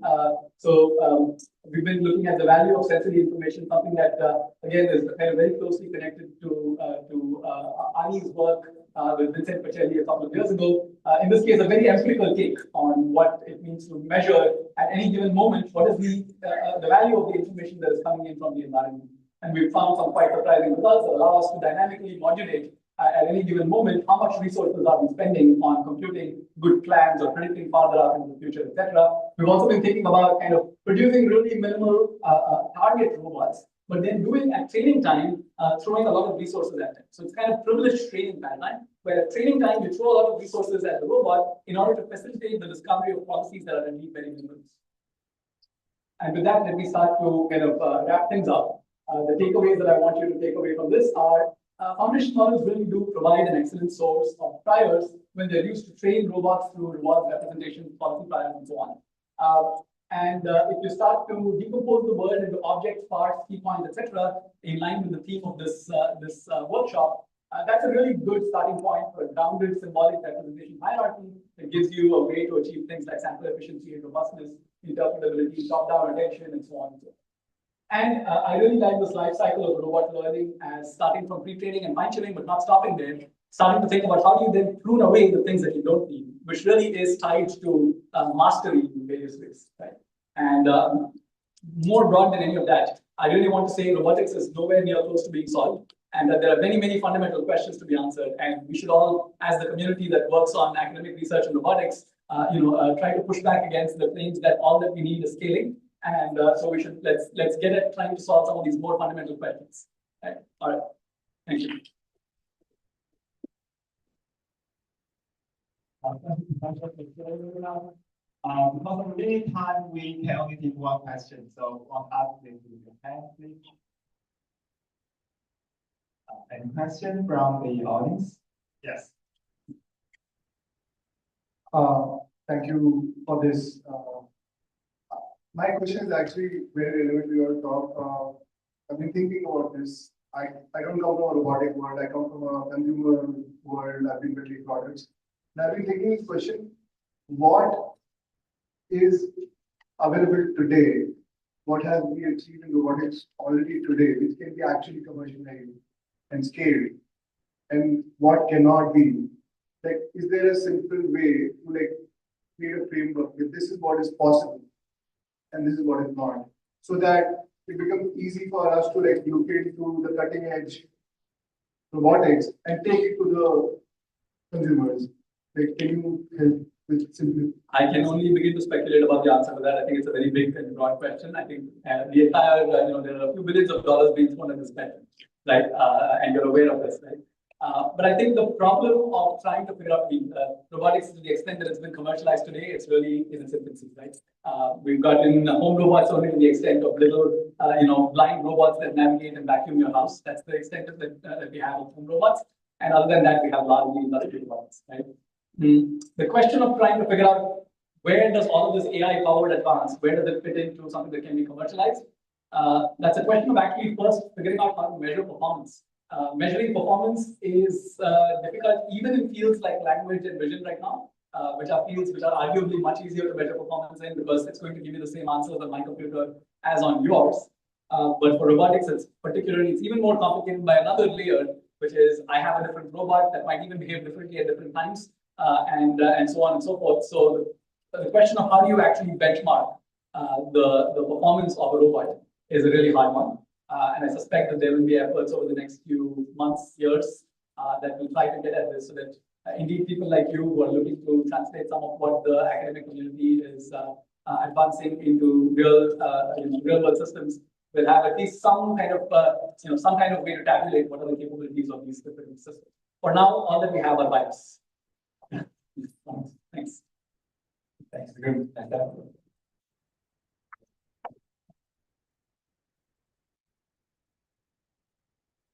Next, let's welcome Professor Anuda Madhumna, Associate Professor from Princeton University, and the topic will be fundamental model powered robots that know when they don't know. Welcome.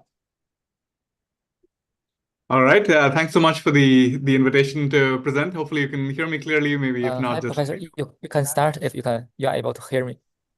yes. Can you hear me? Okay. Okay. Good. Okay. Yeah. Thanks. Yeah. Thanks so much for the invitation to present here. I'm sorry I couldn't be there in person, but I'm excited to share some of the work we've been doing in my group on foundation model powered robots that know when they don't know. And I'll present some very recent work that we've done over the past couple of months along this line. So as we've all seen, we have these really powerful generative models like diffusion models that allow us to train manipulation policies. We have behavior cloning with a relatively small number of demonstrations. So this policy here was trained with on the order of 100 demonstrations using a diffusion policy. And we've seen that these policies can kind of perform remarkably complex and dexterous manipulation tasks that show some level of generalization under nominal conditions. But these policies are also very brittle. So if you change some environmental factors, even by a little bit, let's say you change the lighting by a little bit, you add a few distractors, you change the texture of your table, performance can degrade very significantly. And we see this challenge not just with diffusion policies that are trained from scratch, but also with pre-trained policies that are trained on large amounts of data. This is the open VLA model that's running basically zero shot in our kind of robot kitchen environment in our lab. And it works extremely well on this pick and place task under nominal conditions. But as soon as you add a handful of distractors, the performance goes from basically 100% down to 60% for this task. This is the Pi0 model that Dinesh mentioned in the previous talk with the fast tokenizer. This model was fine-tuned in our lab setting and again works beautifully under nominal conditions. But as soon as you tweak the lighting conditions a bit, the performance degrades really dramatically. So the question I want to think about here is how should we do data collection? So let's say your goal is to boost the generalization of your policy. What kind of data should you additionally collect to improve your policy?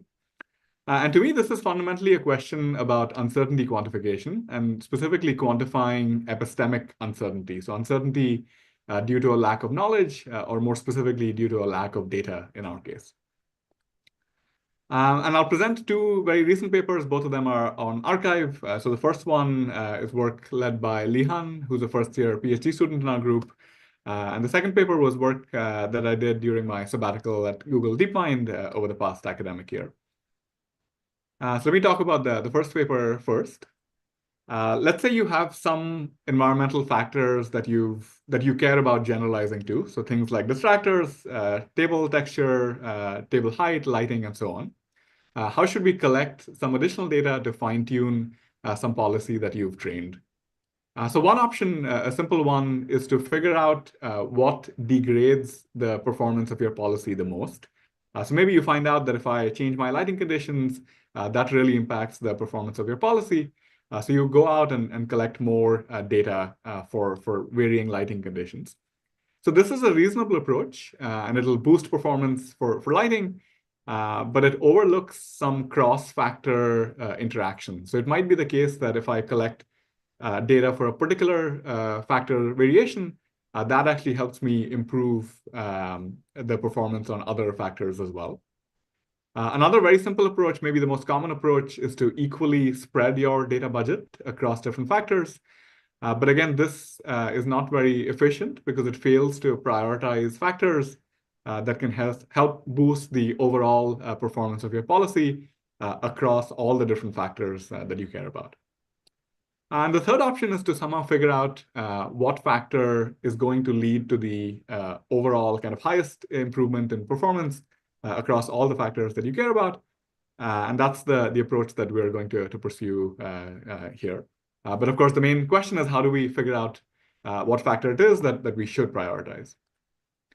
And to do this, we kind of came up with this idea of factored scaling curves. And I'll say a bit about exactly how this works.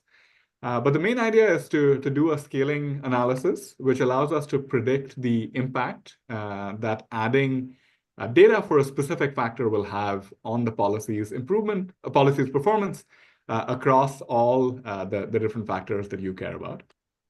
And this then allows you to prioritize factors for data collection. So you collect data for factors that are predicted to yield the greatest improvement in overall performance.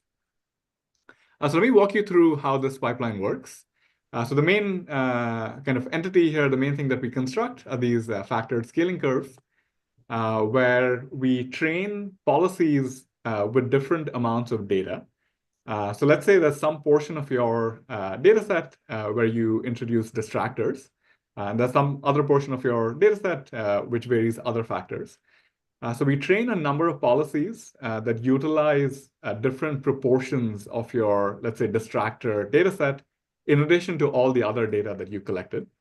And then you evaluate these different policies on your robot, where you vary all the factors that you care about. So the y-axis is success rate, average success rate across all the different factors. So you can then kind of plot this scaling curve and extrapolate it to predict how much kind of overall performance improvement you're going to get if I add more distractor data. And you can do this scaling analysis for all the different factors. So construct a scaling curve for each factor that you care about. and predict which one of these is going to yield the biggest boost in overall performance across all the different factors. And the kind of simplest recipe here is just pick the factor that's predicted to improve performance the most and collect more data for that factor. So let me show you a bit about kind of how this works in practice. So we trained a diffusion policy to perform this pick and place task in our lab. And the nominal performance here is pretty strong, so it's about 90% for this task. If you then change these different factors, so we're looking at spatial and visual factors, 6 different factors in total, the policy performance drops to about 40% or so. But if you then go and collect maybe on the order of about 100 or so demonstrations using this targeted data collection via the scaling analysis, this basically brings the kind of out of distribution performance, so the performance when you vary all these different factors, basically to the same level as the nominal performance that you started off with. Whereas if you kind of pursued a different data collection strategy, if you equally distributed your data budget across the different factors, that yields a policy that only has about a 60% success rate. And we did this also in a setting where we fine-tuned the Pi0 model to perform these 2 different tasks, so folding a towel and putting a mouse in a drawer. And again, we find something similar. So very strong nominal performance, strong degradation in performance when you change these different factors. But again, we're able to bring the performance back up close to nominal, even under these different variations by doing this targeted data collection. So a bit more quantitatively, this is showing the nominal performance for the different policies, the diffusion policy and the Pi0 policy for the different tasks, and different data collection strategies. So the performance after you collect some data, let's say if you equally collect data for the different factors, or if you greedily collect data for the factor that yields the worst performance. We also looked at Remix, which does distributionally robust optimization to figure out weights for the different factors. So basically a kind of prioritization for training, which you can then extrapolate for data collection. But what we found was that this kind of scaling analysis yielded the strongest improvements in terms of targeting data collection. And the key kind of behind this the success is the fact that we're able to pretty accurately predict the performance improvement that we're going to get if we add more data from a particular factor. So even in the kind of data regimes we're looking at, so about 100 or so additional demonstrations per factor, that's sufficient to predict pretty accurately how your performance will improve as you add more data. And we found this for our hardware tasks and also a whole host of simulation experiments that we did that we presented in the paper. So one kind of major bottleneck with this approach is that to construct these scaling curves, you need to perform hardware evaluations. So each kind of point on the scaling curve, we performed about 15 hardware evaluations where we varied all the different environmental factors. And this is reasonable in settings where performing evaluations is significantly cheaper than collecting teleoperation data to train your policy. But nonetheless, doing this kind of real evaluation can get pretty expensive pretty quickly. So the question we asked ourselves is, can we find some kind of proxy metric? So instead of relying on doing hardware evaluations, can we find a proxy for the real success rate that's as effective or nearly as effective in terms of guiding data collection? So we tried a few different approaches. We actually spent a few months trying to do a kind of real to sim approach. But ultimately, what we found to be surprisingly effective was to use a very simple anomaly detection method that I'll quickly describe. That's based on looking at similarities in policy embedding space. So the idea is you have your nominal observations collected under nominal conditions. You can compute a policy embedding. So just think of this as some latent representation that you're some kind of middle layer of your policy. If you're using a diffusion policy, this can be the context to the denoising steps, for instance. and you compute these embeddings for the nominal observations.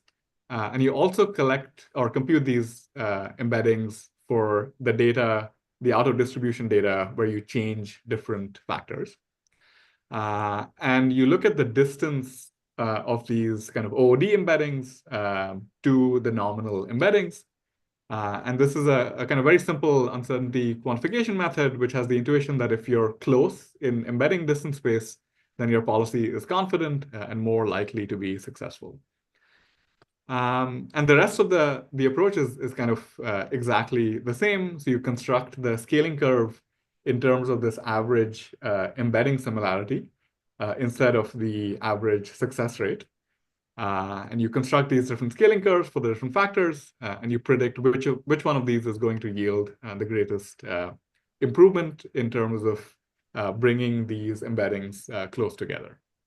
And it turns out that this very kind of simple approach is almost as effective as constructing the scaling curves by doing real kind of policy execution, but without requiring any policy execution on hardware.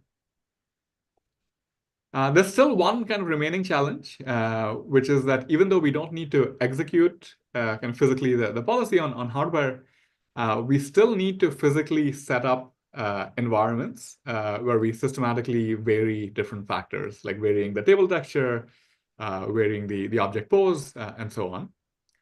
And that can still be a bottleneck. That takes some time to physically set up these different environments to compute embeddings from your policy. So that's where the second paper comes in. So this was work in collaboration with the Google DeepMind robotics team in New York City.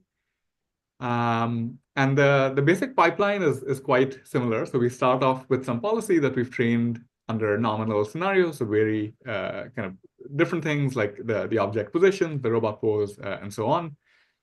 But instead of then physically varying different factors, what we do is we use a image editing model. Specifically, we use Imagine3, which is a language-instructed generative image editing model that you can instruct via just kind of natural language instructions to perform various image editing tasks. So you can ask it to take your nominal observation and change the color of the background. You can ask it to add a distractor, change the lighting, and so on, add a person to the scene.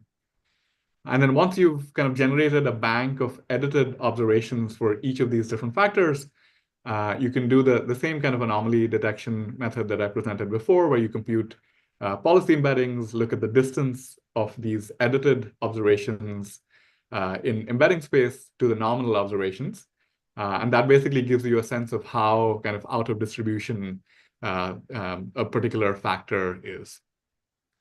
So this is showing some examples of what the editing looks like. These are nominal observations, so overhead camera and a wrist camera.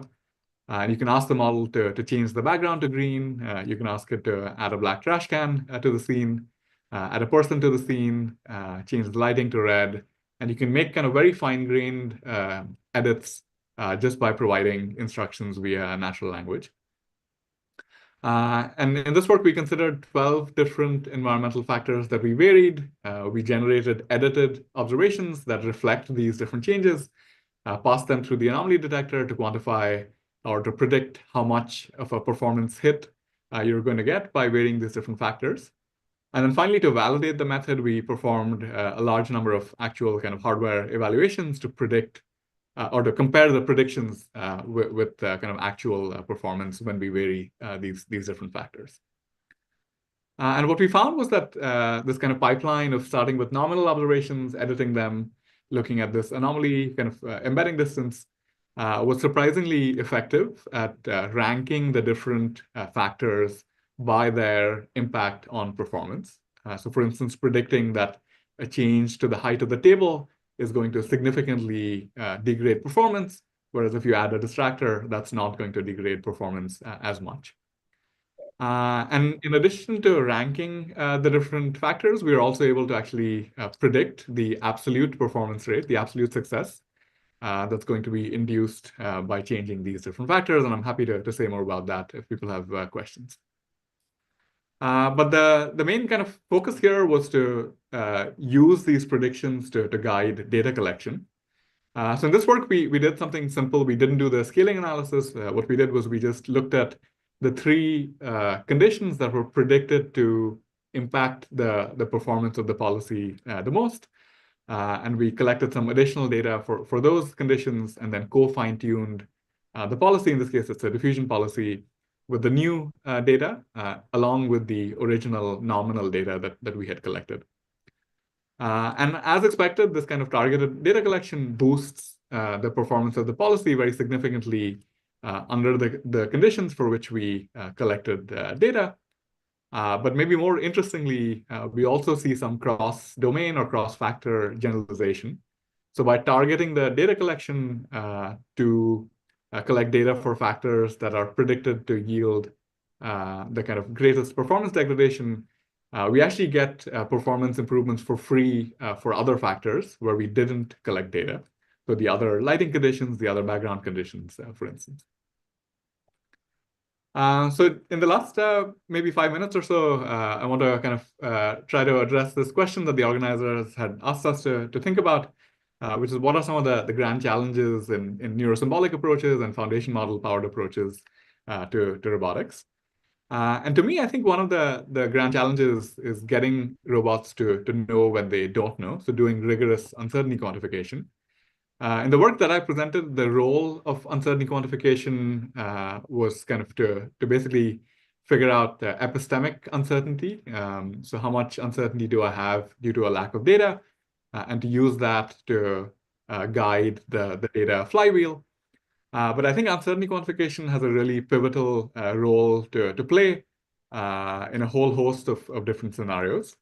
So in our group, we've been thinking about how we can quantify uncertainty for language instructed planners. So if you ask a robot to place a bowl in the microwave, but you don't specify which bowl you mean, this is a case where instead of just blindly following some plan that your LLM came up with, the robot should know that it doesn't know, should ask you which bowl did you mean, which one is safe to place in the microwave, and then proceed with that plan. I think there's also a role for uncertainty quantification to guide active perception, to guide exploration. And we've kind of thought about how we can use these uncertainty quantification techniques to figure out what parts of the environment we should explore, and when should we stop, when are we confident enough in answering a question about the environment or in having completed a particular task that we were asked to complete. And I think uncertainty quantification also has a really important role to play lower down the autonomy stack. So if you have a perception system, for instance, that's predicting occupancy and the semantics of your environment, and then you're using some symbolic planner to take the outputs of your perception system to generate plans and execute them. The planner should know when the perception system doesn't know, and to potentially act more conservatively in those kinds of scenarios. And the main challenge we found kind of throughout all these different projects is that currently we're lacking good ways of coming up with calibrated in a kind of frequentist sense uncertainty estimates. So for instance, if you ask a VLM, can you help me count the number of pills that are both blue and yellow? So you give it this image on the right. So I tried this in this case with the Gemini 2.0 model. It says, certainly I can help with that. There are 5 pills that are both blue and yellow.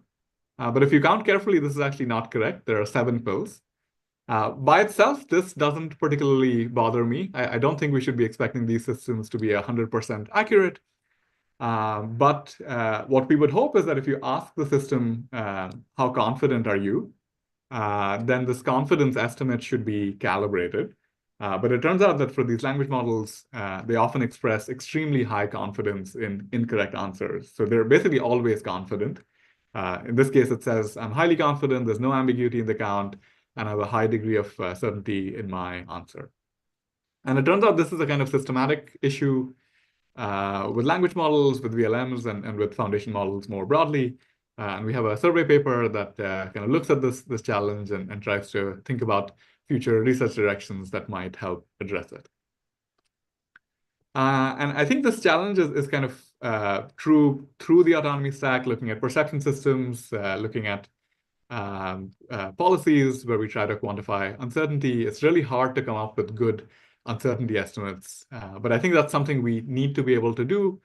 I see this as a major kind of missing piece of the puzzle for getting robots to align their behavior with human preferences by asking for help, acting safely via runtime monitoring, avoiding uncertainty when that's feasible, reducing uncertainty kind of actively, and also using uncertainty quantification to guide data collection, as we saw in the talk today. So yeah, hopefully this kind of gets more people excited. We've been thinking about this. Some other groups have been thinking about this as well. But I think there's a lot more to do along these directions, and hopefully we can get more people excited about these directions. Yeah, so I think I'll stop there and take any questions you have. Thanks so much. Okay, because we are running late again, so I will allow one more question. Okay, any questions? Please raise your hand.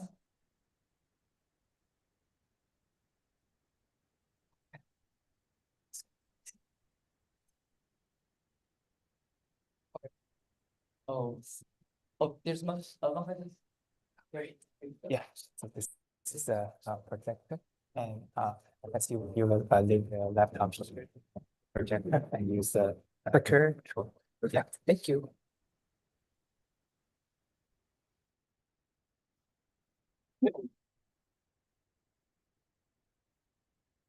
All right. Great.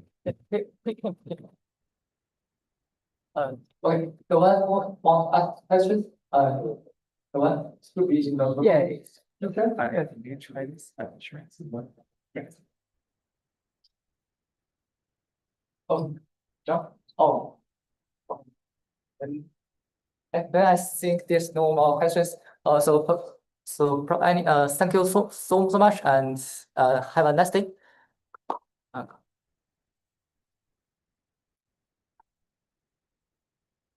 Okay. Next, I will welcome our next speaker. Okay. Yeah, please take your time. Yeah. Thank you very much. Thank you very much for the invite. I'm really excited to be here, tell you a little bit about the progress we've been making for foundation models in the context of inflation. So let me quickly talk a little about my awesome and wonderful research group, the here and the generous funding from our sponsor. To get us I hope one day have a system like Mali. If you have a system that is capable of autonomously navigating in this environment, it's going to pick up objects, it's going to play with them, it's going to learn about them in a sort of interactive perception way, and figure out what to do with them. Here, it's interesting, it's exploring articulation, it's combining the sense of vision and sense of touch, to figure out things about the world.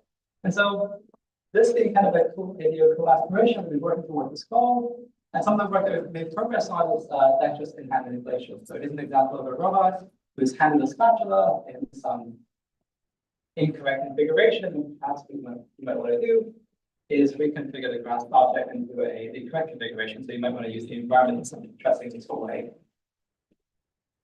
Here's another example of our work. So we've been looking at using vibrations of the fingertips to make objects move in the grasp. So here, the robot's fingertips are basically vibrating on the right-hand side, and the subject is moving, and is able to control this interaction to reconfigure objects.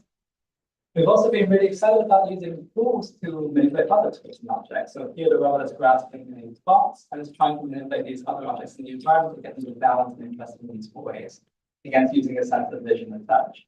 And finally, thinking a lot about how do we plan or learn in simulation and zero-shot transfer these simulation skills to the real world. So for example, you want your robotic agents to go around and sweep things, clean things, push buttons and whatnot. Okay? So these are the kinds of capabilities that we care about and that we're interested in. And so it's a really exciting time to be in robotics now, right? We're hoping that we can get those kinds of capabilities at Generalizable at scale using the trends that we've been seeing in machine learning, where we've been seeing data back in the ChatGPT realm and so on. And so the key ingredients seem to be that you have this large scale data sets, you have transformative data, ingest all this data and get zero-shot generalization. Now, robotics are beginning to have some of the similar sort of ingredients. Now we have some telehealth data, we have our own transformers, we have our own ways of self-supervising things. So it seems like we're going in the same sort of direction as advanced leading methods. And, you know, our data sets are growing. We now have over 100 million frames from some of our data sets, which is exciting. And so one advantage that we might have, and maybe these kind of domains don't necessarily have, is simulation. I think Dinesh, you were mentioning a lot about simulation too. I think I'm also very positive on this idea that having hacked out the simulations, even looked at the simulations to some extent, and having cheap hardware to run this at scale is going to be a big impactful thing in robotics that currently these other kinds of things don't have. They rely on humans to generate the data naturally. So how do a lot of people think about leveraging the ideas that we have from models like ChatGPT and so on? This is sort of a general idea where you have an environment, you have some 3D or 2D observation of the environment, you have your evolution of every set of state, you have some past description in terms of natural language, often quite simplistic. Your VLA is going to consume this information, it's going to spit out an action, usually in the end effect of post, or chain effect of post, and you're going to see how it affects the environment and you can put it again. So this is sort of the canonical VLA, I0, open VLA kind of idea.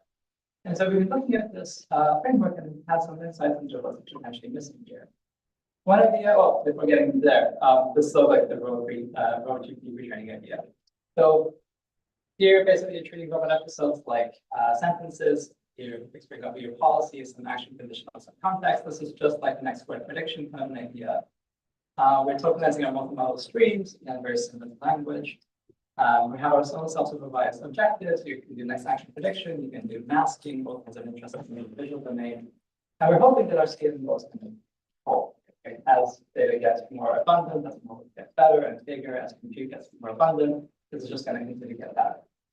And so, what are the roles of language, gesture, touch? So if you look at the task goals, they're often quite simple, right? They just say, hey, pick up the marker and put it in the pot, or pick up the vegetable, put it in the pot. It's quite a simple thing. And there's often quite a lot of ambiguity. There's not necessarily a grounding or a reference within the image of what it is that you're referring to in your language. And if you look at sort of the inputs of these models in terms of perception, it's just vision. And the question is vision sufficient, or can you go further? And can you inject sort of touch or notions of force in here as well? Will that also help factor in? And so along these three ideas, I want to show you some three work that are here in ICRA for what we've been thinking about. The first idea is thinking about which language. This is work that's been led by Yin Pei and Jaejun, and in collaboration with Joyce Chai of Yuan. I think Yin Pei is somewhere here, so if you have questions, I would direct it to him. He really knows what's going on. So here is sort of their canonical setup where you have your robot and time t is equal to 0. You say, hey, robot, your task is to put the Oreo on the top shelf. Okay, and here, as the robot is going through these frames one by one, you'll notice it's reaching for the wrong object. Here, it's actually reaching for the real sensor box. The objective was to reach for the Oreo. And so if you look at the scene, so how can you interact with this machine? You can give it a new language, right? And so what we typically do is kind of just say, move to the Oreo, move to the wrong place, right? And so without any additional context, what it's going to try to do is it's going to try to go left, whack into the Oreo and knock it out, right? It's a very sort of simplistic corrective instruction. One alternative idea is that we got a much richer description of what it did wrong. So go in and say, move to the wrong object. In order for you to reach the Oreo, you should first go above the Oreo and then go down, maybe even move a little left or right. It's giving a much more grounded descriptive instruction will help us significantly if by the cognitive errors. And so, okay, this is a pretty good idea. How do we go about thinking about this idea? It's really about combining rich language instruction with failure recovery. Okay, so the idea is that if I give you this rich language, you won't fail as often and you recover more gracefully. So how do we think about injecting this information into this paradigm? Okay, generally this task goes for short and results in model overfitting this specific description that's in the data set. So what if we give it some next language instruction that is updated with every single time step? So it's not just one global descriptor of the natural language, it's lots and lots of local incremental outputs as well. So this could be like the robot moves in some direction somehow, and this will be updated every single time. Well, in order for you to be able to produce this, you need some sort of a supervisor in addition to your actor, right? And here your supervisor is going to be a VLM. It's going to consume the single view image. It's going to consume the robot perception. It's going to consume the task code. It's going to consume the previous language instruction. And it's going to try to produce the next language instruction. And so the way that you can format this is that you're going to put in the image, you're going to format the structured text, where you're going to say the task goal is, the task goal, you just put it in there. And then you just described it in the previous step, the robot arm was given this following instruction, blah, blah, and then based on this visual observation, what should the robot do next? You have a format in the specific format. Right, and you can just sort of try to trace. What's cool is that you can also incorporate into this language description human intent. So, for example, if the human wants to provide some direct guidance, it can do it. If you want to do some error correction, for example, you miss the subject, you can put in this text description. If you want to change your goal, like I changed my mind, go do something else, you can again put it in here. And your next language instruction will reflect that change. Cool. So how do you go about actually creating such a model? So how do you take rich language and combine it with error recovery? So in your ideal case, this is sort of how a robot policy would evolve, right? You would start from some initial frame, give it some natural language instruction. It would go ahead and perform the task super well, right? This is like frame 1, 2, 3, 4. You are done like this. And so this is kind of what it would look like. For example, in frame 1, you would say, hey, approach the left by moving over to the right and slightly above it, and then reach down and grasp it, right? This is sort of your next language instruction. Now, what we're going to do is we're going to go in and we're going to perturb the scene. So, for example, in this key frame, which is right before grasping, we're going to go in and we're going to perturb the system, and then we're going to recover from this failure back into some state that the robot does what we do from. And we're going to annotate this with this failure recovery text.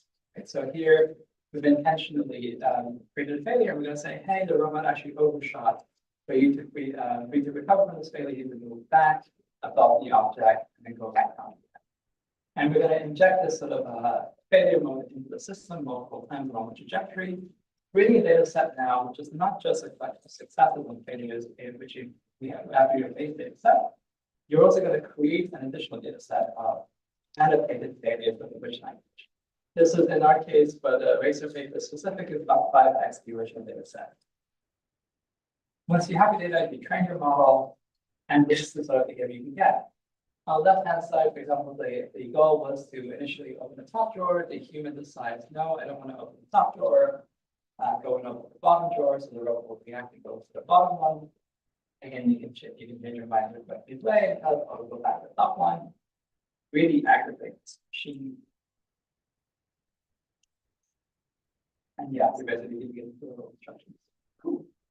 And this scales quite gracefully, I would say. You can do a variety of different skills we've shown. You can basically do taking place tasks. You can do drawing, placing things inside of things. You can do things like pushing buttons, kind of fun.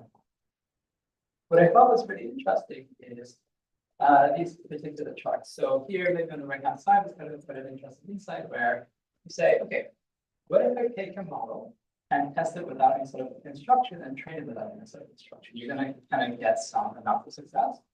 And if I take it without any instruction, try to provide it some instruction, it doesn't really know what to do with that instruction at all, right? That's sensible. If I haven't shown you, if I have given you text description of what the goal is, you don't expect it to succeed.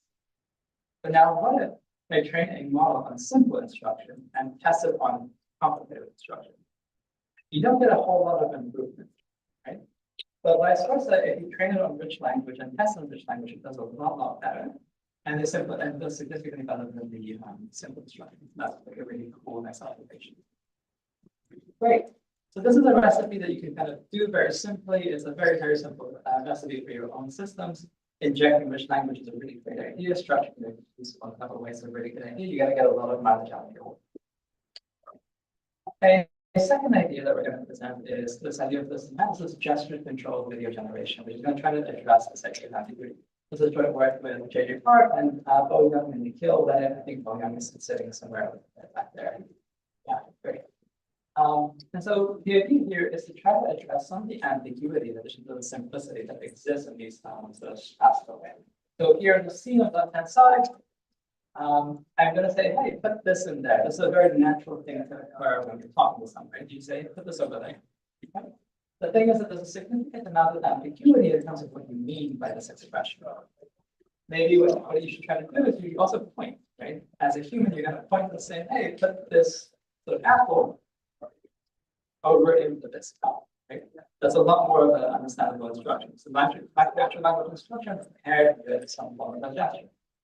And so the idea here is, can we imagine a world where we can provide gestures in addition to natural language to make predictions about the future? So, in this example, for example, you're saying that there's a first frame, the green and the yellow, red are highlighting for use of the gestures, and then the model is going to make a video prediction. So you're going to say, hey, close this. You're going to give it a little gesture. The model is successfully predicting the second row that you're shutting the drawer. You say, put this near there. You're giving the suggestion of basically moving the banana over to the other object. Or you're saying, hey, put this object instead of this object. The video prediction is successful and predicting the outcome of these actions. This is sort of the whole key information. If you can provide gestures in addition to language, you're going to significantly improve your ability to predict the future and your model's ability to take action. So, yeah. Cool. This is sort of an implementation architecture. What I don't want you to try to parse right now is exactly how all this detail works.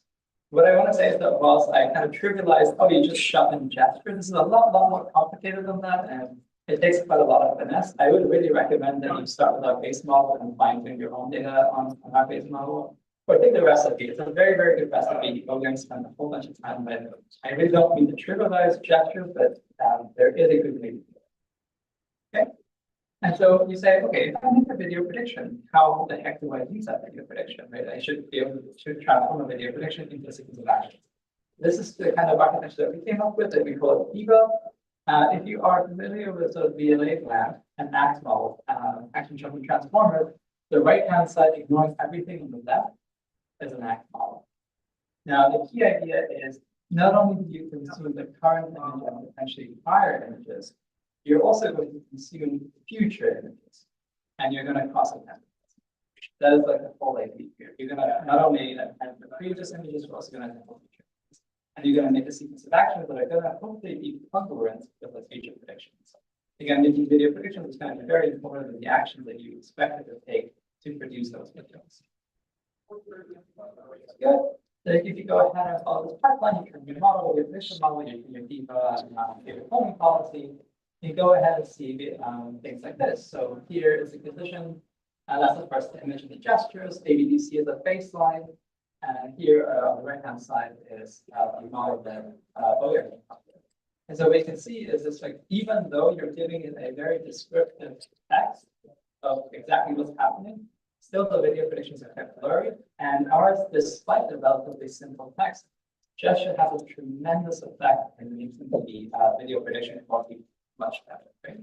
And this is a very, very good thing because now you're not so tied to the data distribution of your language adaptations. Your gesture adaptations can do a whole lot for you. Cool. Very nice. All right.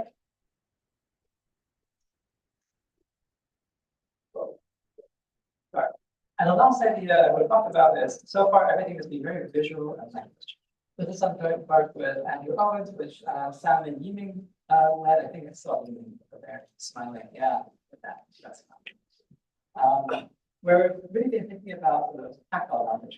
So how do we, in addition to thinking about visual foundation models, how do we do tactile? And so the inspiration was drawn from this demonstration. So here, again, the robot is going to grasp an object. It's going to take that object and try to manipulate an object in the environment. So here, the subject is a block, and there's some polyhedral object in the scene. And what you're trying to do is balance an object in one corner. And so you have to worry about the frictional interaction between the grasped object and the environmental object, and the environment itself, and perhaps the frictional interaction between you and the grasped object. Right? There's a lot of complicated things happening here. But we're not very satisfied if you can do this capability only with this tactile sensor, right? If I only have my own one bespoke tactile sensor, I can do this in my lab, you won't be super happy. And ideally, you want to have your own tactile sensor, repeat this capability, right? That's kind of the dream for a foundation tactile model. And so what we're looking for is the skill on the left-hand side. What's happening to the videos? The skill on the left-hand side, which is on the soft bubbles, transfers the skill on the right-hand side, which are the gel cells. These two sensors are fundamentally quite different from each other. The bubbles are quite soft, they're quite big, whereas the gel cells are quite rigid and quite small and have a much smaller compact. And so how do we start to think about generalization across tactile samples? One idea that we're going to present here at ICRA is this idea of contrastive cluster pre-training. So the idea is I have an object, and I have access to some number of tactile samples. In this particular study, it's 2, and the soft bubbles and the gel snaps. What I'm going to do is spatially grasp the object, the same location, using it through different sensors. And so that's the same object. Each column is one individual grasp. And what we're doing is we're showing to you, okay, this is what the signature would look like if we were to grab it with the gel stems. This is what the signature would look like if we were to grab it with the soft bubbles. And you can sort of visually see that there's some similarity between these sensor treatments, right? This should both kind of look like these Y shapes. What we're going to do then is what we're going to do then is train a contrastive model. So if you've seen the clip, this is just like a model where you can pretend the top row is the language the bottom row is in. Okay, this is just contrastive learning 101. And so the idea is that we're going to take grasps that were in the same configuration, and we're going to align the embeddings from those. And we're going to push apart embeddings that are from disparate grasps. So if I grasp another object with the same object in a different configuration, those should be negative pairs. So we're going to take a whole bunch of positive, negative pairs. We're going to align these representations in latent space. And every perceptual capability we're going to do is going to be learned in this latent space. And so it won't care which sensor provided the reading. As long as they're embedded correctly, you really, really don't care which one provided. And so I'm going to show you this in the context of a tag insertion task where the robot knows how to classify things in the latent space, and it has not necessarily seen any of these objects as training sets that adjust them. And so what it's going to do is it's just going to try to basically say, oh, I'm going to take this tactile signature, I'm going to put it into latent space, run my perception stack, take an action according to it. It's blind, those colors are just for us to know if it's done a good job or not. Great. So hopefully I've convinced you that there's a lot of room to explore here where task goals are often quite simple, they're quite static, and there's a lot of ambiguity in natural language that is going to hinder the performance of a lot of these models moving forward. There's lots of good ways to try to address these issues, and we've taken 2 steps in the right direction. And I also think that really there's a big future in doing vision and language and touch, potentially sound, and all these other kinds of modalities. Ion talked about infrared and UV and all these cool other modalities. So how can we put more of that information in? So our ethos is that interactions are fundamentally multimodal. So let's just give the robot as much context as we humanly can. So as long as it's easy to collect, it's simple to collect. I think most of this is pretty much. And pixels alone leave a lot of information on the table that is quite accessible to us with progressing VLMs. And so you can find these papers here at ICRA, check them out, really awesome work. And in terms of sort of deep questions that the organizers got, I think everyone brought up some really good points. I will just talk to you about someone who worked a lot in manipulation. This is a really wonderful book. I was recommended by Ted Allison. To read is called The Hand. Frank Wilson was a guy who worked a lot on rehabilitation of surgery and study of the anatomy of the hand. It's a deeply interesting book about how the hand played a role in the cognition of humans and how human cognition is a function of the hand. It's a very sort of fundamental idea. And in reading this book, I find it really interesting that we pre-train these VLMs and VLAs on these massive internet scale sort of vision data sets, essentially. And then we just sort of try to fine-tune them on physical domains, right? We're just sort of deeply hoping that there's enough sort of information in the visual to get you to understand something about physics. Whereas that's not really how humans mature or learn, and it's not how our evolution has been at all. A lot of the way that we evolve is a fundamental interplay between how you use your hands and how your brain thinks. And these are very intertwined. Apparently, there's no feedback in any of our methods that would improve our VLMs based on physical interaction. The VLMs are pretty much static right now. So it'd be really cool to see a future where taking actions can improve the physical understanding of VLMs. I have no idea how, but maybe one of you will figure it out. And with that, thank you very much, and have a great day.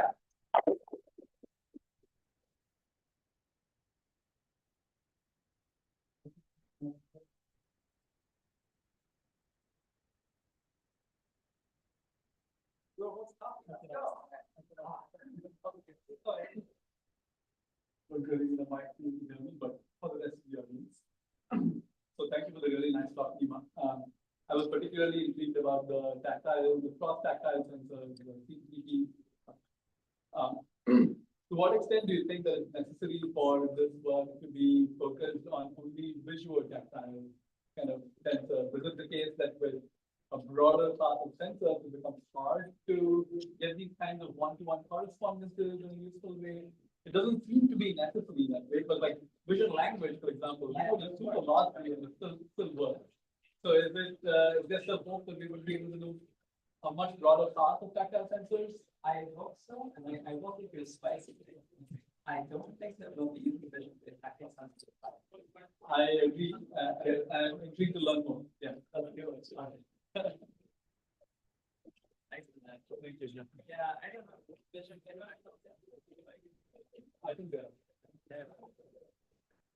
they give you a lot of information, but I don't. Okay, so from now it will be the poster session, and starting from now until 3:50. So please come back at 3:50. It will be the last session. Like it feels like it begins with the technique. Yeah. Like, I mean, it's useful for the kind of thing that have to learn how to do this thing. So it's like when you start to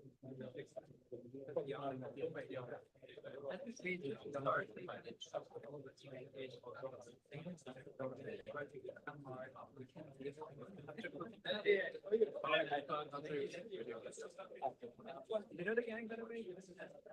Hey, you mentioned the meeting, I think you were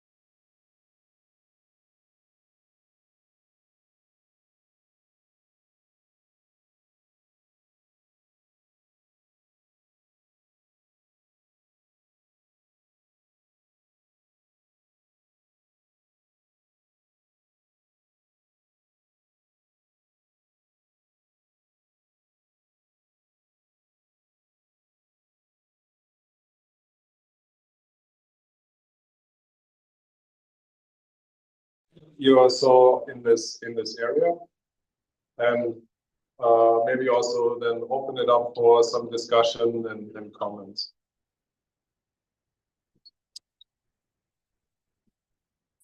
So the real motivation behind a lot of what we've been trying to do is trying to figure out how can we generalize some of these methods that we have seen to new problems, right? And I think that's been kind of a fundamental limitation with some of the previous methods in learning that we've seen. And so just to give you kind of an inspiration more from kind of a cognitive side, if you think about how, and this is a very abstraction roboticist view, just to kind of put that in context, when you think about what we've been doing a lot right now is you can think about the visual cortex, right? You have some V1, V1, 2, 3 processing, and now we have a way to get good features.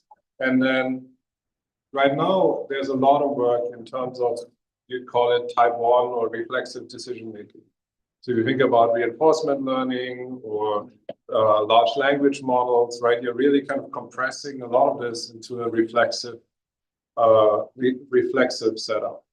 And so, and if you think about what we do, 90% of what we do in a day is in that level, right? We actually don't think as much as we, as we claim to do, right? Like, you brush your teeth, right? You're probably in this paradigm, right? You don't really explicitly think about it, but it's a complex thing that you're doing, that task, right?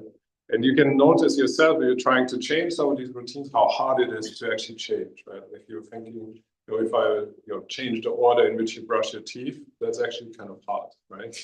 So then once you start doing that, you're getting into a different mode. Now, the nice thing in this setup is you have this feedback and you can learn, right? So you can just do feedback learning, you get gradients, learn a network, everything's happening. But there's a second part to this, and I think without it, we're not going to get to very smart robots in the long term, right? And so that's about this type 2 or reflective decision making.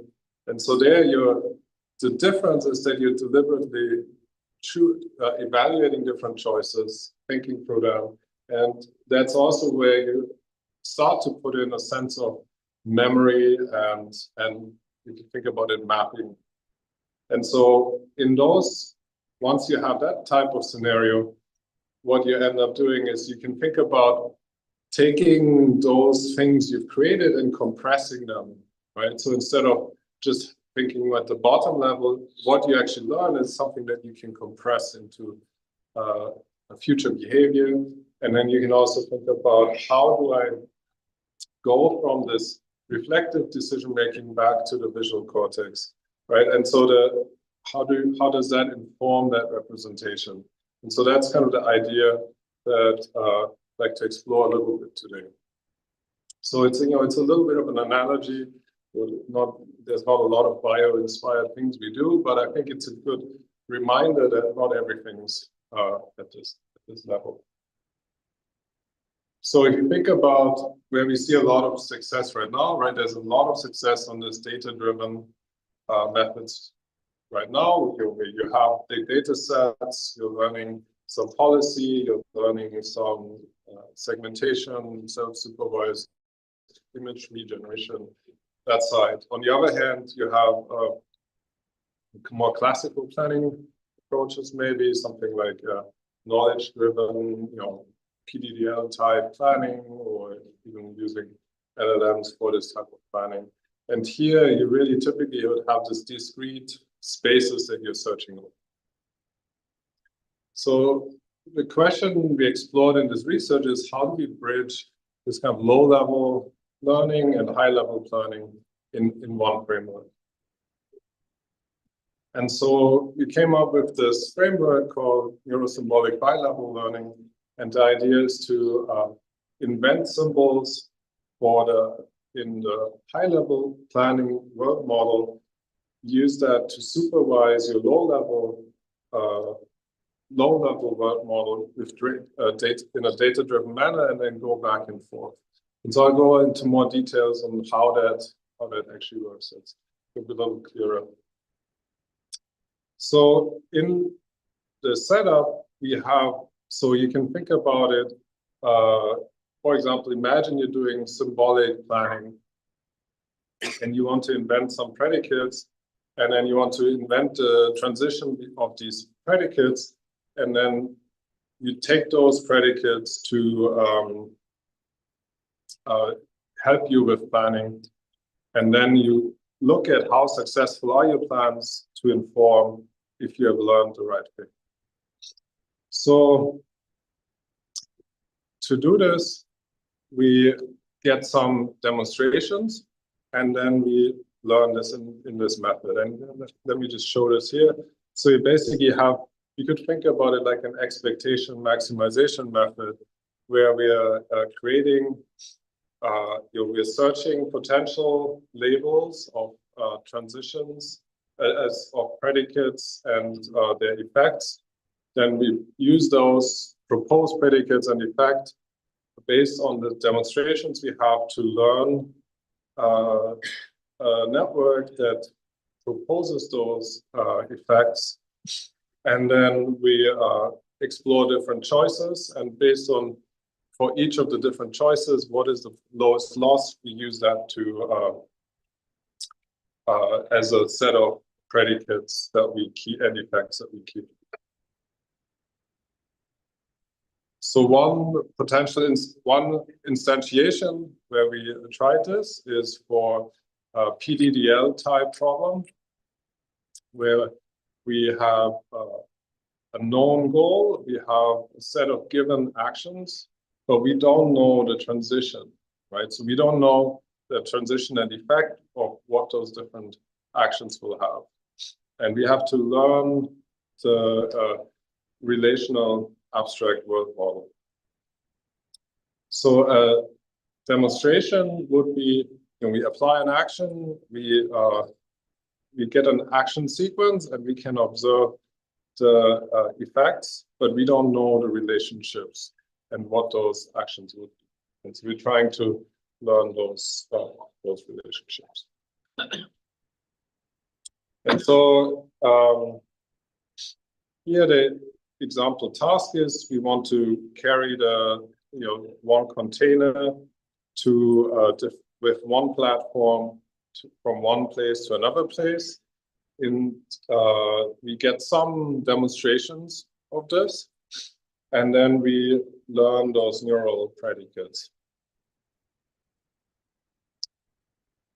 And so when we now, during test time, have a task where we need to move two platforms to do this task, because we stay in this symbolic space, the system will generalize, even though it's only seen demonstrations with one platform.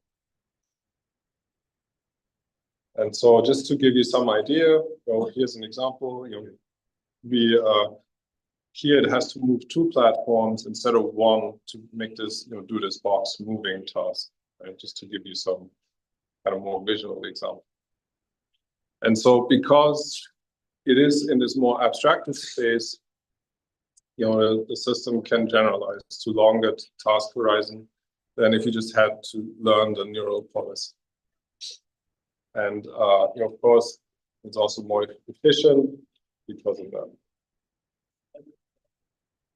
Now I'd like to come back a little bit to this kind of analogy, is that this idea of doing this bi-level learning really gives you a way of supervising the system and getting you some intermediate representation that is useful for your tasks, instead of you trying to manually define that representation. And so so we're trying to combine here this reflective decision making, which comes through the planning, with that learning net mapping. So that's kind of a high level idea. Now in the future, we'll try and extend this idea, right? one of the things here is that our memory and our neural representation is pretty limited, but we have much more sophisticated mapping available that we can use to make smarter decisions. So how can we use this to extend this whole idea to more complex problems? So that's one of the things that we're looking at.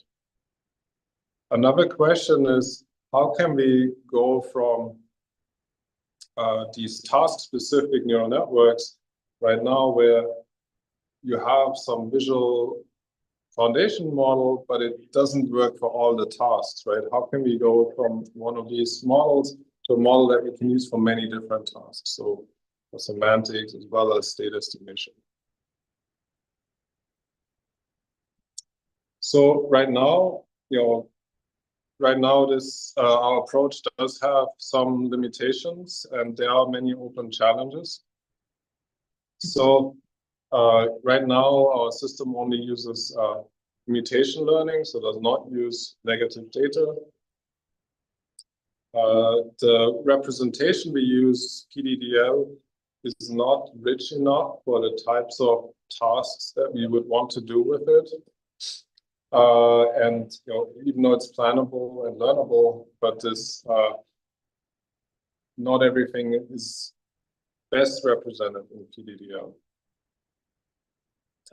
And then the other part of it is the skills right now are given, right? So we have a set of these skills that we assume create actions.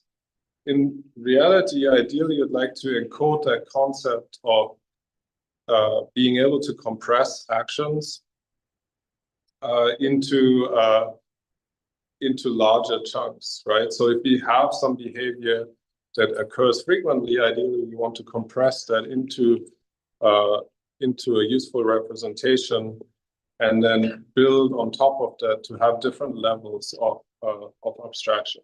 So if you're, for example, learning a skill for the first time, maybe you have very fine-grained actions that you work with. As you do that a lot, you want to compress that into a set of more abstracted action that you can then plan over. And ideally, we want to do that without manually defining those boundaries or selecting this. So this is some future work that we're interested in. Just to summarize, we came up with some neurosymbolic word model that combines these neural predicates with a symbolic transition model and a neural sampler. And this neurosymbolic bi-level optimization learns the model jointly with high efficiency. And we combine this model with this PDDL planner to give us some generalization. Thanks, everybody.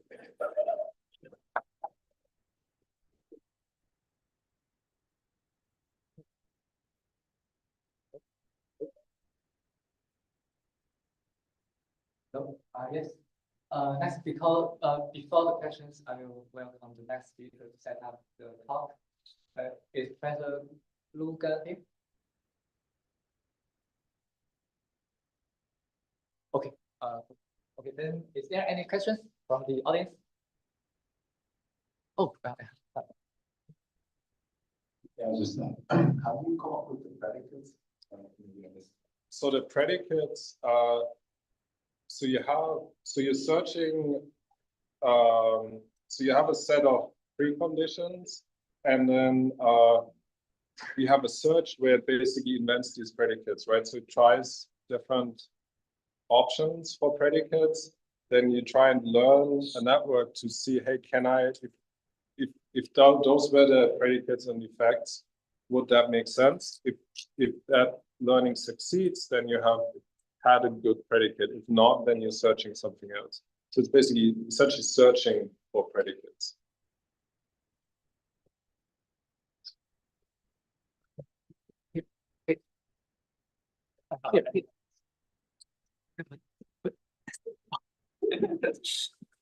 That's okay.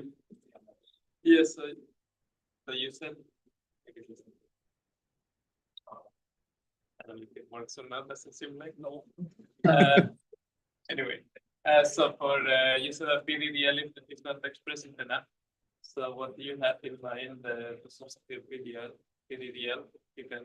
Yes. You know already. So the question was if what we have as in mind as alternatives to PDDL, and yeah, I mean I think right now we don't have a good answer because like Python itself is definitely expressive enough. I don't want to learn over the space of all of Python programs. So I think trying to find something that's a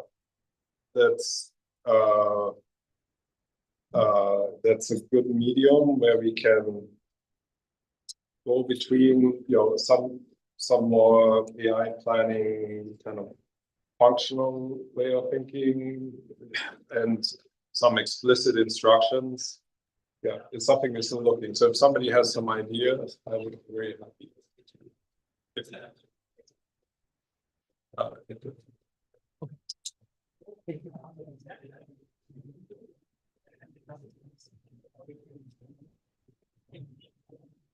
Well, one of them is RDDL. Okay. But ICAP switched to that, I think, 2 years ago. Okay. It'll do continuous actions. It's got other problems. And then an actual question, which was, you mentioned one of the limitations was needing a set of actions to decompose over. That's a pretty common limitation. You're not alone. I guess, how do you think we're going to get away from that limitation? Right, and I think that's one interesting idea. So if you think about a lot of recent successes in RL and so on, right? You are developing these particular policies for certain things. And I think building on top of that to kind of decompose in that sense, or trying to use essentially just some of these executions of command states to build chunks of policies or some of these, and having some way of combining them into larger chunks, or just having smaller chunks that you plan over. I think that could be one way to try to avoid explicitly planning. But yeah, I mean, that is another open problem. Yeah.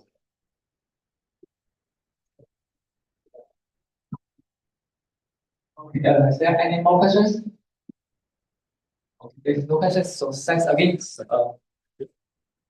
Okay, thank you.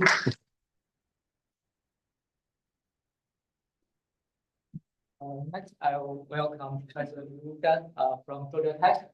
Okay, yeah. And his talk, will be about morphology informed neural networks or the likelihood of autonomy.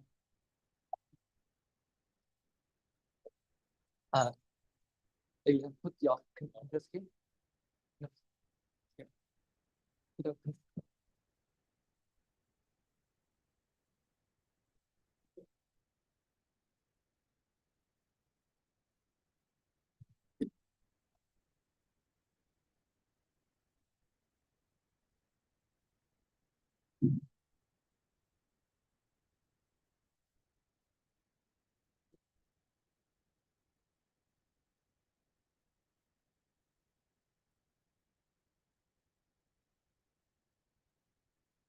Also stand on stage if you like.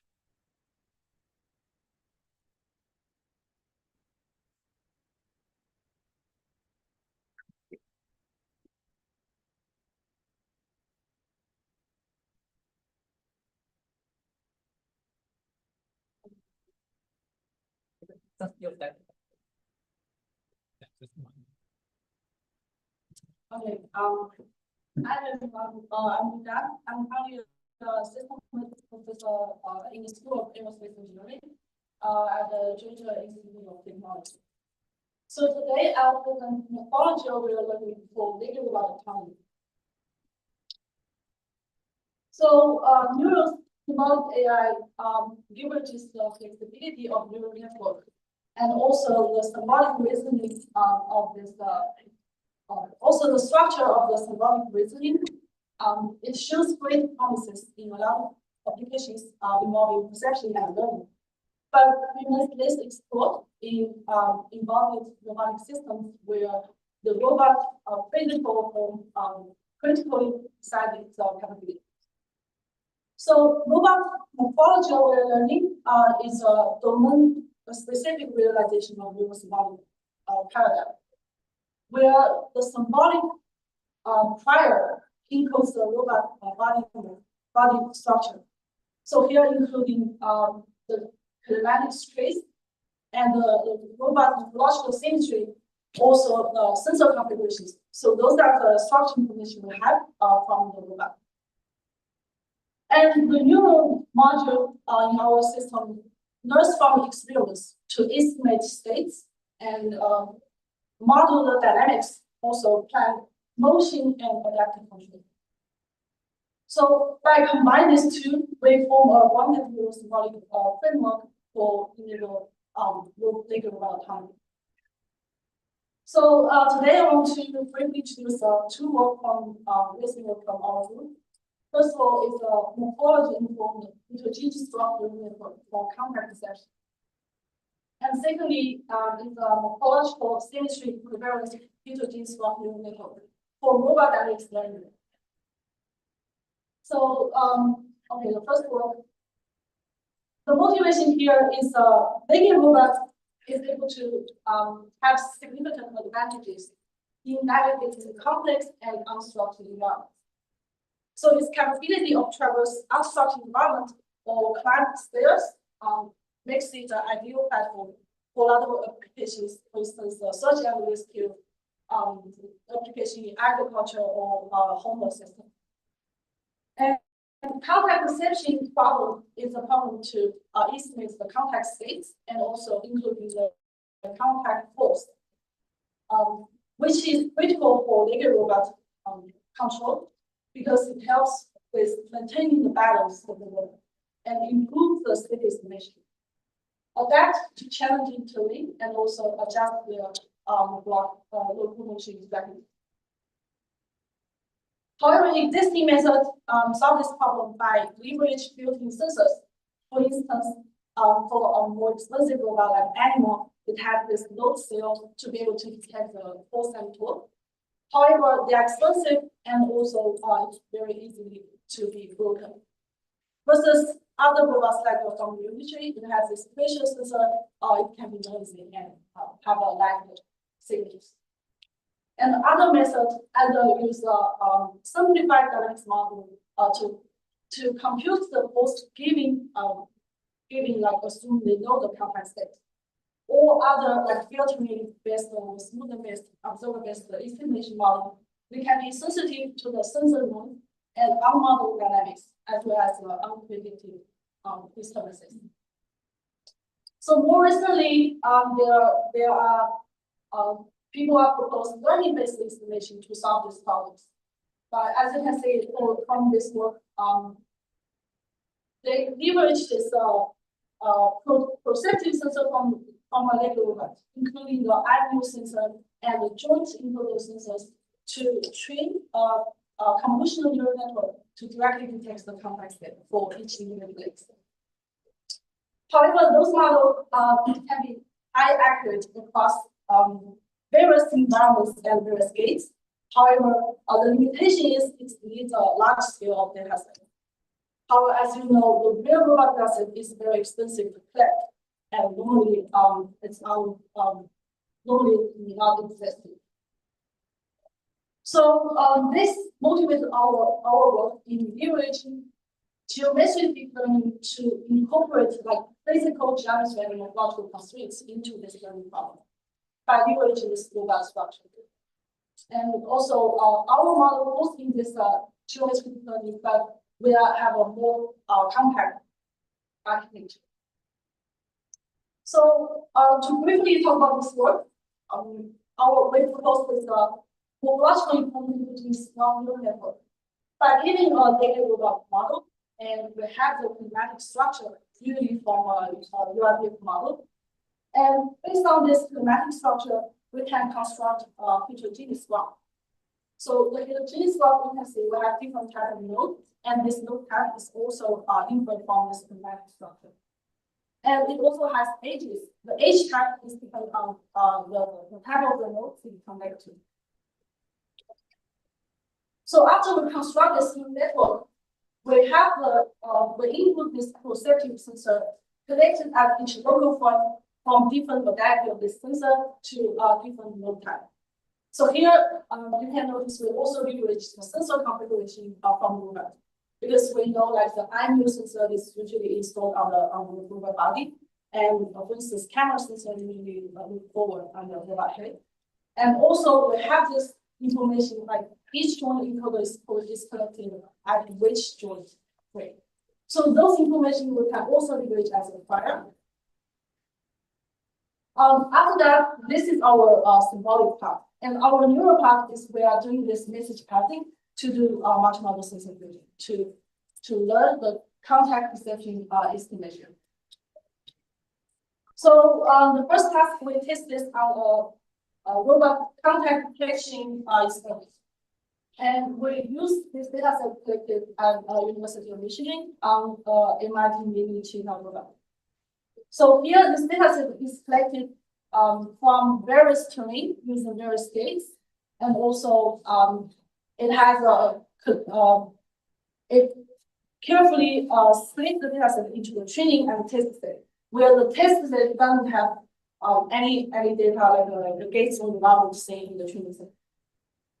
Also, this data include the synchronized data, including the joint states, IMU data, the foot position, foot velocity, and contact state data. At 1000. So we train our model and compare with different models. So here the CNN is a model proposed along with the data set, and also we compare with another state of the art model that equivalent CNN, which is proposed by 2023 in RSS. So which leverage the morphological state tree of each robot. And as you can see, our model MHGN performs consistently well for all the legs. And here, the state accuracy is an overall accuracy, which means it is correct only by like correctly identify the states for the volumes. So as you can see, the overall state, the overall accuracy, our method significantly perform better than other baselines. Also, we are interested in to see what is the training ability of our model. So here in this experiment, we train this model with a baseline by like the different numbers of training data. And as you can see, our model by using only 10K of this training sample can achieve like a higher than 0.85 accuracy for the overall legs. And so this shows our model has a better performance and generalization ability because the test set is not say in the training data. And also it shows our model has a much higher sample efficiency. So what about the model efficiency? We also have a ablation study on different number of parameters our model to have.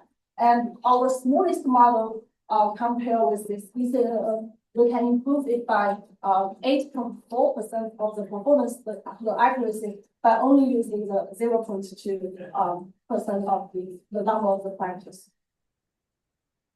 So the second experiment is on the ground reaction force estimation. Because we don't have the ground truth GIF collected online, so we generate this ground reaction force using a simulator. And also by varying different terrain frictions, different slope, and different walking speed, and we split this also to a training and unseen test set. So we compare our model with a dynamics model based ground reaction force estimation and another neural network by using a simple NLP. As you can see, our model, the ground reaction force estimation by our model lies with the ground truth ground reaction force. So more recently, we are trying to test this model on a real robot, and also we try to train this model to be able to unlock that. So we are collecting this ground reaction force data at the Georgia Tech High Lab, using this postcard. Also, as you can see, we also collect the states using motion capture system, and we try to publish this data set for the community. So, so the reason why our model is more sample efficiency, so you can intuitively think, because we use a graph neural network, and the weight, the type of the edge is defined by the type of the nodes. So essentially, between these two joints, the model shares the weights. So as you can see, for this quadruped robot, the weight is actually shared among 4 legs. So this is, we are doing this data orientation by 4 times. Also, that's also the reason why our model achieves higher model efficiency, because also the sharing the weight. However, this has some problems, because for some robots, the 4 legs, they have different parameters, different capability. So they shouldn't be sharing the same way. That's why it motivates our second work on morphological symmetry equivalent heterogeneous graph neural network. We're trying to design this graph neural network to be able to formally model this morphological symmetry for different robots. So I want you to quickly look at what is the morphological symmetry in robotics. The morphological symmetry, as you can see, essentially is the state can be equivalent after some geometric transformation of the robot. For instance, the robot is a mirror along this y-z plane, and if we add this symmetry transformation of the states, the force and the dynamics model is also equivalent. So this property is defined by the robot itself. For instance, some of the robots, like solo robot, follows this people symmetry. Versus some robot like the A1, it actually only follows C2, which means the front leg and the rear leg shouldn't be sharing the same legs. So this is also a illustration of what the morphological symmetry means. We can see the solo robot has 2 morphological symmetry versus A1, and we can place in the human robot has only like C2. So therefore, build upon our morphological informed heterogeneous graph neural network. We design a morphological input encoder and morphological output encoder to transform the sensor input to be able to follow the morphological symmetry equivalence. And besides this, we also construct our graph based on the robot morphological symmetry. So we first identify what is the symmetry group of the certain robot. For instance, this one follows K4, another follows K2. So we construct the subgraph. This one has 4 subgraphs. By the subgraph is framed by the identically the kinematic branch. For instance, here the 4 legs are identical, and those two sides are identical. So the third state, the fourth state, we are checking each node. Here the robot base node from previous one only has 1. Then it's smaller than the morphological group. So we duplicate that the base node and then connect the whole graph to form our morphological symmetry equivalent graph neural network. So we test out the same problem. So this is direct detection and also ground-rising force estimation. Also, we include another experiment on centroidal momentum estimation. And with this is for different robot, try to include the both K4 and C2 sections. And as you can see, our model denoted by the light purple has consistently performed better than other baseline, including our previous MIHGM. So more recently, we are interested in this morphological, we are reinforcement learning. Given our morphological network, our joint is actually can be naturally just output the joint torque and the uncertainty of this action again. So we are designing this morphological symmetry equivalent by using our neural network. We use 2 networks. One is actor network and one is a critical network, where the actor network is morphologically symmetry equivalent, and the critical network is morphological symmetry invariant. So we don't want it output the same value for the same action.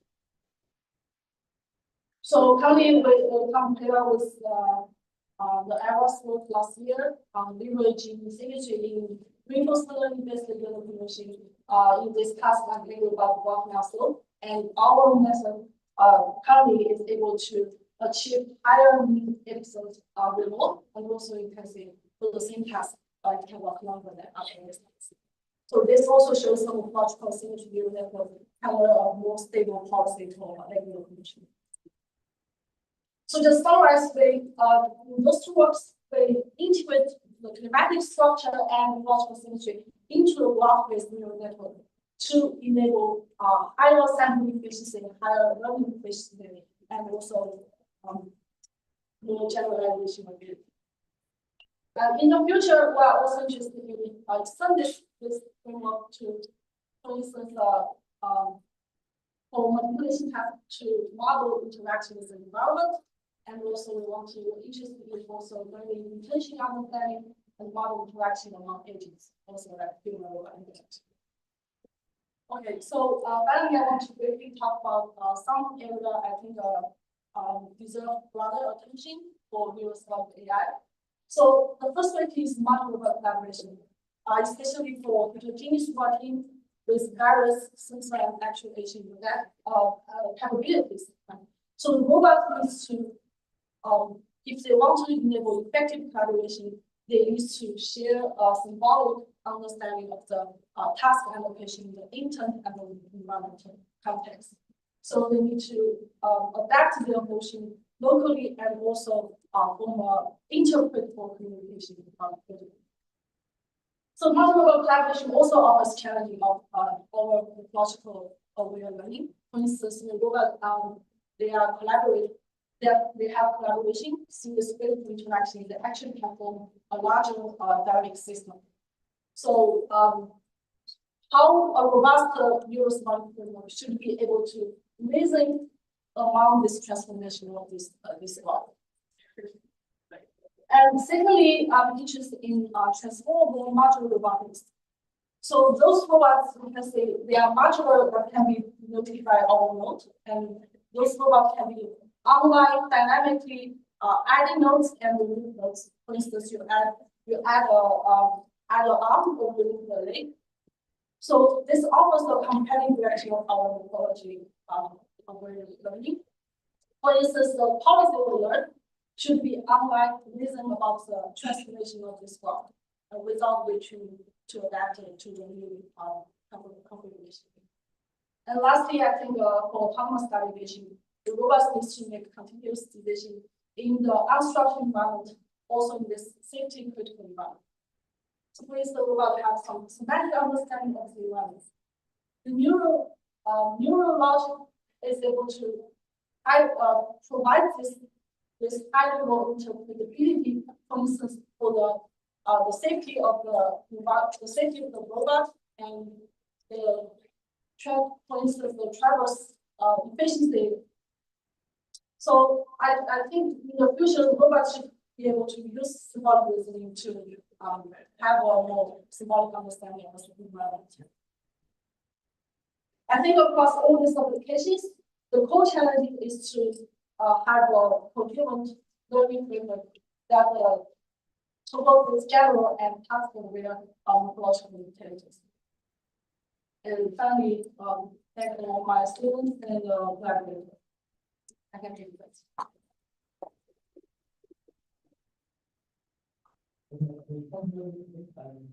Next, I will start my questions. Yes, that is when we talk about spectrum.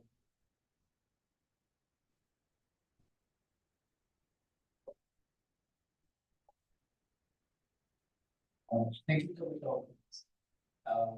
In the morphological aspect, do you think it would be possible to adapt the morphology of the robot on the cloud in response to the Is it the environment or environment stimulus, or perhaps the one? Yeah, that's what we are trying to learn. This is what I mentioned in the future. So when the robot comes from the modular robot or the robot collaboration, they are actually dynamically change this configuration, and we have each one collaborating dynamics and dynamics. Right? They also probably use some video they will remove some of the functionality. So we are trying to roll this policy back online by like symbolic understanding without the training. So that is And the symbolic framework, will that be largely predicated upon the environmental stimulus or the state of the robot or both? sorry, could you repeat this? The symbolic description, will that will you take into account the environment or only the robot, or is it both of them? Okay, so currently, for the previous work at robot for contract prediction, we are not considering like environment information. Purely in terms of the perceptive sensor data. But for like the constant reinforcement learning, we actually input the environment information. Like the training prediction, our information into this. Thank you. Any more questions? Yeah.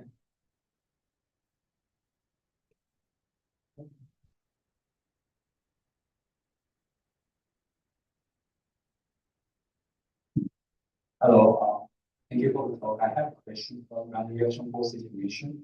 So, I assume like the swap is like estimating the ground reaction force on the rigid and flat ground. Like, is it able to predict the ground reaction force on the non-flat terrain, or maybe something like the ground with the rigid blocks, like more complex like unstructured terrain? Is it able to estimate GRF? Yeah, so we are using our data-driven method, and so we are learning from the data, essentially summarized learning right now. In the future, we are trying to make some more online application or self-supervised learning. But right now, since the data is related to the data happens in the environment, then it is able to generalize. It's like as long as you have to see like ground truth simulation data, already you could estimate with the kind of things. Yes, but we also show the generalization ability of this network. Like we are actually testing our unseen training data.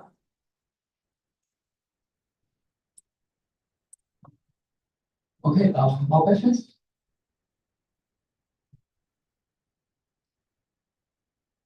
Okay, if no more questions, let's look at Abby.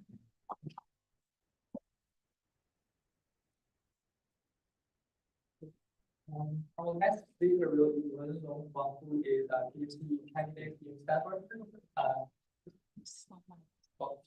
Sorry. Oh, your next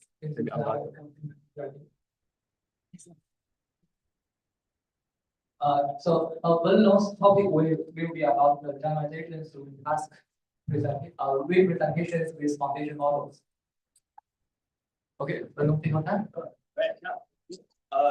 Hello everyone. Yeah, so very happy to be here and thank you for coming. And here today I will talk about the topic of generalization through task representations with foundation models. I'm currently a PhD student at Stanford, advised by Professor Vivi, and then this will be summarizing kind of the works that we've been doing in the past few years. So I would say, as a field, achieving this kind of open world robots has really been kind of one of the North Star for manipulation. And this video from almost 20 years ago on the Stanford Personal Robotics program, PR1, I think it's really one of the examples that truly exemplifies the North Star. Except it was carried out by the rest in that. But if we think about the problem, why we haven't have like robot others in our home today, I would say what is really the decision around that here?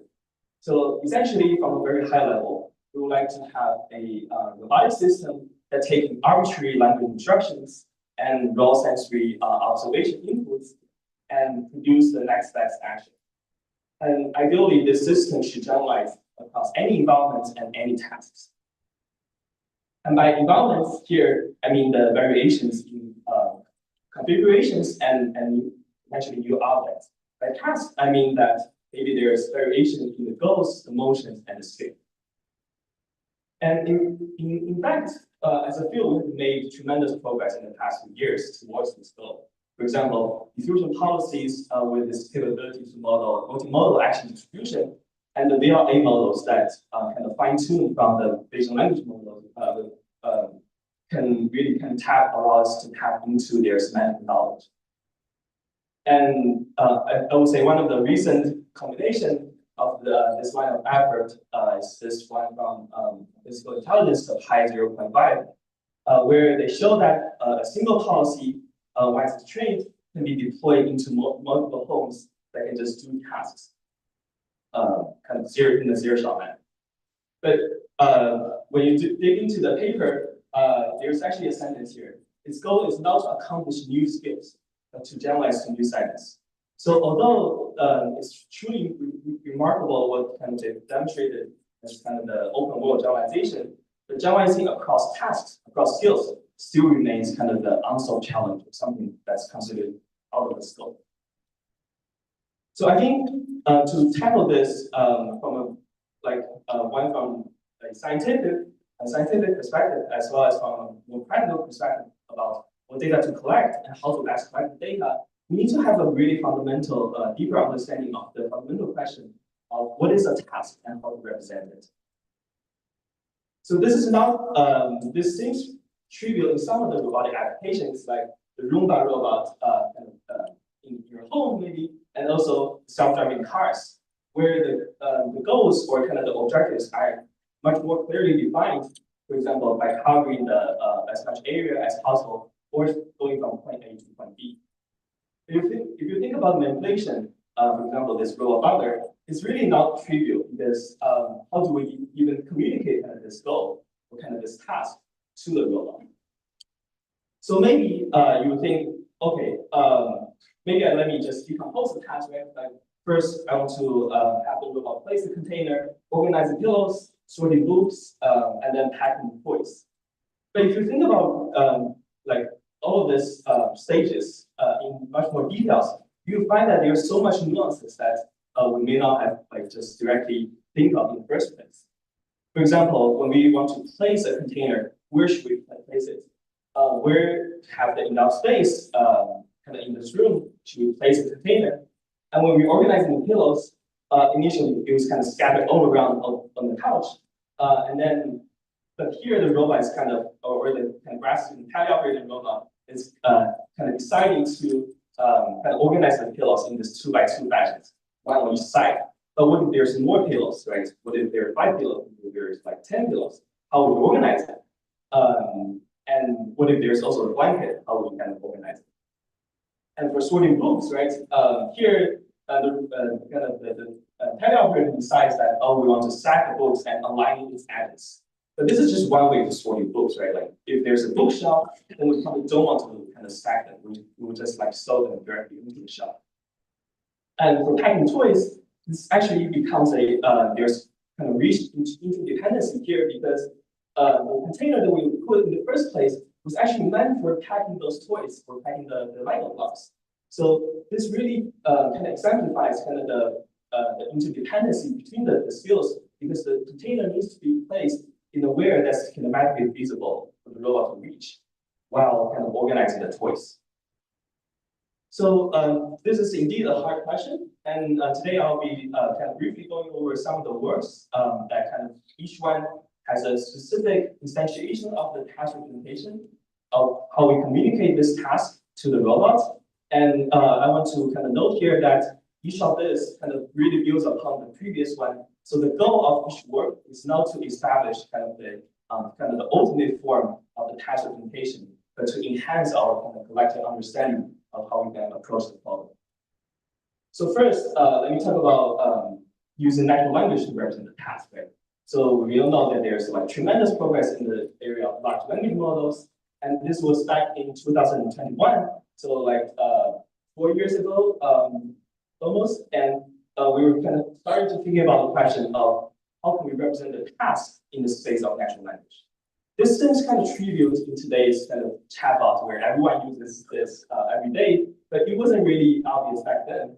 So we kind of investigated in this virtual code environment where you have a set of admissible skills that's already implemented by the developer.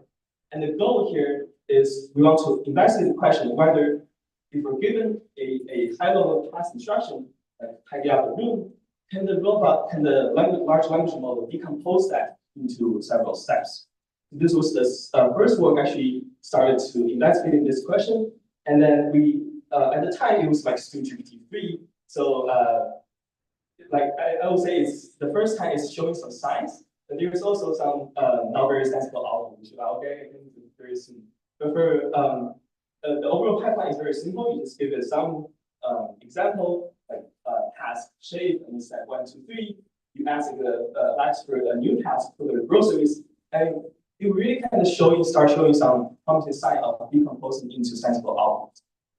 And there's some not very sensible 1 and 2, and this is my favorite. Like if you ask it, take kids to school, given that prompt, it would say, walk to car, open car door, get kids out of the car, put kids into school bus, close school bus door, sit in car, and get drive forward.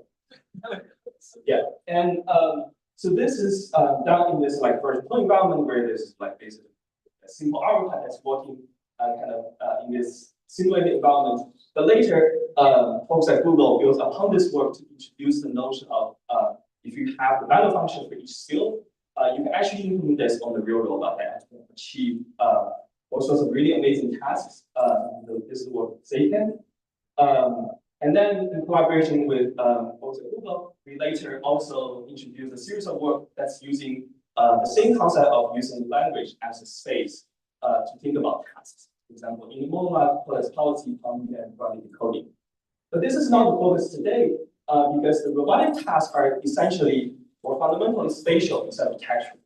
So if I want to learn a quick laundry folding trick, then I just need to watch this video for like 10 seconds. And maybe I can sort of learn it. Well, maybe not 10 seconds, like 30 seconds. I can definitely try to learn it. But if I would give you like a kind of like a text description of what this is doing, I probably will spend at least like 10 minutes to really understand what is going on, etc. So this is the idea that we want to kind of highlight in this work called composable 3D value maps for robotic manipulation with language models. So this is introducing the notion of using 3D value maps as a kind of task representation to communicate the task.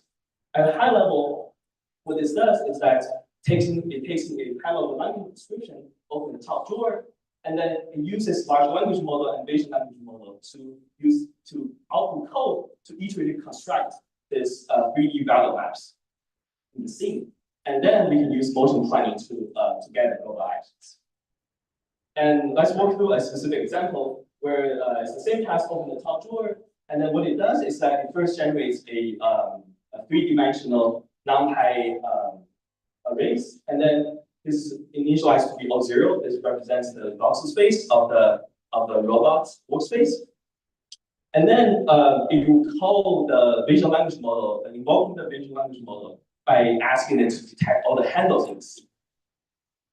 Okay, there are 2 handles, but we want the top handle. So what it does is that the LM will output identify the z-axis, and then kind of sort them by the z-axis, and you find the top handle, and then it assigns a positive value to that location. Finally, it does a smoothing to kind of propagate this to the entire workspace. And also, we can add an additional instruction like also watch out for that vase. What it does is you do something similar. So you like tag the vase in the scene, and then assign the negative value to all of the vase kind of occupancy map. And then we also smooth this by building on top of the previously generated 3D value map. So after this, we have a holistic kind of 3D value map that serves as the way to communicate the task to the robot as a task representation. Then we can just use off-the-shelf motion planning to solve this simple optimization problem of finding a path that traverses the scene that accumulates the lowest cost. and this will enable the robot to approach the top handle, and then a new 3D development is generated to allow it to open the top drawer. And we also demonstrated this across many different other tasks. So all of this does not require any task-specific data, and it's doing state-stopping manipulation with the perception action loop at 10 frames. But there's so this work essentially grounds the kind of the task implementation into 3D space. But one important thing that it misses here, as I was talking about in the intro, is that it misses the time limit. So think about this task of like pouring, taking out your teapot and pouring into the cup. It may not be obvious because of the projector here, but essentially there are like 4 kind of critical requirements that you need to satisfy, right? One is you want to pick up by the handle of the teapot, and then you want to kind of transport it, the teapot without spilling the tea by keeping it horizontal, and then you want to align it to the opening of the cup, and only after that you can start pouring by tilting the teapot. So all of this is interdependent and strictly depends on the success of the previous one. So how can we model this, right? So Box Poser essentially established this a spatial composition at space level in 3D space. We want something that can establish the composition at the temporal level. So what is something that can allow us, what is the task implementation that allows us to model this?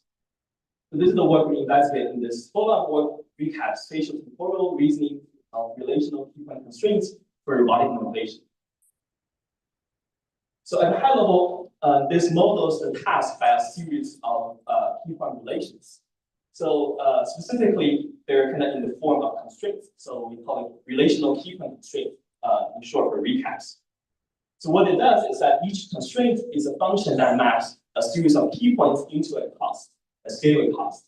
And then the task is represented by a series of this kind of recap constraints. And then after we have this constraint, this is some callable constraints, which I'll get into very soon. Then we can perform constraint optimization to find the actions that satisfy the constraints. So this is a task that I was showing. So how do we kind of get these constraints and what specific forms they take? Is this. So we first use large vision model to kind of identify the key points, relevant key points in the scene. So specifically, we're using segment anything and Dido V2. And off the shelf, they can provide, through some combination of them, they can provide the relevant key points in the scene. For example, the teapot handle, the teapot spout, and the cup opening, as well as we add one for the robot manufacturer. Then we can overlay this key points onto the image, as well as using the instruction. We feed all of this into a vision language model, GPT-4o in this case, and then you first decompose the task into several stages. For example, stage 1, 2, 3, and then it will generate 2 kind of constraints. One is the path constraints, and the other one is the sub-goal constraints. So each constraint is a Python function that takes in the array of key points in the scene with x, y, z value, and you do some computation. For example, here is calculating the L2 norm between 2 key points and return their distance as the cost. So all of this is Python snippet that's written but not evaluated. So after we get this, we can also get the path constraints as well as for all other stages. Then using this for this task, right? The first sub-goal constraint is the distance between the manufacturer and the spout. The teapot handle, and then this is the task, the stage 1, where we want to kind of grasp the teapot. And for stage 2, the path constraint is that after we grasp the teapot, we want to keep it upright and horizontal without spilling the tea. So this requires kind of the teapot handle and the spout to be at the same height. So that's also a constraint specified by VLM.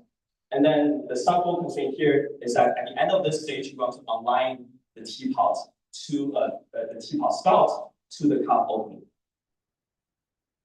And finally, while it's aligned, it's only in this last stage, stage 3, that we can start pouring.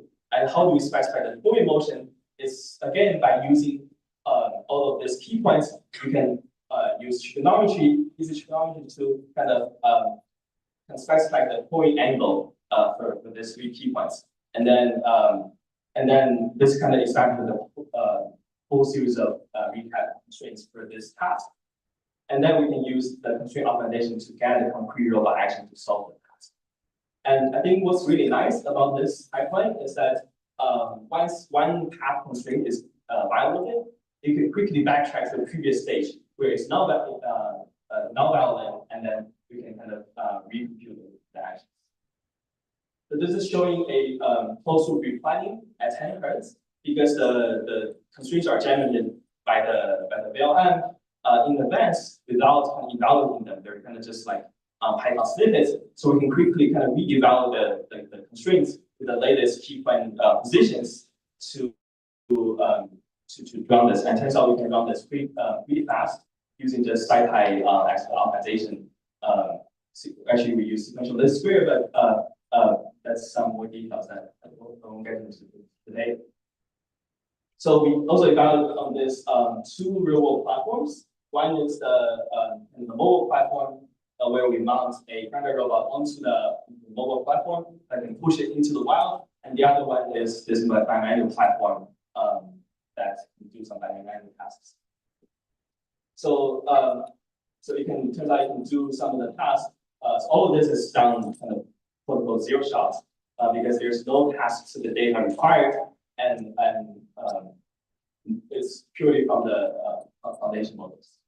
This is sorting a polecat into one of the trash bin, and then this placing shoes onto a shoebox where the robot needs to think about how you can fit the shoes, both shoes into this type box, and then as well folding a blanket as collaboratively with a human, and also storing this book into this tight space, as well as taking this box again with the human, and finally it's like a long task preparing for like black breakfast tray that we did as an extension case studies. And turns out using this pipeline, you can also specify really kind of, I would say, human-like clothes folding strategies for different clothes. For example, we have different kind of preferences and style for folding different clothes like sweater, dress, vest, shorts. And you can simply just prompt the VLM to generate how exactly this clothes should be folded individually. And we can extension this again to the pipeline. So that was like using 3D value maps and key point relations as a way to communicate tasks to the robot. And it's more on the discrete side. So what about some more probabilistic formulation? For example, can we ground this kind of knowledge task classification into the pixel level continuous probabilities for the robot to communicate the task to the robot? And turns out this is like, again, a well-studied problem in the field, and it's typically referred to as visual affordance prediction. So ideally, what it tries to do is like given like an instruction like sit or listen to music or hold or open, it will try to predict in this pixel space what each pixel from 0 to 1, what's the probability for each pixel to afford kind of the task. And this is a hard problem because it's typically very hard to collect this kind of label. For example, it's hard to ask humans to kind of draw this by hand, right? So so we really need a way to kind of scale this up, an automatic way to scale this if you want to scale this up. And this is the work actually introduced. It will be introduced tomorrow, and it's we're really grateful that it's selected also as a best paper finalist at the ICRA. So essentially, we're going to introduce a pipeline that automatically do kind of the labeling with the foundation models. So how it works is that given a 3D asset, we first perform multi-view rendering. Then for each image it renders, we'll get the DynaV2 features. And then we're going to fuse this into a single 3D feature field by collecting all of these fields. And then we can do just simple k-means clustering on top of them. And using this clustering, we again usually prompt the VLM to kind of brainstorm what task you can do with this outlet and what's the region for this. And then we can kind of merge this back into the asset and then get this labels. So we kind of scale this up using a diverse set of 10,000 assets and instruction pairs.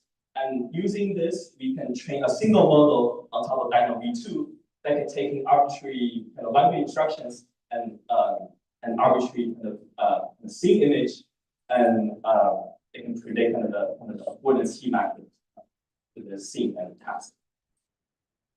And also we kind of show that with this affordance as kind of the visual representation, you can directly transfer this generalization capability onto the robot actions. So here is it can use by just training on 10 demonstrations, it can generalize to unseen poses and unseen instances, unseen categories, as well as some unseen instructions that has similar motions, but it's dealing with the different problem. So that actually gets to the last part of my talk. I want to zoom out a little bit and give some closing thoughts. So Andy previously in one of his slides, he has this really nice thought of showing how we can leverage foundation models for essentially internet scale data, help us get to the kind of robot intelligence that we want to achieve. I want to kind of present kind of like an alternative view of this. So this is a really hard problem of scaling everything up by just collecting all the data. So ideally, I want to kind of give another perspective of using these foundation models to provide this kind of task-specific knowledge in the form of some task representations. And then we can collect data, or we can develop some more fundamental kind of task-agnostic frameworks. For example, word modeling, planning algorithms, reinforcement learning, or 3D perception. Combining all of this, hopefully we can scale to many tasks and have a way to address this task generalization problem. With that, I would like to thank all of my advisors and collaborators, as well as mentees, and thank you all for your time. Thank you for sharing with us. Now we can take questions from the audience. If you have a question, please raise your hand.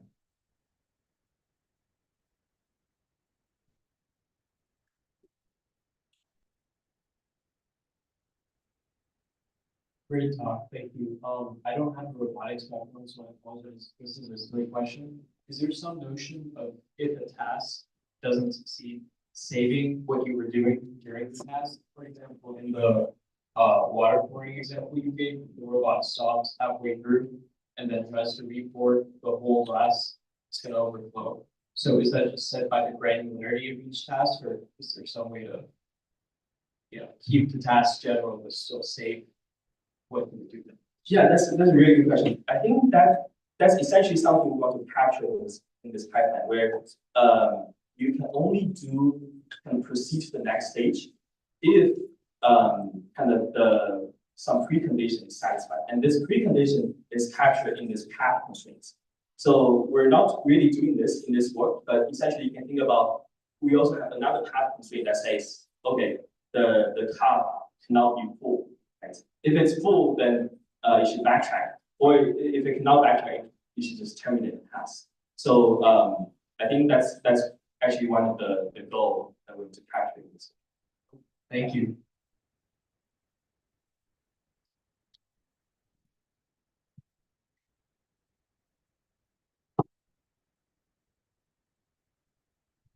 Thanks for the brief. I think we have presented multiple types of task representation. So I have a question: first one is very personal. Which one is your favorite? Is your favorite one? And the second question is this task representation also task specific? Yeah, that's a great question. So as I mentioned, like I don't think anyone of this may be kind of the ultimate form of what it would take, because I can obviously actually identify weaknesses for each individual one. But currently, so far, I think using key points, or if you think about dense key points, which is particles, right? Or from a 3D kind of vision perspective, this is kind of the Gaussian, people use the Gaussian spline and the Gaussian particle. I think that's really really on the general side that captures, I think most of the vast majority of what we want to do. Yeah, if that answers your questions. I may have a question regarding the recent affordance-based task representation that you talked about. So my question is, how do you evaluate whether the affordance is a good affordance? So basically, because for instance, if you have a picture of like 2 cups and the affordance, like, would you label it as like the affordance covering the 2 cups is the best, or say maybe sometimes you prefer 1 cup to be handled? So, or say, how do you label your data set if you are doing supervised learning on learning the affordance? Yeah, that's a great question. So, first of all, evaluation is indeed very tricky in this situation. So, in this work, we kind of went through very great details about how we can evaluate this. I think we tried a lot of different metrics, as well as using human kind of to judge kind of which one is better. So this is indeed tricky to evaluate. But in terms of the other question that you mentioned, if I understand it correctly, is whether if there are multiple instances of the same kind of object in the scene, how do we know whether you can do this correctly? So with this framework, the simple answer is that you cannot, because in this work we only do the rendering and kind of annotation in this single objects that's like rendered in simulation. So there's no kind of rendering multiple objects in the actual. The reason it works in the wild is simply because we use kind of upon the Dino V2 backbone, which is like a key design in this work. But it also entails this challenge that you mentioned, which is if we only render on single image, then if there are multiple tasks, it will simply just highlights all the tasks. So to tackle this, I think there are 2 ways. One is you can extend this labeling pipeline to the kind of the real world scenes.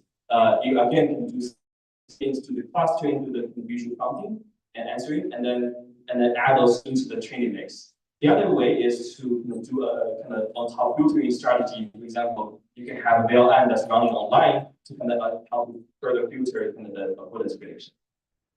Yeah, thank you. Because I'm also working on affordance learning, so I know it's a interesting question to explore in this community. Thank you. Thank you.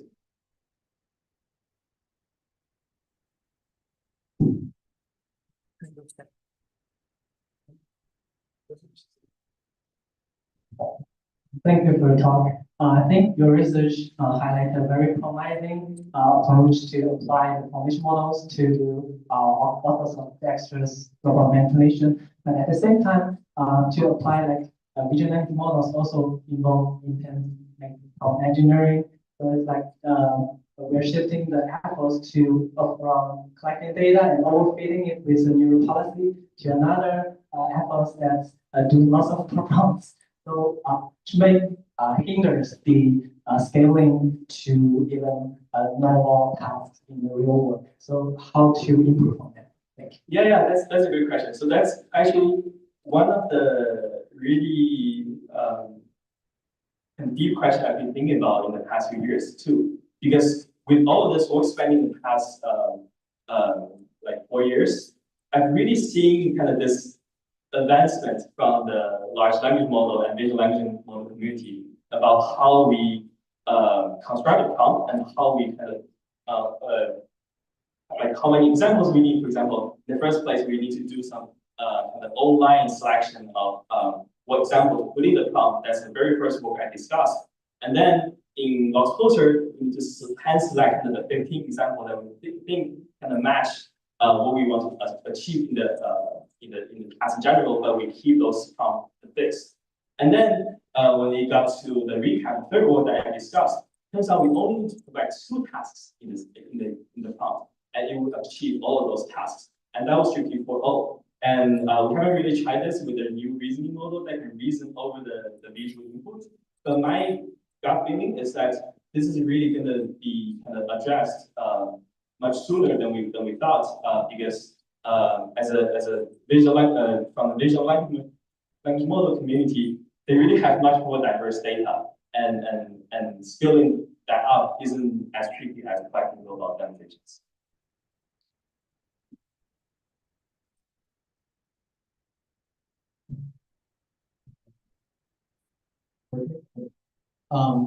So it seems like for the affordances case, you're really basically distilling Dino V2, right? To do the affordances.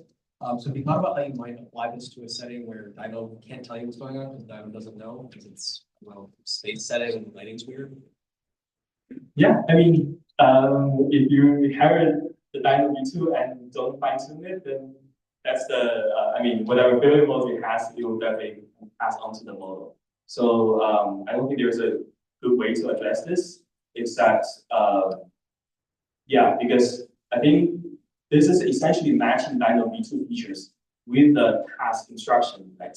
So, so unless this can scale up to much higher diversity than the Dino V2 index, which I don't think is really likely because that can essentially be trained on any images. So I think a more kind of promising way to address this is to kind of further bet on self-supervised methods for vision foundation models. And we really need better models to capture the in-the-wild features that's robust, that works kind of in all the places that we hope for.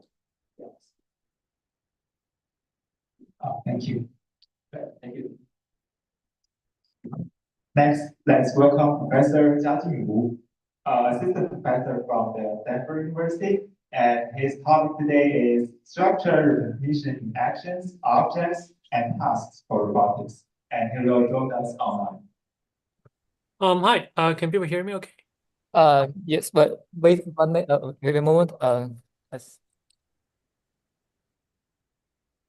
Okay. Yeah, it's on. Okay. Jiajun, can you talk? Can you hear me okay? Yes, it's better. Wait a moment. I need to double click. Okay, yeah, you can start. Okay. Yeah, thanks for having me. Yeah, sorry I couldn't make it in person, so I just joined online. So this is really exciting workshop. Okay. So I'm going to talk about structural representations in actions, objects, and tasks for robotics. So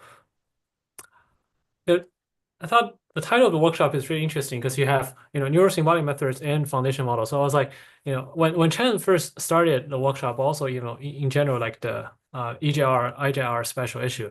So I was like, what are relations between the two? They seems like two separate topics. But then later I realized maybe they're not that separate because, foundation model seems great, or, but maybe there's something that could still be missing, or something that we could still add to it. There's one way that is we just scale up. There's another way that is, if we assume scaling up, I think it's possible that scaling up maybe just solve everything.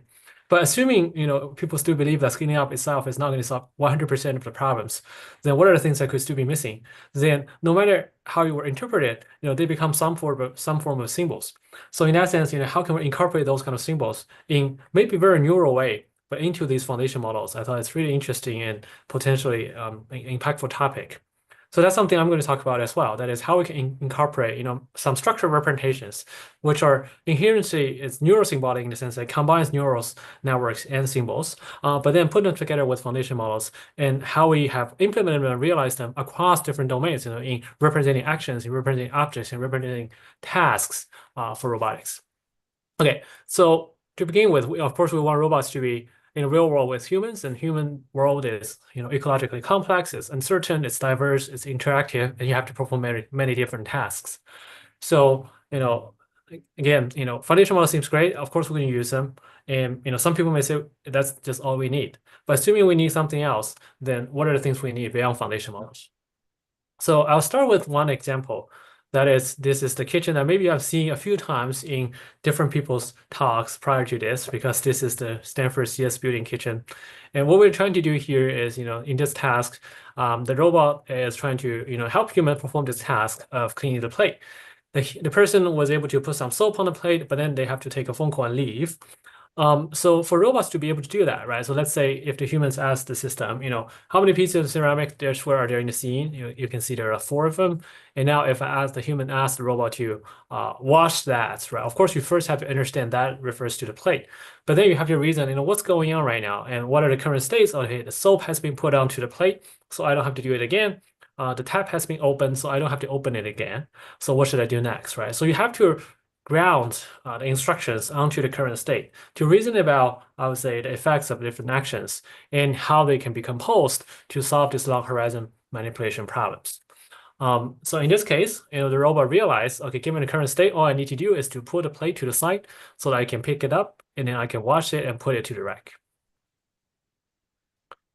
And then finally, I have to close the tab.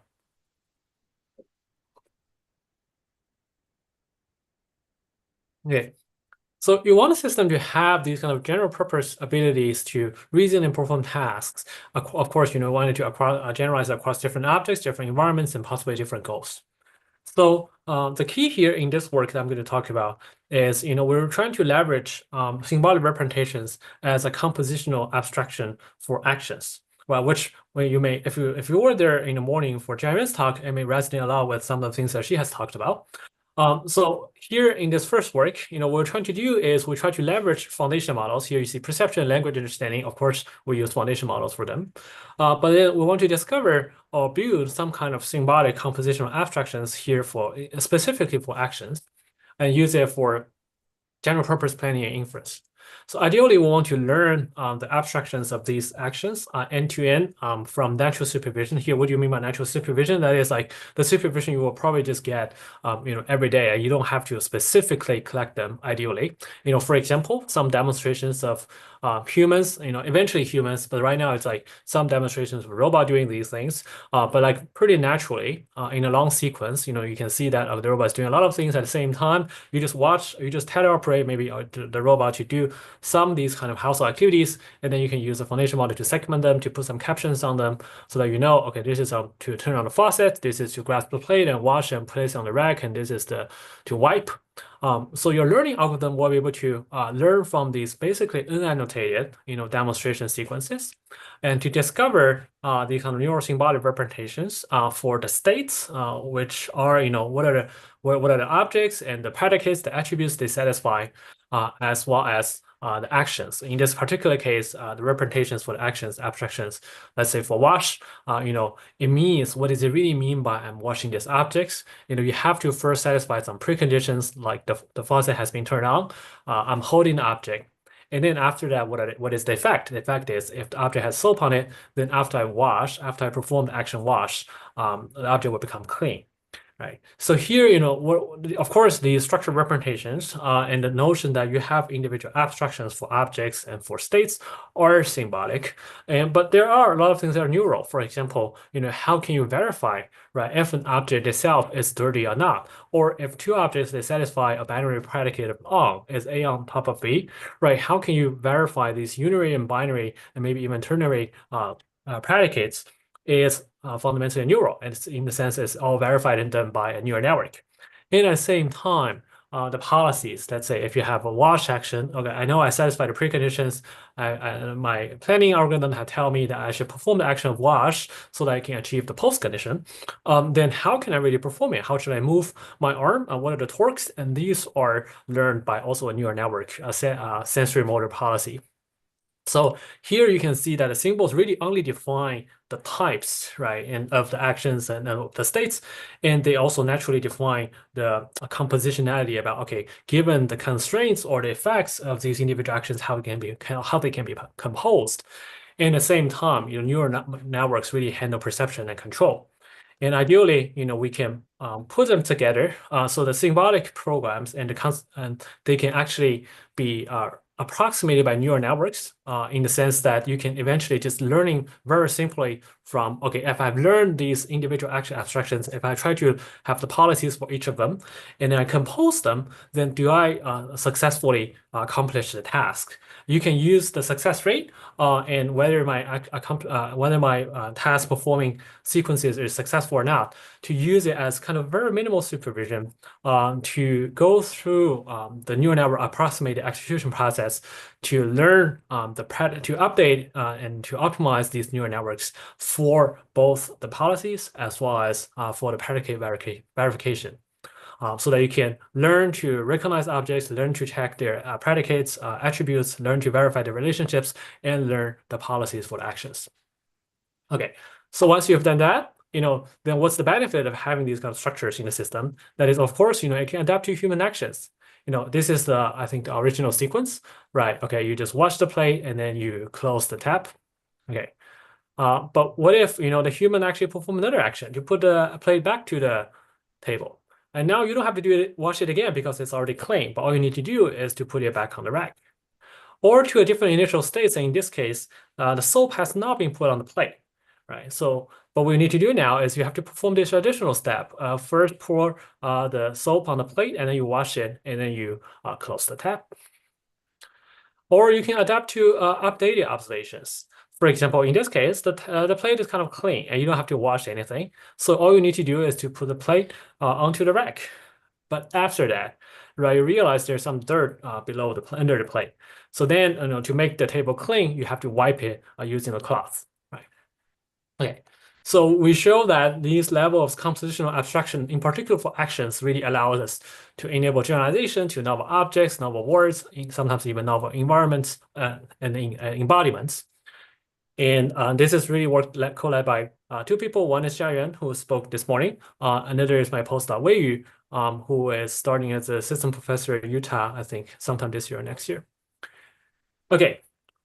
So this is the work which we call displayed, how we can learn these intelligent behaviors from language and demonstrations, and then use it for planning to generalize to different long horizon manipulation problems. The key here is we want to leverage structured representations for actions. So, we also, of course, want to understand that scenes themselves, they're naturally compositional and structured. And you want to also have a structured representation for objects. But where is the structure coming from? For actions, we have precondition. We have, individual words to refer to different actions. And then for every action, you have the preconditions, you have the effects, which are, traditionally hand designed by humans, but now very much naturally captured by large language models. But then what would be the unified representations for individual objects? Right, so think about it. If you're a robot, you deal with objects at the same time, and all these objects are so diverse. And so you want to really have a structural representation for all these objects. You want to understand how it looks, from a different viewpoint. Imagine how the scene will look like from a different viewpoint or under different lighting conditions. Right, so these are the visual appearance, visual properties of the objects. But you also want to understand, sometimes what's the sound of the object, what's its physical properties, as well as how it feels, the tactile responses of the objects, and the physical properties of the objects, so that you can reason how it will behave under different perturbations or actions.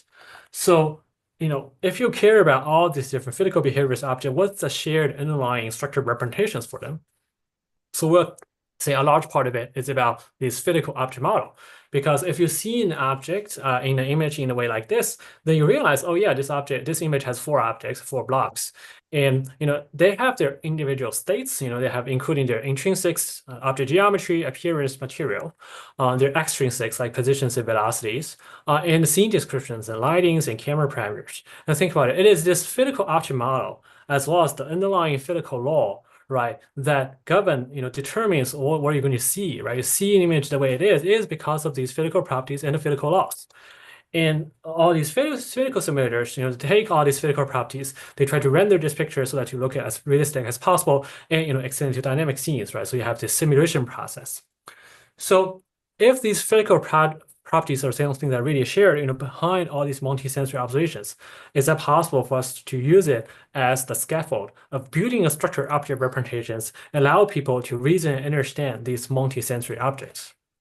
So that is actually the philosophy behind our work called Object Folder. That was done in the past few years. So what is going on is, as we said, real objects, they have their intrinsics, right? Like textures, materials, geometry. And they really, when coupled with physical laws, determine object appearance, sound, and tactile responses. So what if we use neural networks to learn to encode these physical object properties? And then, if we use, nowadays neural networks are pretty powerful as be used as implicit representations for, let's say, object visual appearance like radius.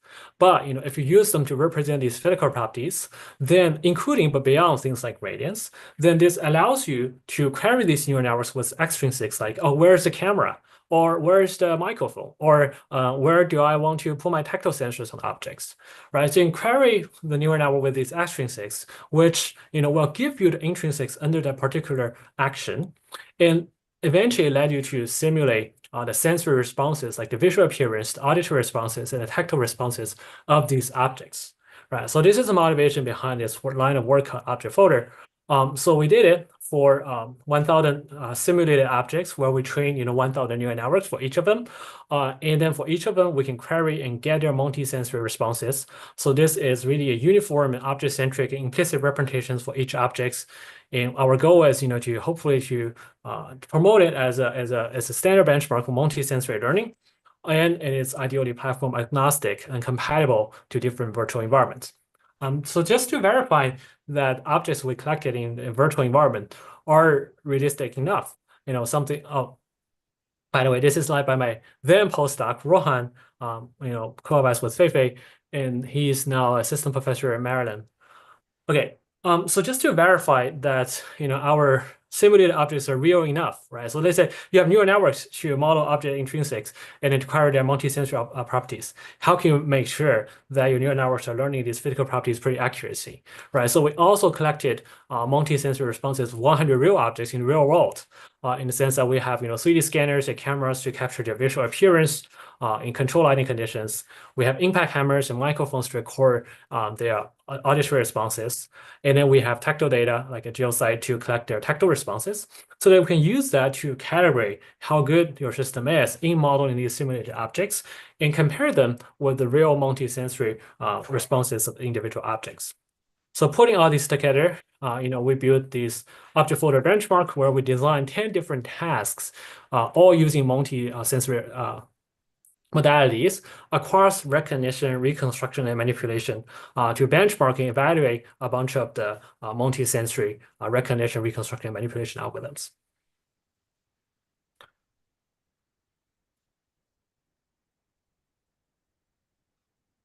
Okay, so this is the object folder. Now you have a structured representations for objects, and you have the structured representations for actions. So finally, what is still missing is, okay, you want to also have some kind of structured representations for the environments as well, right? So how can you represent tasks? I think Wenlong actually just spent time talking about it, which is great. But also, how can you have a structured representations for the environments, right? So here, let me introduce kind of a large simulation effort led by a bunch of PIs at Stanford, in particular Feifei, but also really is a team of 30 or 40 people with across different, PIs, but postdocs and students as well. What we try to do is we try to build a benchmark for everyday household activities in virtual, interactive, and ecological environments. So the key question I want to answer here is, how can we have structured representations for tasks? And so instead of coming up with like 10 tasks or 20 tasks that we have in mind ourselves, so we ask the questions in the other way. That is, we ask humans, real humans, what are the tasks you really want the robot to help you with? Right. So here, what will be most useful if you have a robot? Would you like the robot to clean the kitchen floor for you, or to fold the laundry, to cook breakfast? So what we did is we go to the website of American's Department of Labor, and then we have all these statistics of what American people do in their daily lives. And then we did a user study. We asked people, how much would you benefit if a robot did this for you? From a diverse set of participants, right? So this is the responses from humans. So the most wanted task is to clean your house after a wild party. No one really want to do it, and people really want a robot to do it. The second is clean a shower. Something in the middle is set a dinner table, because some people like doing that, and cooking dinner as well. So for each of them, we really want to define, what does it mean by packing lunch? What does it mean by cleaning a bedroom? What does it mean by cleaning up after a wild party, right? So for each of these tasks, we define a structured representations as the initial conditions, as well as the goal conditions. You really want to have these kind of, in some sense, we can argue it's symbolic, but really structured representations to give you a concrete definition of, how can you ground these high-level language descriptions of tasks onto specific states that are realizable and implementable in individual simulators, right? So for example, in packing lunch, the initial condition is, okay, maybe water is on counter, apple is in the fridge, so things are all in random places. But then the goal condition will be, okay, maybe for every pair of, maybe basically for every box, there's a hamburger in it, there's a water bottle, there's a bottle of water in it, there's an apple in it, right? So you really have the kind of structured representations for the initial conditions and the final conditions of all these activities, which can then, be implemented into simulators and to benchmark and test all these robot learning algorithms.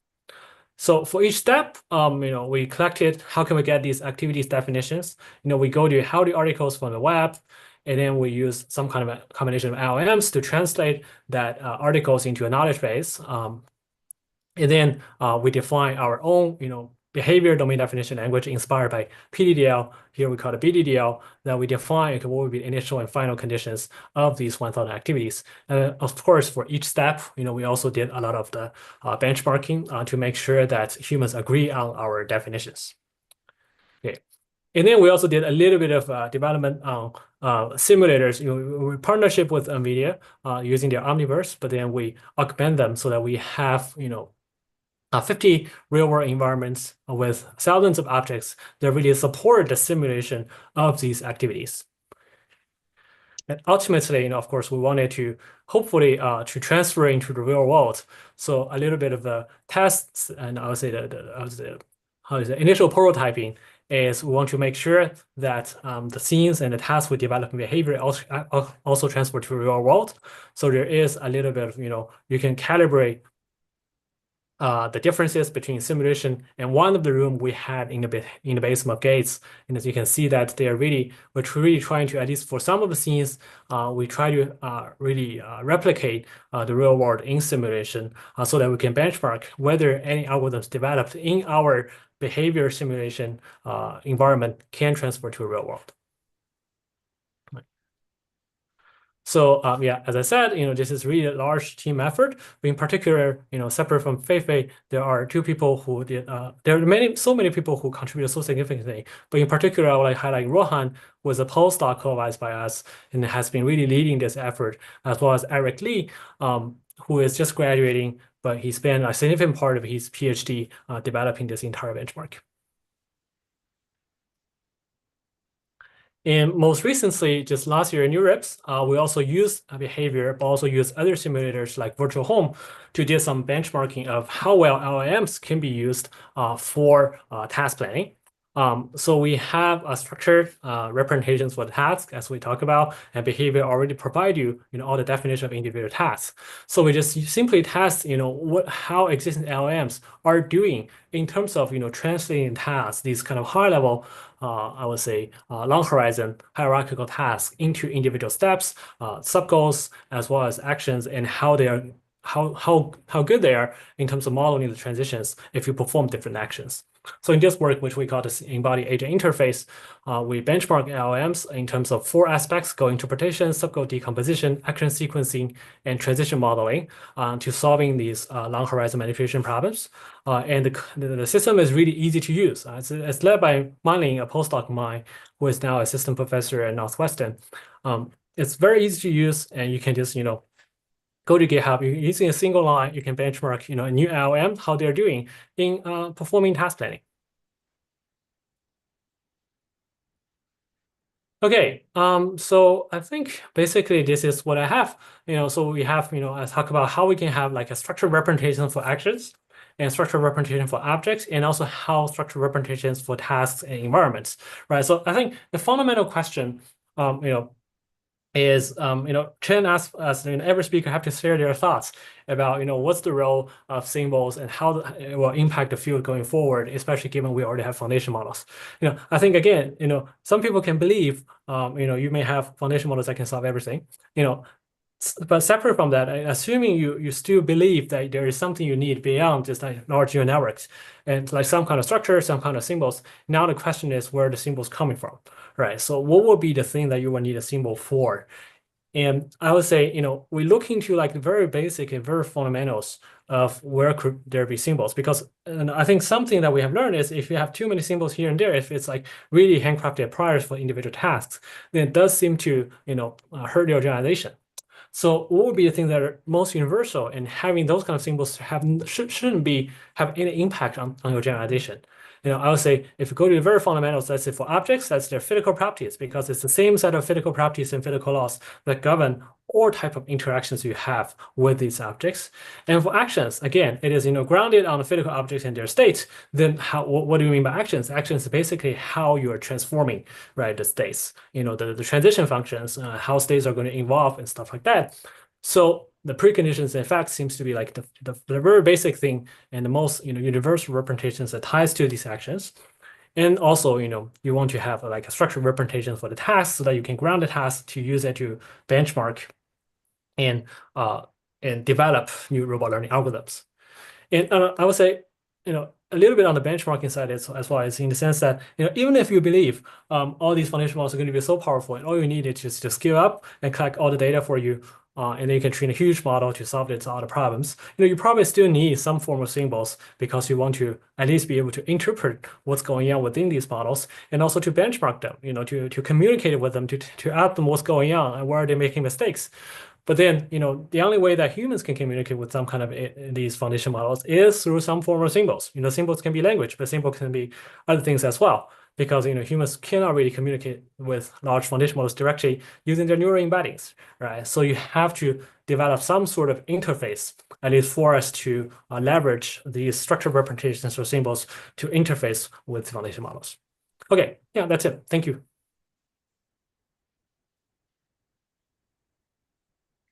Okay, thank you, David. Next, I will welcome any questions from the audience. Just raise your hand.